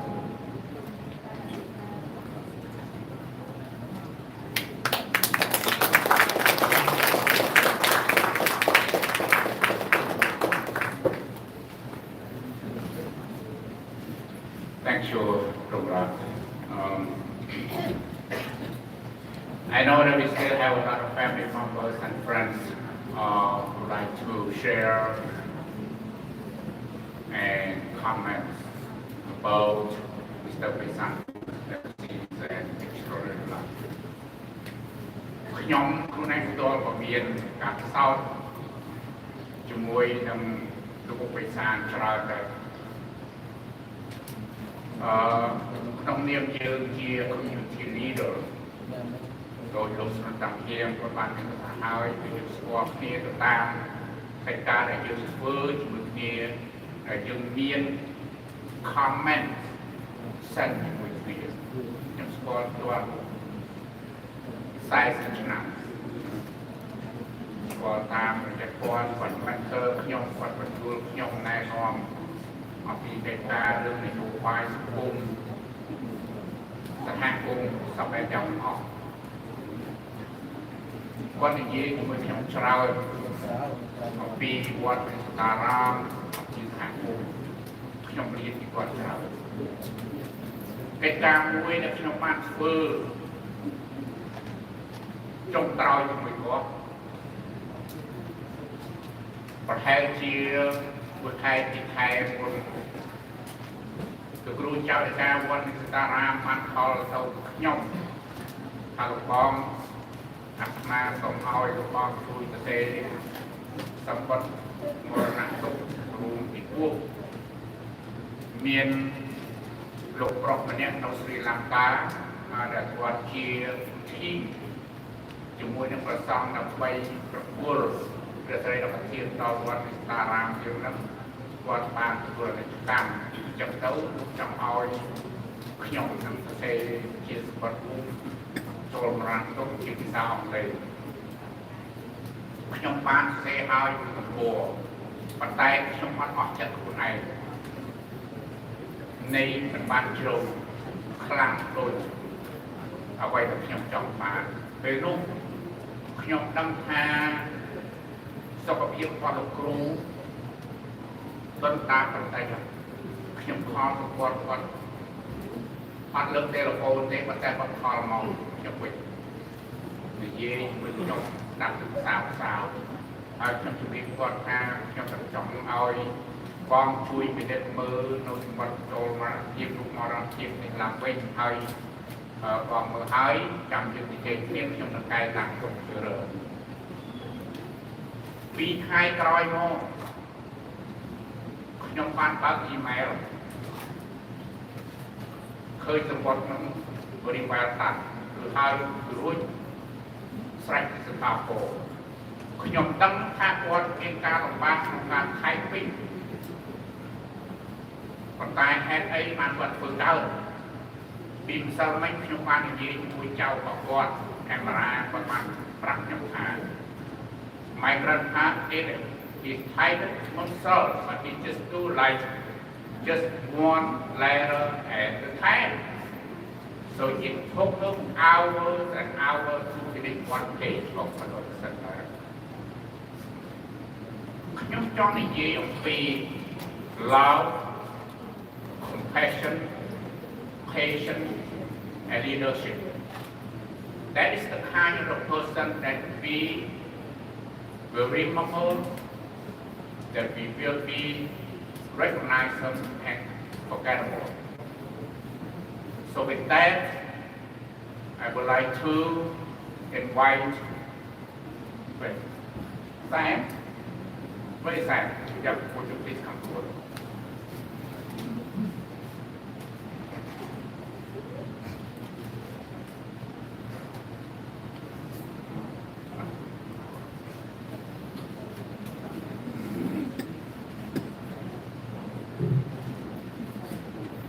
Hello everyone, my name is Sam Sagorin.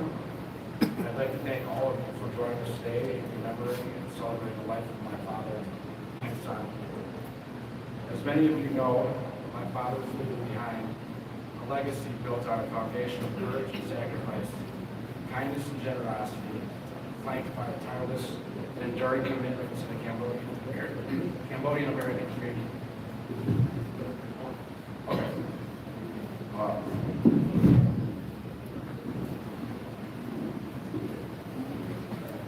To the Cambodian American community,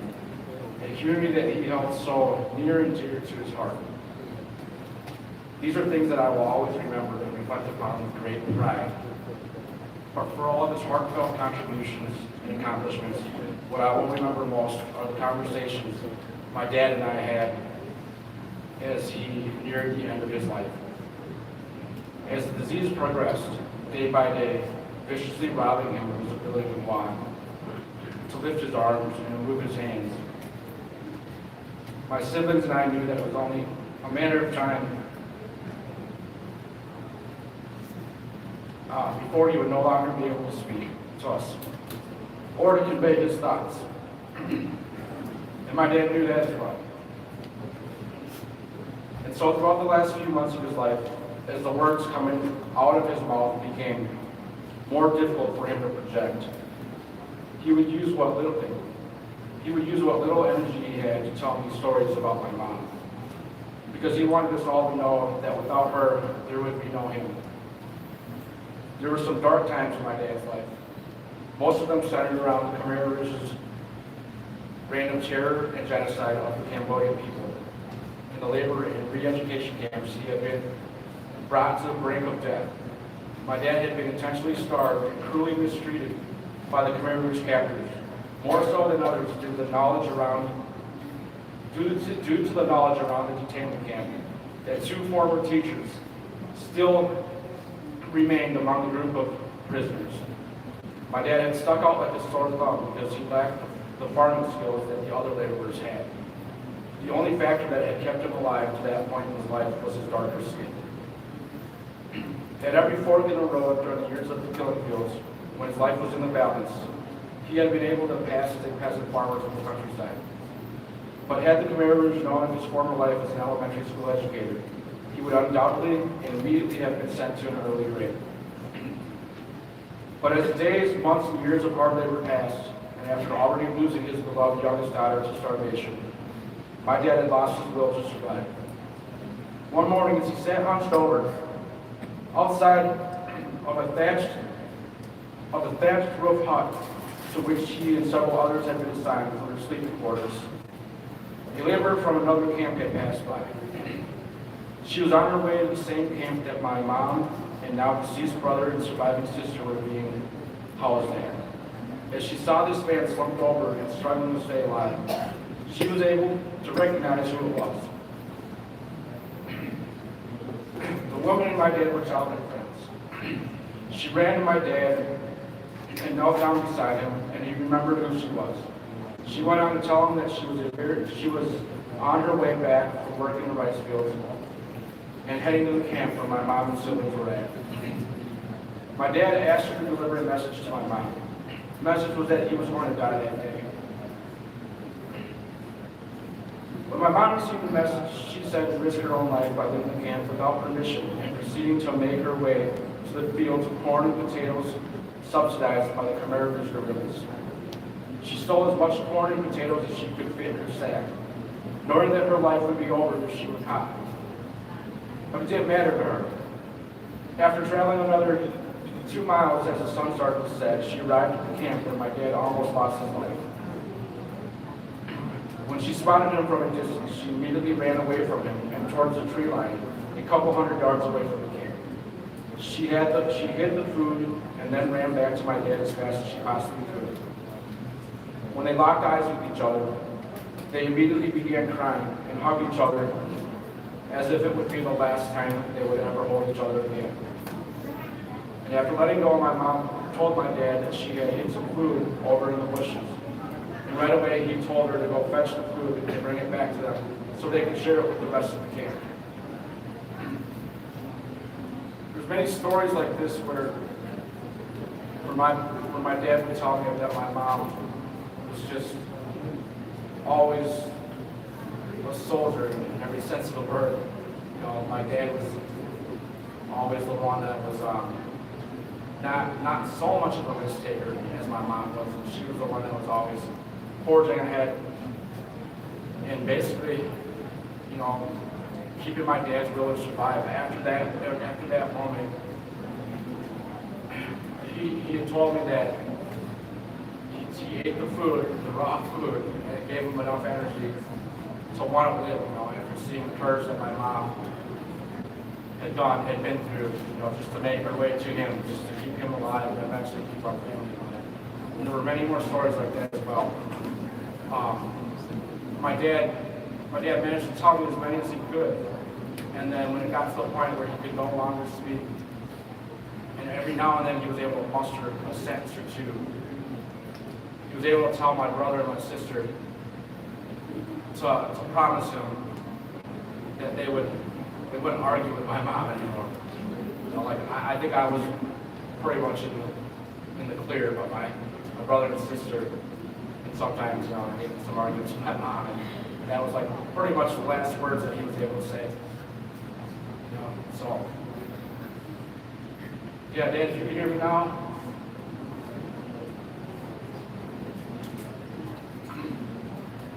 I miss you so much. And I promise you that our family is going to stick together and just look to you for guidance and wisdom and always follow those words that you told us. Thank you for being my dad. And I love you so much. Thank you.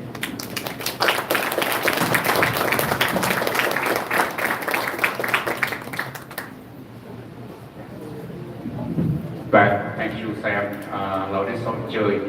ตัวผู้เลี้ยงช่วยបន្ទាប់ពីជួយមកមានបងប្អូនសមាជិកគ្រួសារទៀតទេអត់មានទៀតណាអូខេគុណហើយអូខេអាចឡើងមកបន្តបានអរគុណបាទ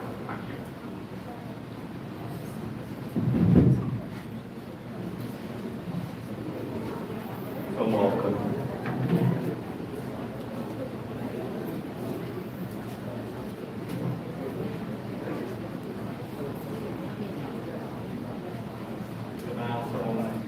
ថ្វាយបង្គំប្រទេសជនគ្រប់ព្រះអង្គសូមគោរពលោកស្រីមានប្រសិទ្ធភាពទាំងអស់គ្នាដែលបានមកចូលរួមពិធីបុណ្យជាវនកិច្ចសម្រាប់ពូពេញសា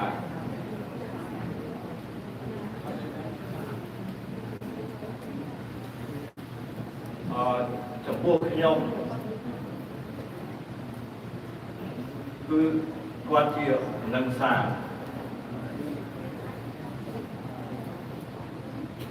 តែចំពោះ បងប្អូនយើងខ្លះគាត់ជាគ្រូខ្លះទៀតគាត់ជាកម្មការវត្ត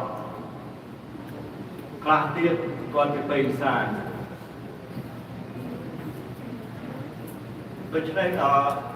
ខ្ញុំចង់យកឱកាសនេះសង្ខេបខ្លីៗបង្ហាញឲ្យឃើញថាតើគាត់ជាមនុស្សប្រភេទណាគាត់ជាបុគ្គលយ៉ាងណាគាត់មានឧត្តមគតិយ៉ាងណា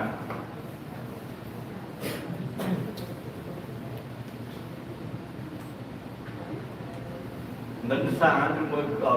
គុំពេញសារខ្ញុំចង់បង្ហាញចំណុច3ចំណុចខ្លីៗដើម្បីជូនបងប្អូននិងលោកស្រីក្នុងពេលនេះឲ្យបានស្គាល់គាត់ទី1គឺគាត់ជាមនុស្សដែលជាគួរស្រឡាញ់បំផុតជាមនុស្សស្មោះត្រង់មិនដែលមានទំហឹងចំនួនជាមួយបុគ្គលណាម្នាក់ហើយជាមនុស្សដែលរស់នៅទៅតាមកលៈទេសៈនិយាយអំពីរឿងកំហឹងចំនួនបងប្អូនយើងខ្លះប្រហែលជាបានចាំហើយសាមរៀបការនៅពិធីរៀបការមាន20-30តាមចាំហើយជា30-40តុភ្ញៀវមកពេញស្រាប់ដល់ពេលត្រូវការម្ហូបរេស្តូរ៉ង់អត់ដឹងយកម្ហូបមកពីណាកាលនោះការធ្វើដូចជានៅBurnsville បាទភ្ញៀវមក8-9ល្ងាចហើយឃ្លានគ្រប់គ្នាអង្គុយចាំ20-30នាទីឃើញមានម្ហូបចេញមកមុខ20-30នាទីទៀតម្ហូបមុខទៀតបងប្អូនមានកំហឹងជាកលៈទេសៈដ៏សំខាន់បំផុតជាកូនលើកទី1ដែលរៀបការគឺយើងមានកំហឹងចំនួនគាត់និយាយទៅរកគាត់សម្លឹងមើលគាត់នៅដដែលអត់ខឹងគេទេគាត់ថាធ្វើមិនព្រោះគេមានបញ្ហាដោះស្រាយមិនកើតខឹងគេក៏អត់ប្រយោជន៍ជួនកាលរឿងនោះវាអាចជួបប្រទះមកលើយើងដែរដល់អញ្ចឹងមិនគួរខឹងគេបងប្អូនគិតមើលមែនទេកូនរៀបការកូនលើកទី1រៀបការវាមានបញ្ហាយ៉ាងហ្នឹងយើងមានគំនិតយ៉ាងម៉េចយើងមានកំហឹងយ៉ាងណាតែចំពោះគាត់គឺអត់នឹកដូចថ្មនេះចំណុចមួយដែលខ្ញុំចង់ឲ្យបងប្អូនពេលនេះស្គាល់គាត់ថាគាត់ជាមនុស្សយ៉ាងណា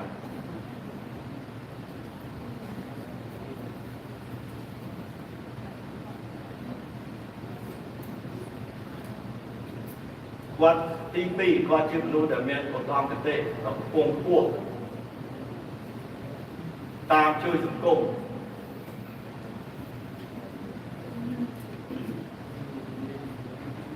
គាត់មករើមនុស្ស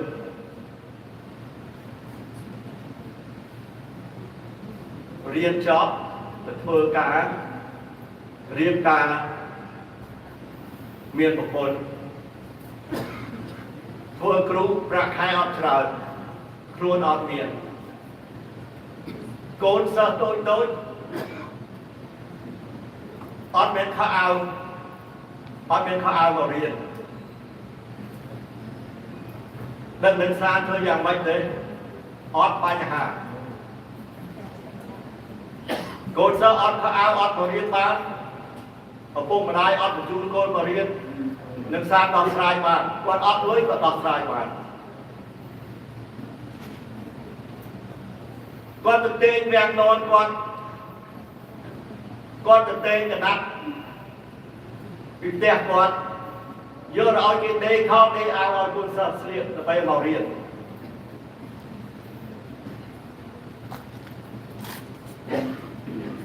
យើងប្រហែលអ្នកដែលមានចិត្តដល់ថ្នាក់ហ្នឹងមក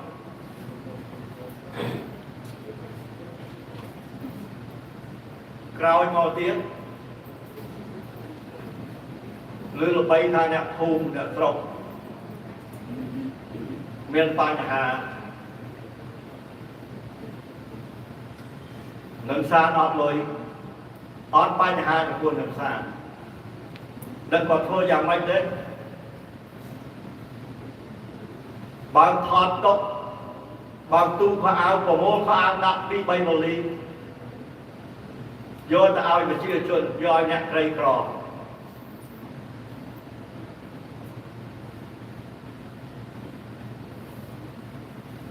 ប្រពន្ធអត់នៅផ្ទះត្រឡប់មកវិញស្មានតែចោលលួចខោអាវអស់តែសួរប្តីសួរនឹងសាននៅមុខទឹកដែរប្រមូលឲ្យគេអស់ហើយ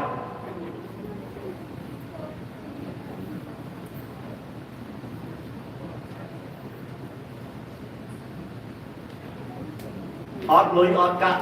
ជួយប្រជាជនអត់បញ្ហានឹងសារដោះស្រាយបានយើងប្រហែលអ្នកដែលអាចធ្វើយ៉ាងនោះ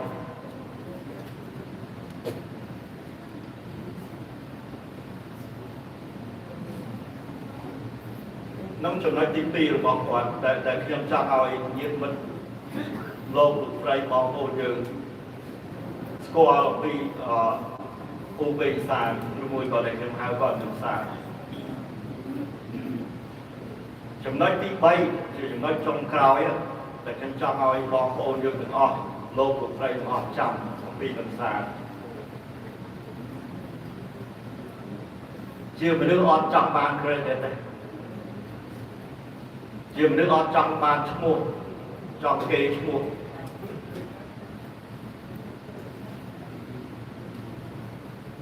មិនដែលដល់ប្រាប់នរណាម្នាក់ថាគាត់ធ្វើនេះគាត់ចូលបុណ្យ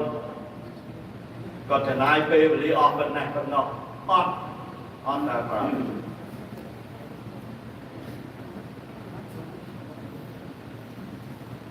គាត់ចេះតែធ្វើទៅគាត់ចេះតែប្រឹងទៅមិនខ្វល់រឿងឈ្មោះមិនខ្វល់រឿង credit នេះចំណុចទី3ដែលខ្ញុំយល់ឃើញថាជាចំណុចដែលល្អជាឧត្តមគតិរបស់គាត់ដែលយើងទាំងអស់គួរចងចាំថាតើគាត់ជាមនុស្សប្រភេទណា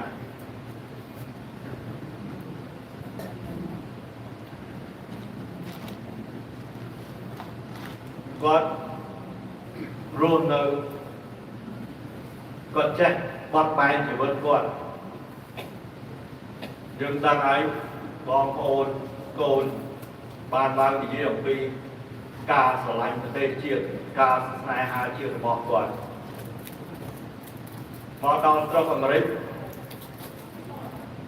ជួបកូនខ្មែរខ្លះអត់ចេះភាសាអង់គ្លេសមិនសានប្រាប់ខ្ញុំថា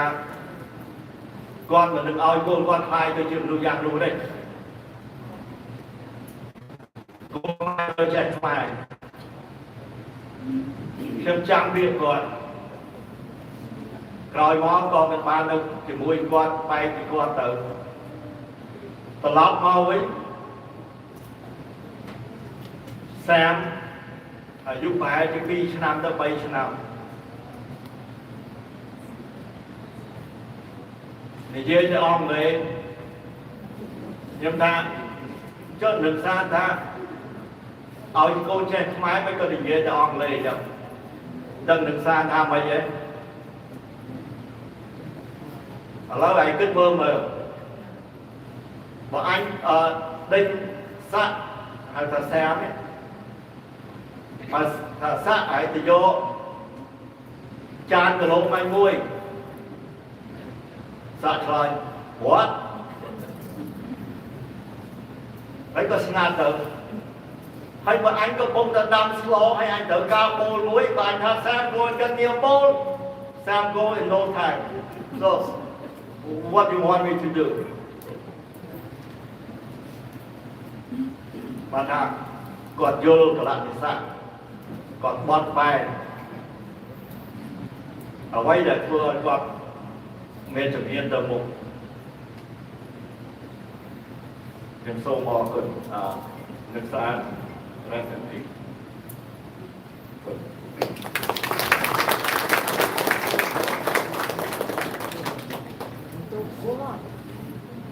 បាទសូមអរគុណលោកនាងជួយបាទជាអូនថ្លៃเราทำจริงเราเก็บโอดไตไม่กี่โอดไตไม่ได้ครับโอเคครับ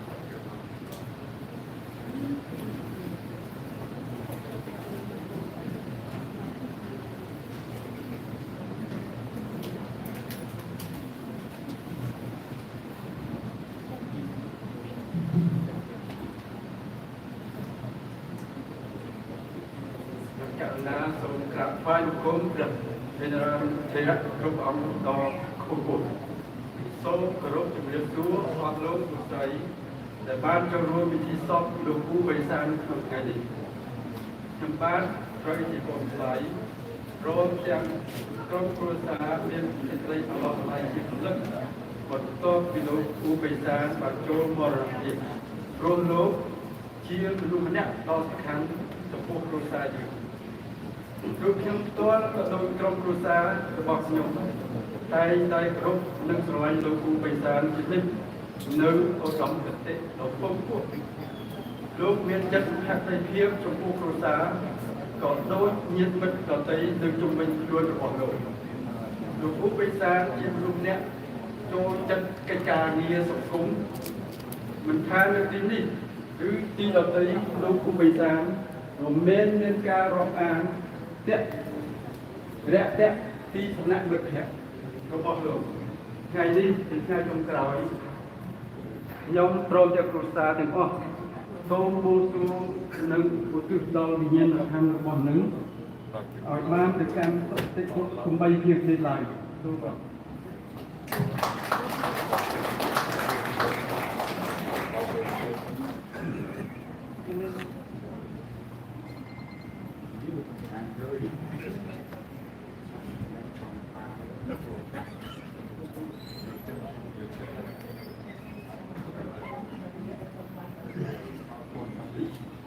Hello, my name is Yusra, and I'm the eldest granddaughter of King Sanu. Seeing everyone here in attendance, whether you're watching over live stream or in person, I know that he meant so much to every single one of you. To my grandma, he was a loving husband who devoted his energy to protecting her name and helping her grow. Every day was treated like a lesson. When he cooked, she always turned to him to see if there was something that needed to be added. If she didn't understand something, she turned to him for help, and he guided her through the many trials life had to offer. Papa wasn't a very affectionate man. Whenever Ye tried to kiss him, he'd get embarrassed and complain.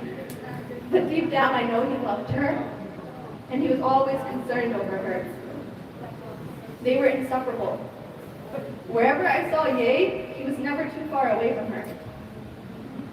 To my mom and uncles, he was a firm yet caring husband, a caring father. Throughout time, I'd hear them recount individual stories about the way Papa raised them, all following the same general consensus of early rebellious years and the growing realization that everything Papa did was just for the best of him. To many of you, you may have thought of him as a teacher, a friend, a leader, an activist, but to me, he was just Papa. Papa had an air of authority that surrounded him whenever he was around, that compelled everyone to respect and urged them to look for his guidance. It didn't take all the invitations sent to our house asking him to speak at weddings and funerals for me to see the impact he had on others.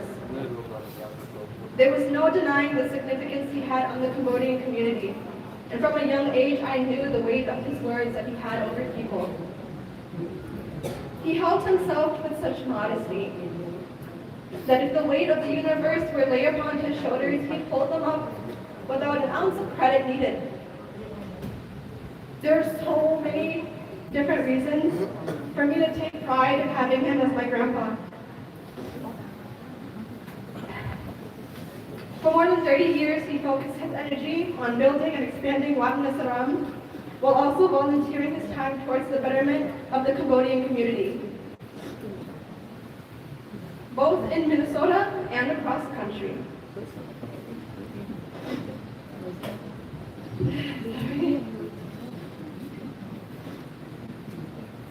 But the one thing that I take pride in the most is the fact that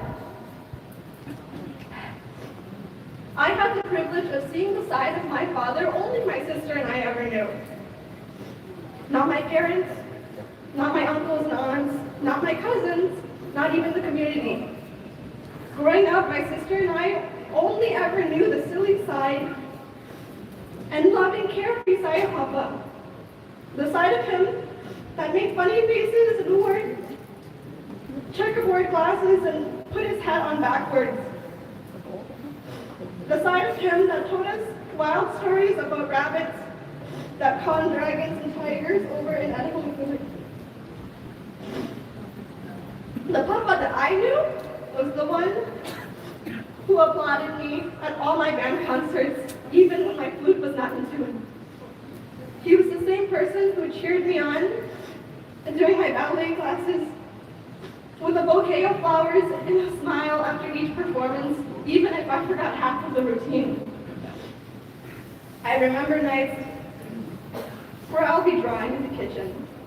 and I felt his eyes peering over my shoulders. I would turn around and be met with a nod of approval and a smile. My favorite memory, and probably my most stressful ones, were the times where I cooked for Papa.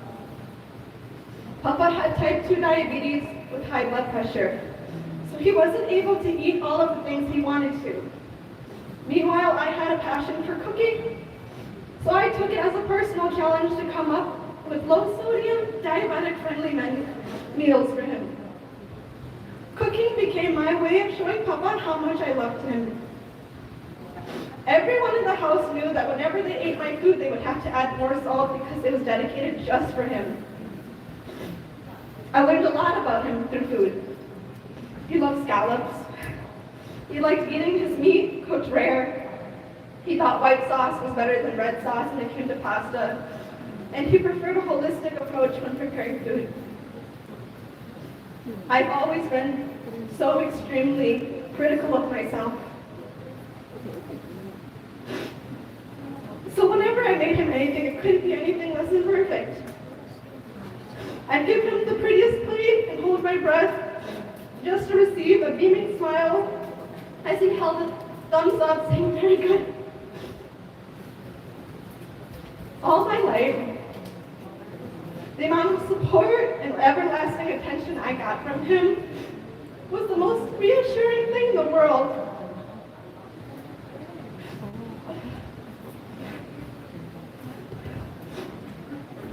Papa brought the word role model to a completely different level. I don't think I ever idolized anyone more than him. He became the vice president of Wat Nasaram. So from first grade to college, I became the president of every organization I possibly could. Papa was also a beautiful, well-spoken speaker. So I joined speech in hopes that I would be just as articulate as he was. He traveled and attended diplomatic conferences. So I traveled and took every leadership conference that came my way. Every single thing I did, I learned by example from him. But Papa was his own person. Although he had his own opinions and views, not once did he ever tell me how to think, or what to think, but how to think. He wanted us to think critically and take the route that best fits our own judgments, not over others. He was a force to be reckoned with, and naively, I always assumed that he would be around forever. When I found out that Papa had ALS, my world froze. It was at that moment that I knew that taking my time and enjoying the college experience was not an option for me. I wanted to get things done, and I wanted to get them done fast. There were so many things I owed to him, not because I had to, but because I wanted to. More than anything, I wanted him to see me get my bachelor's degree and get accepted to graduate school and get married. But I had to pick my battles. I hoped that he would be there for all my milestones, just as he always been my entire life. This summer, I decided to take summer classes. And it has now become the biggest regret of my life. For 2 months, I stayed in Winona. I drove back home every single weekend to see him. I didn't go to parties. I got ridiculed at school for being the only person wearing a mask. But for me, the risk of giving it to Papa was far too heavy. And I was concerned, as far as I was concerned, my life consisted of him and school. On July 10th, Papa asked me, when would I come back home to see him? He would ask me this question every single time I came home that weekend. And after each hug, I would answer, I will try to come back next weekend as soon as I can. However, on this particular day, instead, I told him, my last meeting is Sunday. So after the 17th, I will stay here and take care of you for the rest of my summer. Papa passed away that evening before I could get home to him. If I had known that he would leave this soon, I never would have left. The doctor had said he had 2 years, and for some reason I clung on to those 2 years, even though I knew he had less time. I just didn't want to believe it, so I thought that I could squish so many years of accomplishments down to 2. Papa was the glue that held my family together. That night, when he passed away, I heard the gut-wrenching sounds of my mom and Ye wailing for him to return. I saw my 2 uncles cry for the first time. And I listened to my sister desperately recalling the numerous conversations that Papa shared and that we will never have again as a daily occurrence. There are times where sometimes I forget that he's gone. And as soon as I open my door in the mornings, I no longer see him sitting by the computer for his virtual meetings with the temple. And I am haunted by the reality that I have lost a piece of me. Everything at home reminds me of him, and I can't help but feel this overwhelming sense of hopelessness. Papa left behind shoes that no one will ever come close to filling again. He developed a unified faith within the Cambodian community, not rooted in vanity, but from the resounding selfless passion that he had towards the good of prosperity for others.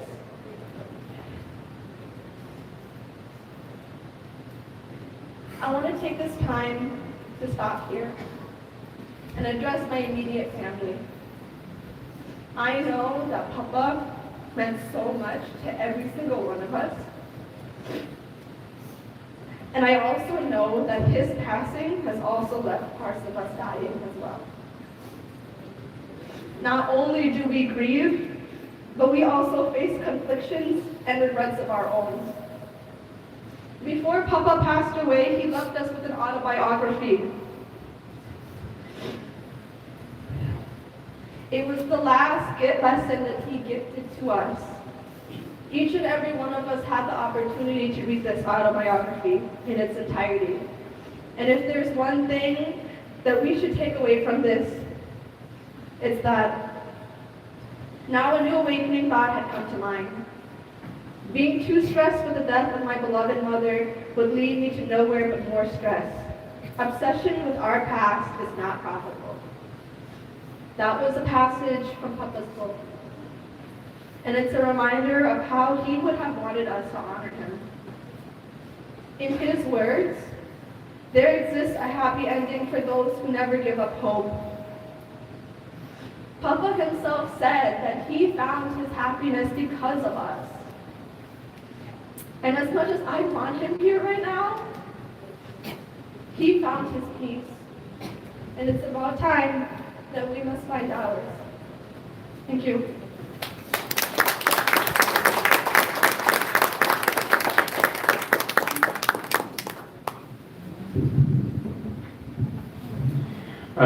Dương nông nhiên cái speaker tràn tiếtហើយអរគុណច្រើនចំពោះការអត់ធ្មត់ហើយបើសិនជាក្តៅត្រូវការទឹកអីទឹកមានបងប្អូនណាហើយខ្ញុំសង្ឃឹមថាយើងនឹងមានពេលគ្រប់គ្រាន់ដើម្បីជូនឱកាសនេះដល់បងប្អូនយើងដើម្បីមានប្រសាសន៍តទៅទៀតហើយជាបន្តមក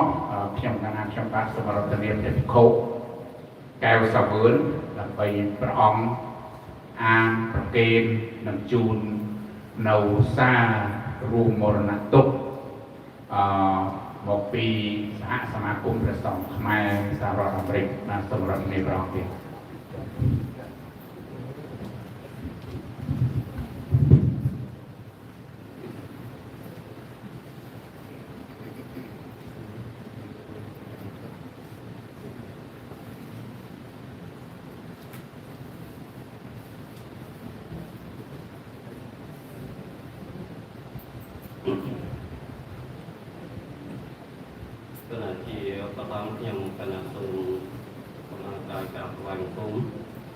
จะกู้แปรอัพที่มันมาสร้างแปรเกียรติการสมาคมสังคมสารดำเนินในเกียรติประจักษ์การว่ามีสาระดาวสลายกระดูกต่อไปในเจ้าลาหงพูดนักสมาการนักแปรตัวสอบสถานในว่ามีสาระดาวสลายกระดูกต่อไปนักการแปรหาท้ายเทรันรบอ้องดาวสลายกระดูกต่อไปในเจ้าลาทรงจึงรันตัวสารสอบอันตรายtrong khả năng phá một tuần niệm càng sự hướng lập nọ càng nàyคือตำนานเอาพุทธกาสมาคมประสานสมัยสารตำเลยvà đôi khiตำนานเอาความถูกแบบเทียนแปลอภิมณีบางสร้างขณะทรงออกกัดดันไปปานอ่านในซาลิคัดในโจรุ่มแม่ระนักตกพุทธกาสมาคมประสานสมัยสารตำเลยเคมูเรียนพุทธิสมังโซซารีอินยูเอสเอซาลิคัดโจรวมแม่ระนักตกคณะกรรมการปฏิบัติหนึ่งคณะกรรมการอายุบรมแจ้งสมาชิกปฏิกาสมาคมประสังคมสหรัฐอเมริกทรงโจรวมรวมเลยตกอย่างเปลี่ยนกล้องหนึ่งเสกได้สนอกอย่างไกลเลยจีมวยหนึ่งประสังคณะกรรมการโลกอาจารย์ปตบสัตจำนวนเชียงวอดมณีสตารามหนึ่งกรมครูสาสอบโลกูเป็นสานอัตตาอนุปเทียนหนึ่งเจียวดองกรมปรึกษาพิบาลวอดมณีสตารามตีกรองแฮมตันรอดมณีสตาร์แต่บางตัวอเมริกันการพิเปลงี้ไงอัตตบัวโรยคายอาซาชนำข้าวจับวาสักพุทธศักราชปี2566แต่เรื่องไงที่ตอบปรามปีคายกากดางานปี2022ขนมจนมียุจัดสปรามงานดาวโรกีปีดขนมเรียมคณะกรรมการปฏิบัติคณะกรรมการอายุหนึ่งสมาชิกปสสคเปิดจิเมียนหะระเตยสังเวชสอบได้จีอเตปะระมาจมพัวกาปากบองหนึ่งสมาชิกคณะกรรมการวอมิรุได้เมียนกระโดดประการดอกคูเอาตัวลงหนึ่งเมียนสนาไตขนมการตะงอม ជួយឧបត្ថម្ភព្រះសង្ឃនិងបណ្ដុះបណ្ដាលដល់បរិស័ទក្នុងសហគមន៍ខ្មែរឲ្យបានចេះដឹងនូវអក្សរសាស្ត្រវប្បធម៌ប្រពៃណីជាតិខ្មែរនៅលើទឹកដីសហរដ្ឋអាមេរិកនេះដោយអំណាចគុណព្រះរតនត្រ័យនិងបុណ្យកុសលទាំងឡាយខ្ញុំបកណាអាត្មាភាពយើងខ្ញុំសូមឧទ្ទិសនៅអត្ថមនុញ្ញផលដល់វិបាកវិញ្ញាណរបស់លោកអ៊ូពេងសានទទួលបានសោយសុខក្នុងសុគតិភពជាភយោភាពរហូតដល់ឋានរំលត់ទុកគឺព្រះនិព្វានវត្តមនីសតារាមថ្ងៃអង្គារ13រោច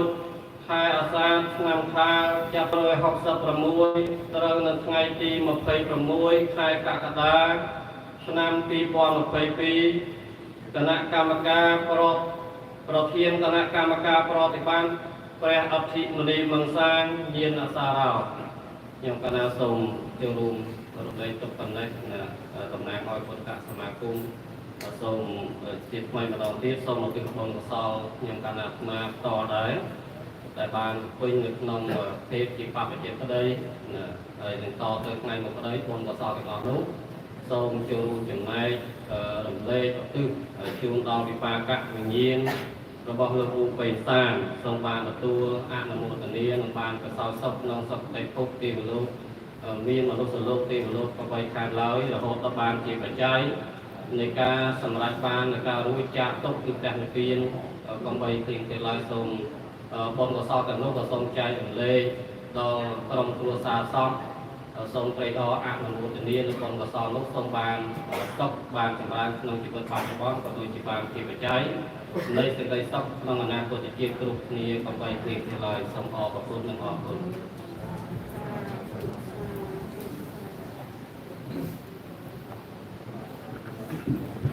កាមេរ៉ា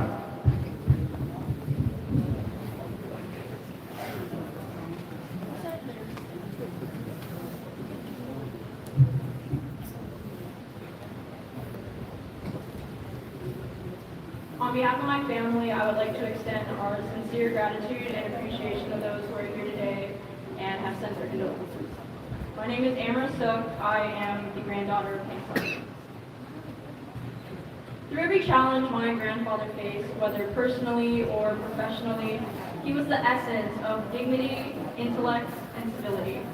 It's obvious that throughout his lifetime he suffered grievously, losing family members to disease and starvation, including his son and daughter. But the pace and quality of his work, his determination to fight for justice and liberation did not suffer. His remarkable fortitude has and will continue to be an inspiration for many. He not only served the Cambodian people in Minnesota, but he served his entire country with quintessential dedication. His work was as intricate as it was innovative, visionary, and dynamic. My grandfather had always been a man of the people, seeking social justice and striving for the greater good. He had a sharp brain, the kindness of souls, and brilliantly eccentric ways. This is what made him the most innovative and progressive man I have ever known. Peng San-u was far, far from old-fashioned. If you listened to what he said, if you took the time to understand what he stood for, you would know that when it came to his ideas, beliefs, and goals for the future, he was a man ahead of his time. He was among the most humble, radical, progressive, well-spoken, and revolutionary men out there. My grandfather never believed in socially policing the minutiae of people's thoughts to fit some sort of absolute orthodoxy. That instead, we must act in solidarity to achieve what we want. So instead of waiting for a perfected working class, we must organize and build up our community. It's clear that his philosophy worked, and we can see it in the community he helped build today. All my life, my grandfather was not just my teacher. He was a father figure to me. He was not only my greatest role model, he was my best friend. I will forever and always remember his perfect allegories that he had for every lesson he taught me. He wasn't just wise. Without even trying, he was also, truly, the funniest man I have ever known. The amount of knowledge my grandfather had was so awe-inspiring. He had an incredible ability to critically think. His thinking was disciplined, clear, rational, open-minded, and informed by evidence. This was because he was a continuous learner. He had a natural sense of curiosity about the world. He learned through reading, attending conferences, and listening to experts. He always put his ego aside in order to think about what is best for the overall organization and not just the individual. His goal was always to understand and then make a clear and rational decision that is best for the majority. He avoided analysis paralysis and listened to and considered unconventional opinions. More importantly, he truly analyzed himself. He had a willingness to change his views when provided with more information that allowed for a greater understanding. My grandfather was a free thinker as much as he was a Buddhist. He would quote, "Once you teach people to say what they do not understand, it is easy enough to get them to say anything you want." As the gently smiling Buddha beckons, don't just blindly believe in anyone's teachings, and you are more than welcome to doubt and inquire about his teachings too. My grandfather never taught me what to think. He taught me how to think. His teachings promoted and instilled critical thinking into the ways that I tackle problems today. Since my childhood, my grandfather lent me books to study the Buddhist teachings alongside him, and I have found them to be both humbling and inspiring. History is yet to see anyone more complete in compassion and wisdom, in word and deed. There were nights during my earlier years at my university that my grandfather would stay up with me until the early morning to help me study for my exams, whether it was history, French, mathematics. He inspired me to achieve at a level higher than I thought possible. His guidance and encouragement helped me discover a passion for learning and exploring. There were other nights when we would go over his collection of books in our basement, and he would reminisce over his favorites that he had to leave behind. He told me he regretted not being able to pass them on to me.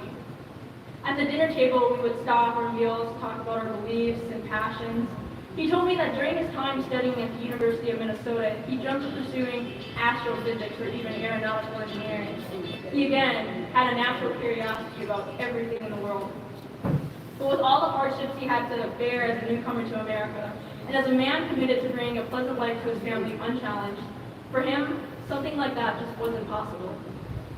It's because of this that my grandfather never derailed any of my dreams or goals. He always encouraged me to pursue my passion, or at least question how the constraints of certain industries align or conflict with my other goals and hobbies. My entire life, my grandfather has always been there for me. He was at every band concert and every dance recital. He raised me into the person that I am today. He was my best friend, my shelter, my entire world. He was an affectionate and loving man towards my sister and I. He never missed an opportunity to tell us how much he loved us, how proud he was of the woman we've become. I still remember the day I sat by his side reviewing the autobiography that he spent countless nights writing. He took the time with tears in his eyes to hold me and express to me his unconditional love. He told me that he hopes his karma was good enough so that he could be reincarnated into a life with all of us again. Some other memories that I had with my grandfather were the nights I would spend countless hours with him discussing culture, politics, history, philosophy. He believed that philosophy is the enlightenment of our human condition, that it is meaningful because it breaks us from a mechanical pattern, and it allows you to be more than just a machine. It gives you independence. You can think for yourself independently of what others say, not yielding to existing fashions if your considered belief is that they are wrong, and neither you need to be bothered by their impractical sense of practicality. It gives you an intellectual and emotional discipline to think correctly and rationally, even when your emotions tend to distort your perception, allowing you to keep your head even when others are losing theirs. About a year ago, when we were browsing over his books,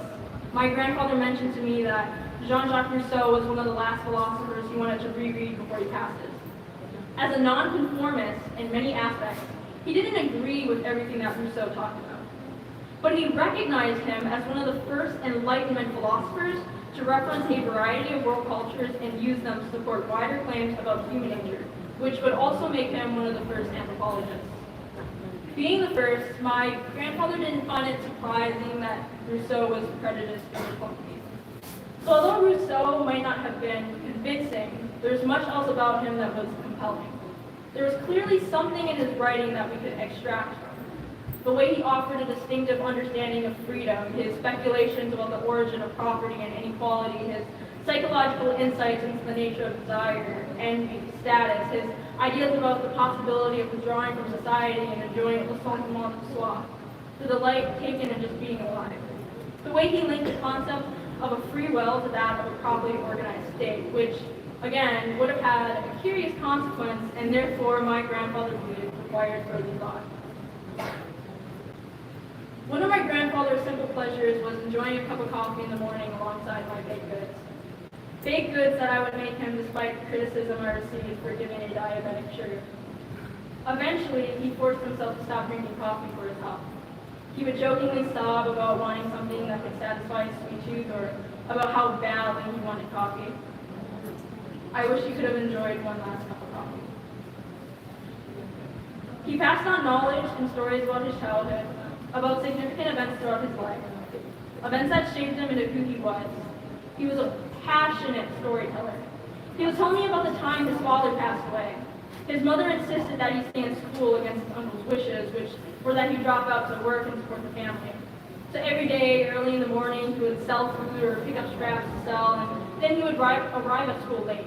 He would use paper clips to keep his shirt intact when the buttons fell off. His teachers would constantly scold him. And then, when school was over, he would study under the streetlights. One day, his teacher threw one of his only textbooks out the window for him to go fetch out of anger. Eventually, his teacher would see him one morning picking scraps early to sell. My grandpa still recalls his face, the sheer regret and guilt he felt when he saw my grandpa that morning. I wish I could have told him that for all my life, I'll keep with me memories of us two, and how lucky I have been to have a grandpa like you. How lucky I have been to have lived under the same roof as you my entire life. I can still recall every morning you would mourn the loss of your son and daughter, victims of the genocide in Cambodia, which resulted in millions of people succumbing to starvation and executions at the hands of the Khmer Rouge some 40 years ago. The way you would leave a small cup of food after every meal for them because you knew they were hungry when they passed away. It's clear that the ones who suffer the most are the ones who have no choice. You are a strong, virtuous, and honorable man. I'll miss the way you would iron your clothes in our basement each morning. I'll miss hearing you wake up from the other room over to start your day with a book. I'll miss sneaking past you while you were in your online meetings. I'll miss admiring you speak. I'll miss the small meals that you cooked. I'll miss the day you taught me how to tie a tie. I'll miss your gentle knocks on my bedroom door as you would ask for technical assistance. I'll miss playing the piano with you while you attempted to sing or drum alongside me. I'll miss the way you would start all of your text messages with, "To my dearest Amara," and end with the words, "As always, to my cutest human, love from Papa." Words cannot express how much I love you, how much I miss you. We shared a special bond like none other. You were my best friend. You were my closest friend. You are a father to me. I feel like I lost a part of myself when you died. Where you used to be, there is a hole in the world which I find myself constantly walking around in the daytime and falling in at night. You are my shoulder to cry on. The only person who could ease my worries.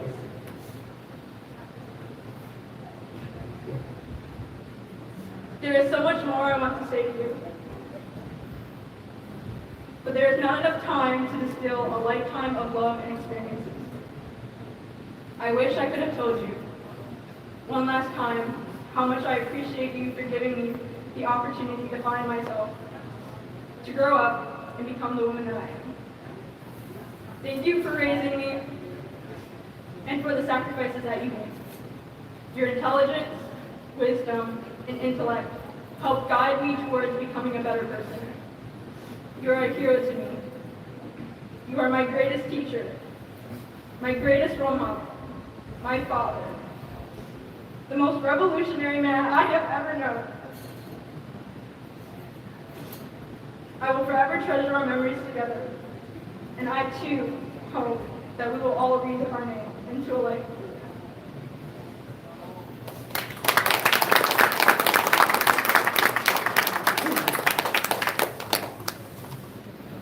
Thank you very much.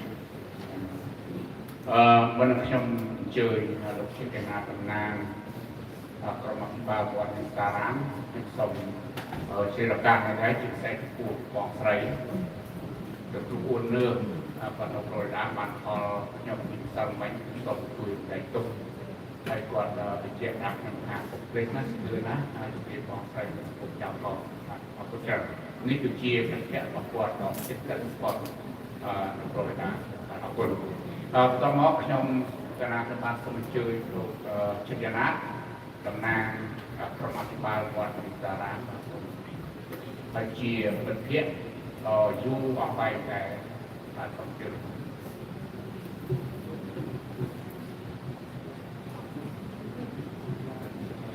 បន្ទាប់ពីលោកជាកណាគឺខ្ញុំសូមអញ្ជើញលោកសុធាពូចno I'm sorry លោកយនយ៉ាងលោកយនយ៉ាងហើយលោកសុធាពូចបន្ទាប់ពីសុធាពូចមកគឺសេចក្ដីរាជនៃតំណាងដែលសិលធម៌សូមអញ្ជើញ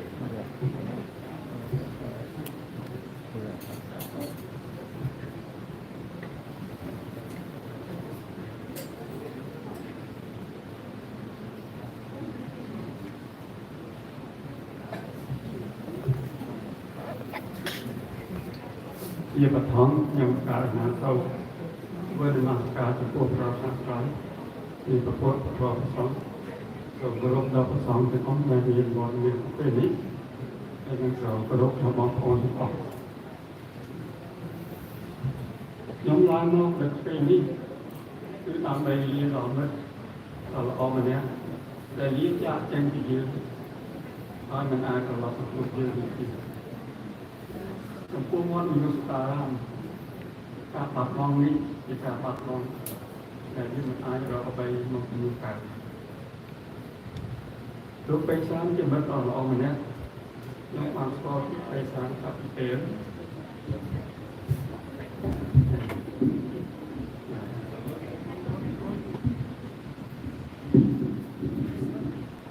ខ្ញុំស្គាល់លោកបេសានតាំងពីពេលដែលលោកបេសានមកដល់រដ្ឋលីស្បតាលោកបេសាននឹងខ្ញុំតែងធ្វើការជាមួយគ្នាជួយដល់ជនភៀសខ្លួនតាមរយៈMinnesota Cambodian American Association ជាសមាគមខ្មែរណែនាំ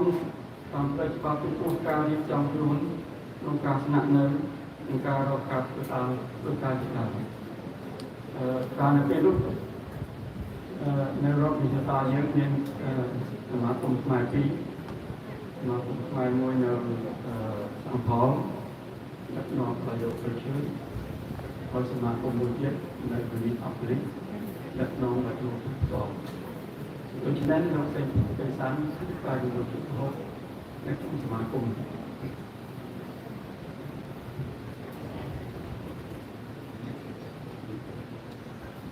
ការរៀបចំជួយវត្តបេសានដែលទទួលបន្ទុកធំដូចជាទទួលខុសត្រូវរៀបចំពិធីបុណ្យនិងចាក់ចងខាងផ្នែកសន្តិសុខជាដើមនៅពេលខ្ញុំត្រូវការអ្វីមួយដូចជាបកប្រែពីភាសាអង់គ្លេសមកខ្មែរខ្ញុំតែពឹងពាក់លោកបេសានឲ្យជួយការចេះដឹងរបស់លោកបេសាននៃភាសាខ្មែរគឺជ្រៅជ្រះគួរឲ្យកត់សម្គាល់បេសានហើយចេះភាសាបល័យទៀតផងក្រោយពីនេះបេសានមានការចងចាំច្រើនពីព្រឹត្តិការណ៍ក្នុងប្រទេសកម្ពុជាយើងក្នុងសម័យសបាយក៏ដូចជាសម័យមានទុក្ខគុណសម្បត្តិរបស់បេសានមានច្រើនទៀតខ្ញុំសូមស្រែកតាមនេះចុះដូចយើងឃើញស្រាប់ ការរៀបចំក្នុងមាត់ក្នុងថ្ងៃនេះមានលក្ខណៈពិសេសពីកិត្តិយសរបស់អ្នកដែលមានគុណសម្បត្តិពិសេសដូចជាលោកបេសានេះឯងដែលមានចំណេះឲ្យជួនអនុវត្តក្នុងផ្នែកសាសនាភាសារបស់កិច្ចសង្គមកិច្ចលក្ខណៈក្នុងនាមចុងក្រោយនេះក្នុងនាមក្រុមអភិបាលវត្តនិងក្នុងនាមខ្ញុំផ្ទាល់ខ្ញុំសូមថ្លែងសេចក្តីអរគុណពីចុងក្រោយដល់លោកបេសាហើយសូមអរដំណើររបស់លោកចេញយើងទាំងអស់គ្នាទៅឲ្យជួបតែប្រតិគុកហើយសូមបានជួបសម្បត្តិដីគឺសម្បត្តិលោកសម្បត្តិទេតាមរហូតដល់ព្រះរាជាសូមអរគុណ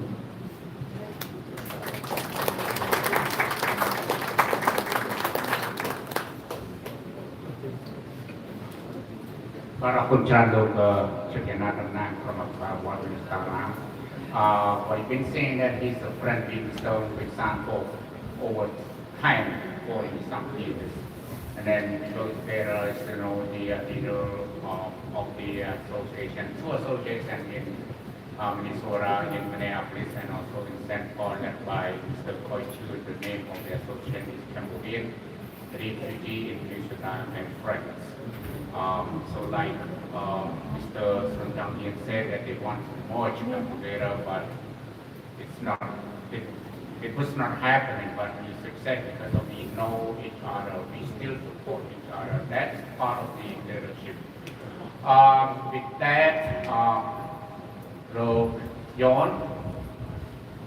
Lok Yon គឺជាប្រធានរបស់យុខេសហសមាគមខ្មែរនៅរដ្ឋ Minnesota សូមជឿ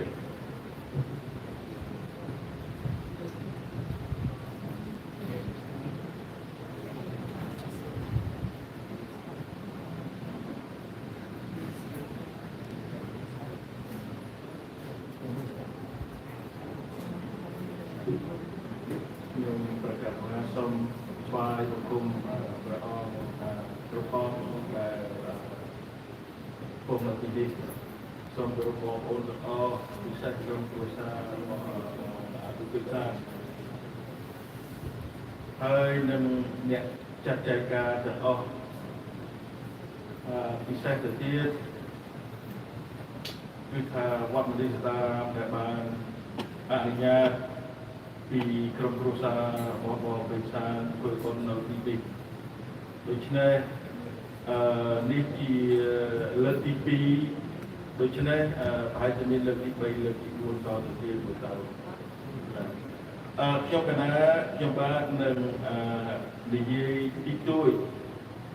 ហើយចំពោះបងប្អូនហើយនឹងក្រុមគ្រួសារបងបេសានហើយជានៅចាំថ្ងៃធ្វើបុណ្យ ចម្រើនអាយុរបស់គាត់ពេលដែលខ្ញុំនិយាយចប់បងពេញសានសវ៉ាឡើងហើយពេលនោះលោកស៊ីធឿនហើយនឹងខ្ញុំចាប់គាត់មកខាងម្នាក់ឲ្យគាត់និយាយគាត់ផ្ដាំខ្ញុំមួយគាត់ថាយន់សូមឲ្យសហសមាគមខ្មែរជួយ អ្នកណាតែអត់អាចជួយខ្លួនឯងបានបាទហើយខ្ញុំសូមជម្រាបហើយនឹងជូនទៅដល់វិញ្ញាណក្ខន្ធរបស់លោកអ៊ូបេសានថាខ្ញុំធ្វើបានបាទអញ្ចឹងម្ដងទៀតយើងបានស្ដាប់អំពីប្រវត្តិរបស់លោកអ៊ូបេសានជាមនុស្សយ៉ាងម៉េចជាបុគ្គលយ៉ាងម៉េច ជាប្តីយ៉ាងម៉េចជាឪពុកជាជីដូនជីតាយ៉ាងម៉េចអស់ហើយខ្ញុំអត់បាច់ជម្រាបជូនទេប៉ុន្តែខ្ញុំគាត់ដែលជម្រាបជូនថាគាត់ជាបុគ្គលម្នាក់ដែលគួរគោរពហើយនឹងធ្វើតាមអញ្ចឹងហើយបានជាគាត់សុំខ្ញុំជម្រាបទៅគាត់ទៅវិញថាខ្ញុំធ្វើបានដូច្នេះនេះជាសាររបស់ខ្ញុំថ្ងៃនេះ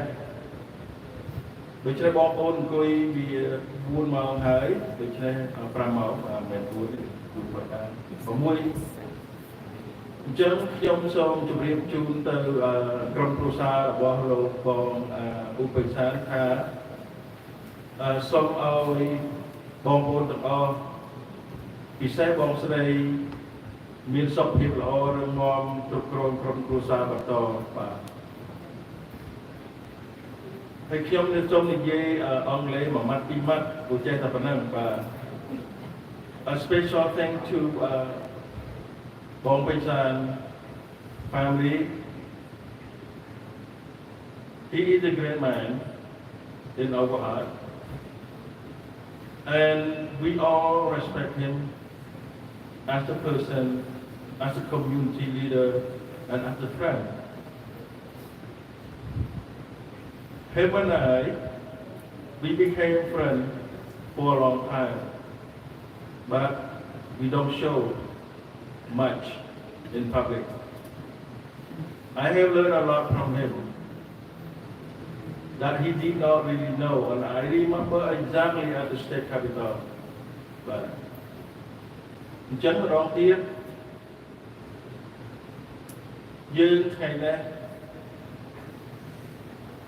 យើងមកធ្វើបុណ្យមួយជាទុករបស់ក្រុមគ្រួសារតែក៏ជាយើងទាំងអស់គ្នាមក celebrate the life of Upaisan also, and may his soul rest in peace, and thank you and all good so to be here.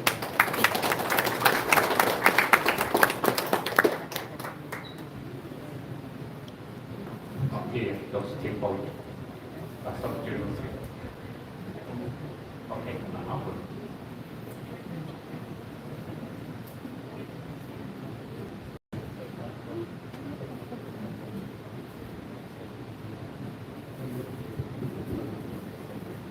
ที่มกะนาจุอาสมตัวแต่แต่ตัวของที่มันเป็นที่ตัวมันเป็นที่ของสอบของสมที่เป็นสูงให้ที่ของสูงตกมันตกมันตกลงมาตัวแต่มันตัวรูปของมันที่เป็นខ្ញុំគិតឃើញថាយើងបានស្ដាប់កម្មវិបាយរបស់របស់អង្គចារ្យមានថាខ្ញុំក៏និយាយចំណាយរួមចំណែកមួយដែរថាជាការសោកស្ដាយគឺទីបំផុតការបាត់បង់របស់អង្គសារនេះគឺដូចជាការបាត់បង់ធនធានមនុស្សដ៏សំខាន់មួយនៅក្នុងសហគមន៍នេះក៏ជាប្រវត្តិរបស់មួយដែលយើងត្រូវការបំផុតក្នុងសហគមន៍យើងដើម្បីការអភិវឌ្ឍទៅមុខអញ្ចឹងខ្ញុំបដាខ្ញុំបានសូមទោសដល់ប្រសិនបើខ្ញុំមានការខុសឆ្គងយ៉ាងណាទេដែលអង្គមានជីវិតខ្ញុំសូមទោសខ្ញុំទោសហើយខ្ញុំសូមអរគុណអ្វីដែលអង្គបានឲ្យអវានឹងដឹកនាំការរស់នៅរបស់ខ្ញុំ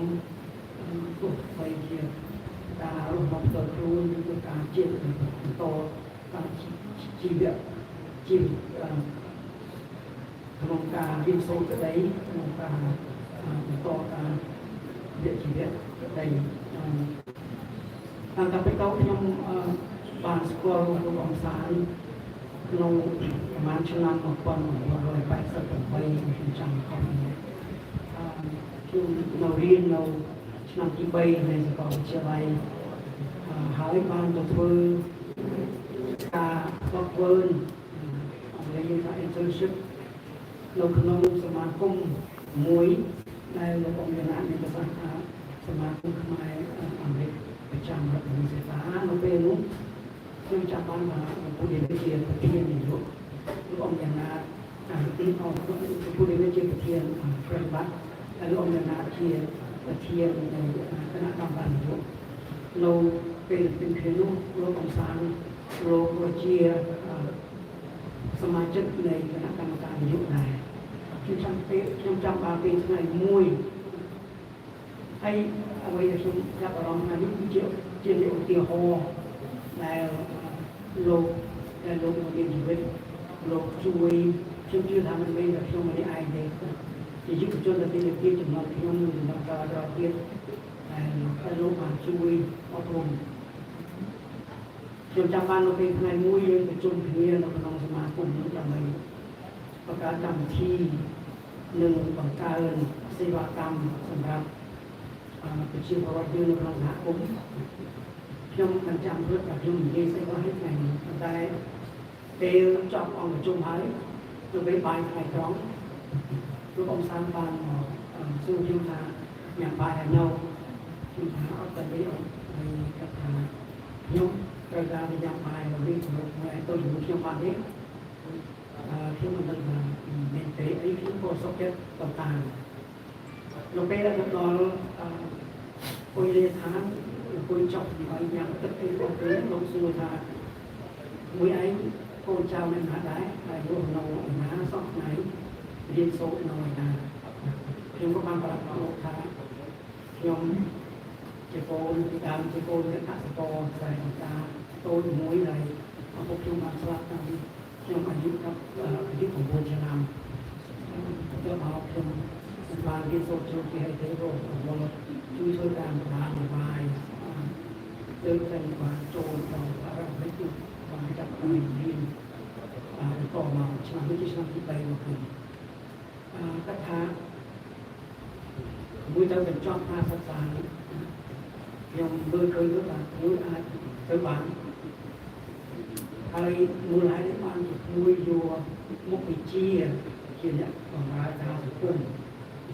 ខ្ញុំថាគាត់បងថាអ៊ំខ្ញុំជាកូនអ្នកតមិនមានធនធានហើយមិនបានរៀនសូត្រអនុវិទ្យាល័យដើម្បីជាគ្រឹះស្ថាននៃការអប់រំបានទៅស្គាល់លេខខ្ញុំមកដល់ថារដ្ឋនេះបានចូលរៀនអនុវិទ្យាល័យនេះខ្ញុំចាប់បានរៀនសាកលវិទ្យាល័យទាំងកងដូច្នេះភាសាក៏មិនមែនជាភាសារបស់ខ្លួនហើយខ្ញុំមិនមានសមត្ថភាពអីនឹងធ្វើឲ្យធំដុំប្រទេសក៏ទៅខ្ញុំចប់សាកលវិទ្យាល័យខ្ញុំអន់ហើយគឺតែខ្ញុំថាយើងកុំទៅវាយតម្លៃខ្លួនឯងចឹងមួយក៏គិតថានៅឱកាសនេះណាយើងនៅប្រទេសមានឱកាសហើយជួយចិត្តមួយអាចធ្វើបានប៉ុន្តែមកយើងក៏ពិភាក្សាពីក្រុមសិក្សាការសួរសុខទុក្ខធម្មតាឬក៏បាយជាទៅប៉ុន្តែរៀងរាល់ខែរៀងរាល់ពីអាទិត្យម្ដងឬមួយខែម្ដងតែតែនេះគឺសម្រាប់ទីថាយើងធ្វើបាយជាមួយគ្នាមួយតែឲ្យជុំទៅដល់กันជុំទៅដល់กันហើយយើងបាយជុំគ្នាថ្ងៃមួយពេលដែលពិភាក្សាគ្នាខ្ញុំក៏ចប់សាកលវិទ្យាល័យសម្រាប់ព្រះអង្គខ្ញុំចប់ហើយគិតថាល្អប៉ុន្តែត្រូវខំបន្តទៅទៀតហើយខ្ញុំអត់ថាអង្គខ្ញុំមិនមានសមត្ថភាពទេក្នុងភាសាជាភាសាទី2ដែលខ្ញុំថាអាចយកបានហើយខ្ញុំមិនថាទៅរៀនបន្តឲ្យទៅមុខទៀតបានតែគេថាគួរតែរៀនបន្តទៅខ្ញុំមើលឃើញថាមួយអាចមានសមត្ថភាពត្រូវដល់ចង់រៀនតទៅមុខខ្ញុំគិតថាមួយឯងត្រូវរៀនខាងច្បាប់ហើយបើរៀនខាងច្បាប់យើងទៅគិតខ្ញុំសង្កល់មើលឃើញថាបើសិនជាយើងជាប់មហាវិទ្យាល័យច្បាប់យើងមើលបញ្ហាអីមួយហ្នឹងគឺយើងមើលជារូបភាពត្រង់ត្រេងធំយើងអាចយល់បញ្ហាយើងអាចជួយដោះស្រាយបញ្ហាបានខ្ញុំតាំងពីថាខ្ញុំប្រហែលជាមានសមត្ថភាពបងយ៉ាងទៀតវិទ្យាសាស្ត្រភាសាក៏អត់សូវចេះហើយថាពីការក៏អត់មានទេរៀនសាកលវិទ្យាល័យទៅជាពាក្យវិញគាត់ថាស្ដាប់ខ្ញុំ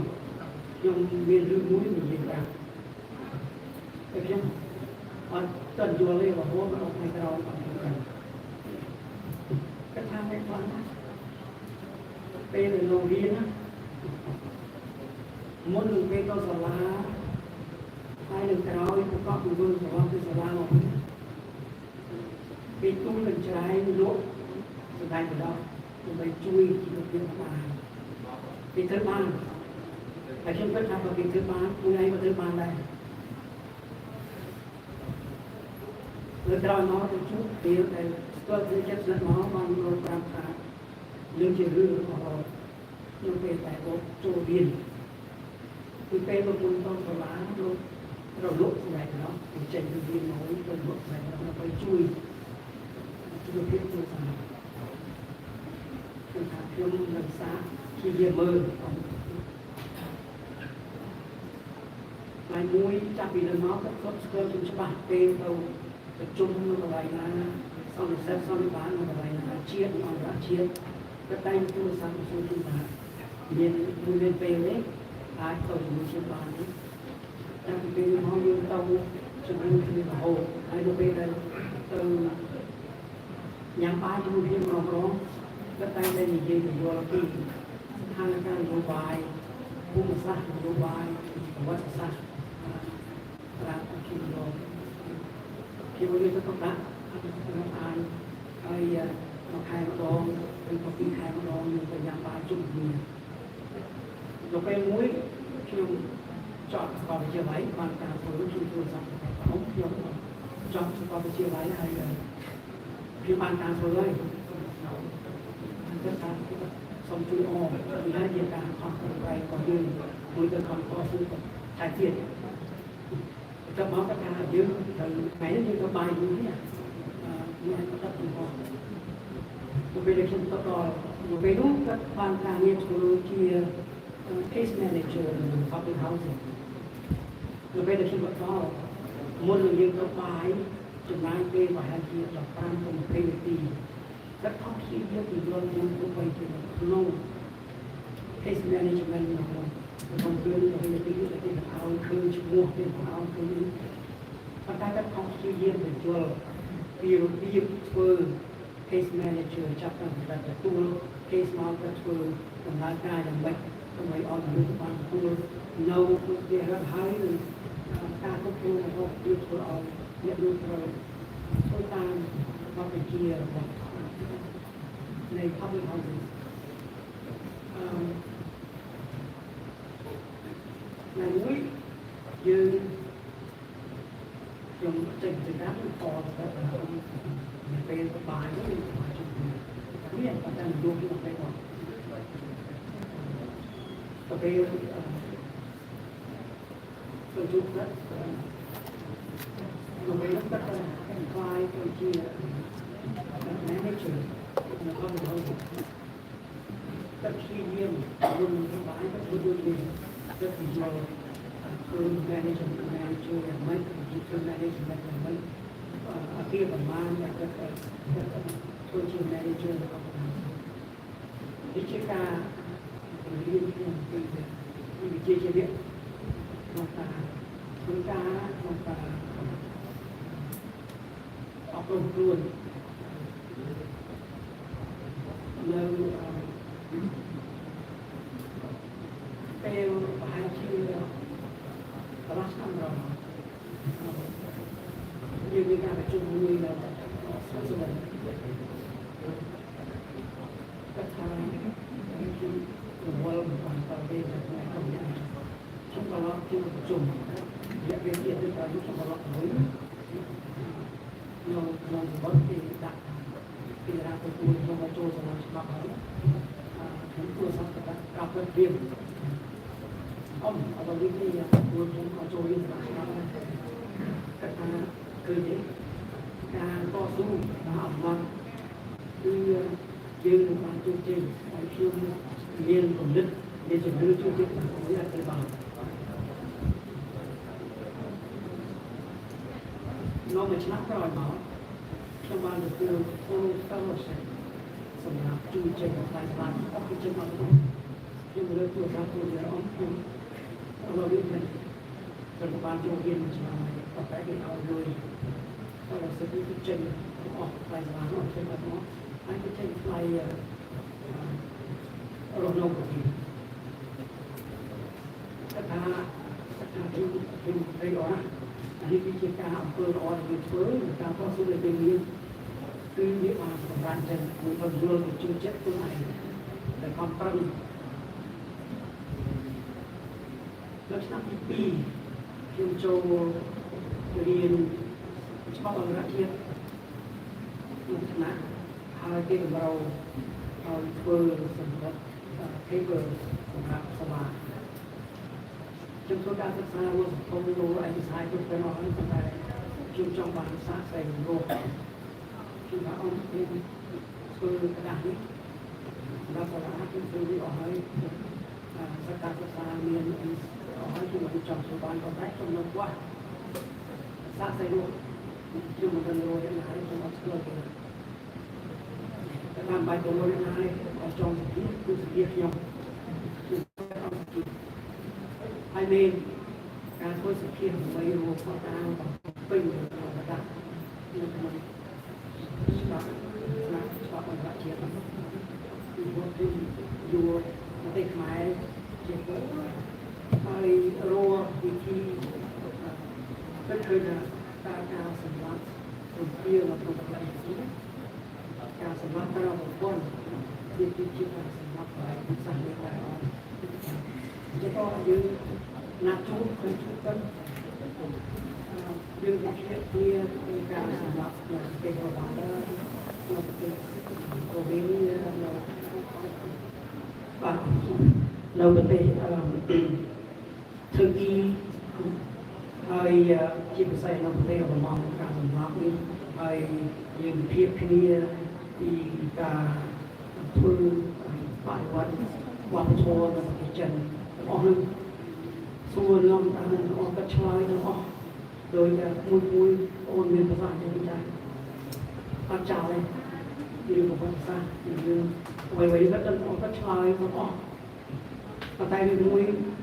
និយាយដូចមួយមានសូត្រប្រវត្តិទៅរូបរបស់អង្គភាពមិនចឹងជាដល់រឿងមួយគឺរឿងការបង្កើតសហព័ន្ធមនុស្សចិនមុនខ្ញុំបន្ថែមទៀតគឺខ្ញុំសូមខាងបីទៅទៅប្រសិនបើខ្ញុំនិយាយទៅប៉ះពាល់ដល់អារម្មណ៍របស់អង្គនិយាយបងប្អូនអស់ទេសភាពទៅគាត់ថាការបង្កើតសហព័ន្ធមនុស្សចិន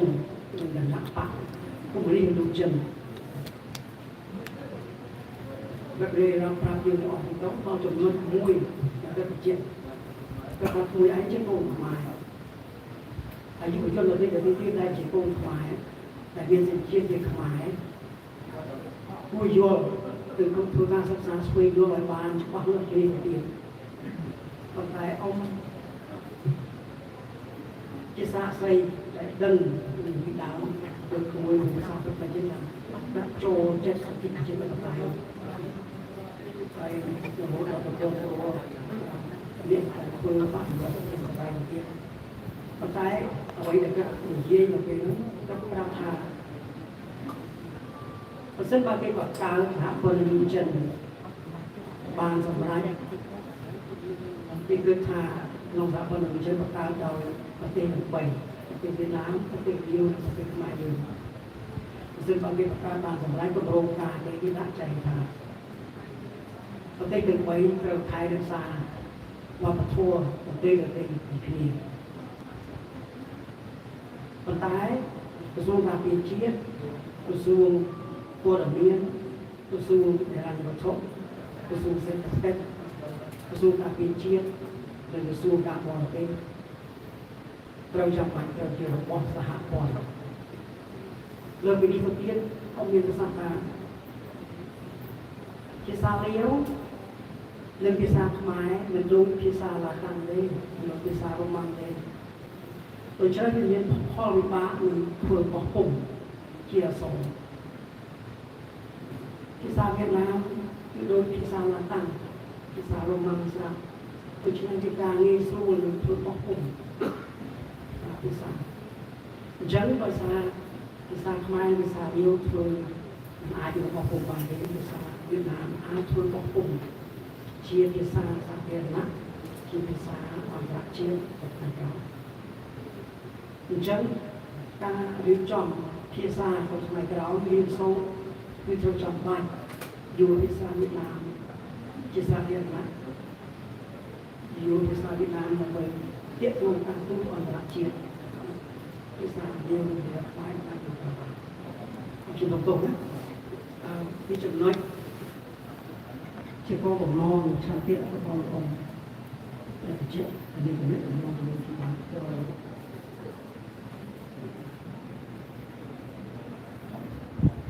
មួយឆ្នាំក្រោយមកខ្ញុំចង់សម្រាប់ខ្ញុំរាប់ពលរដ្ឋកម្ពុជាអស់ខ្ញុំចង់ដែរผมทำนี่คือทุกข้อละออกนะครับข้อเสนอของเรื่องของผมไปลงคุยตอนแรกผมต้องทำโทรทำผมอยู่ดนตรี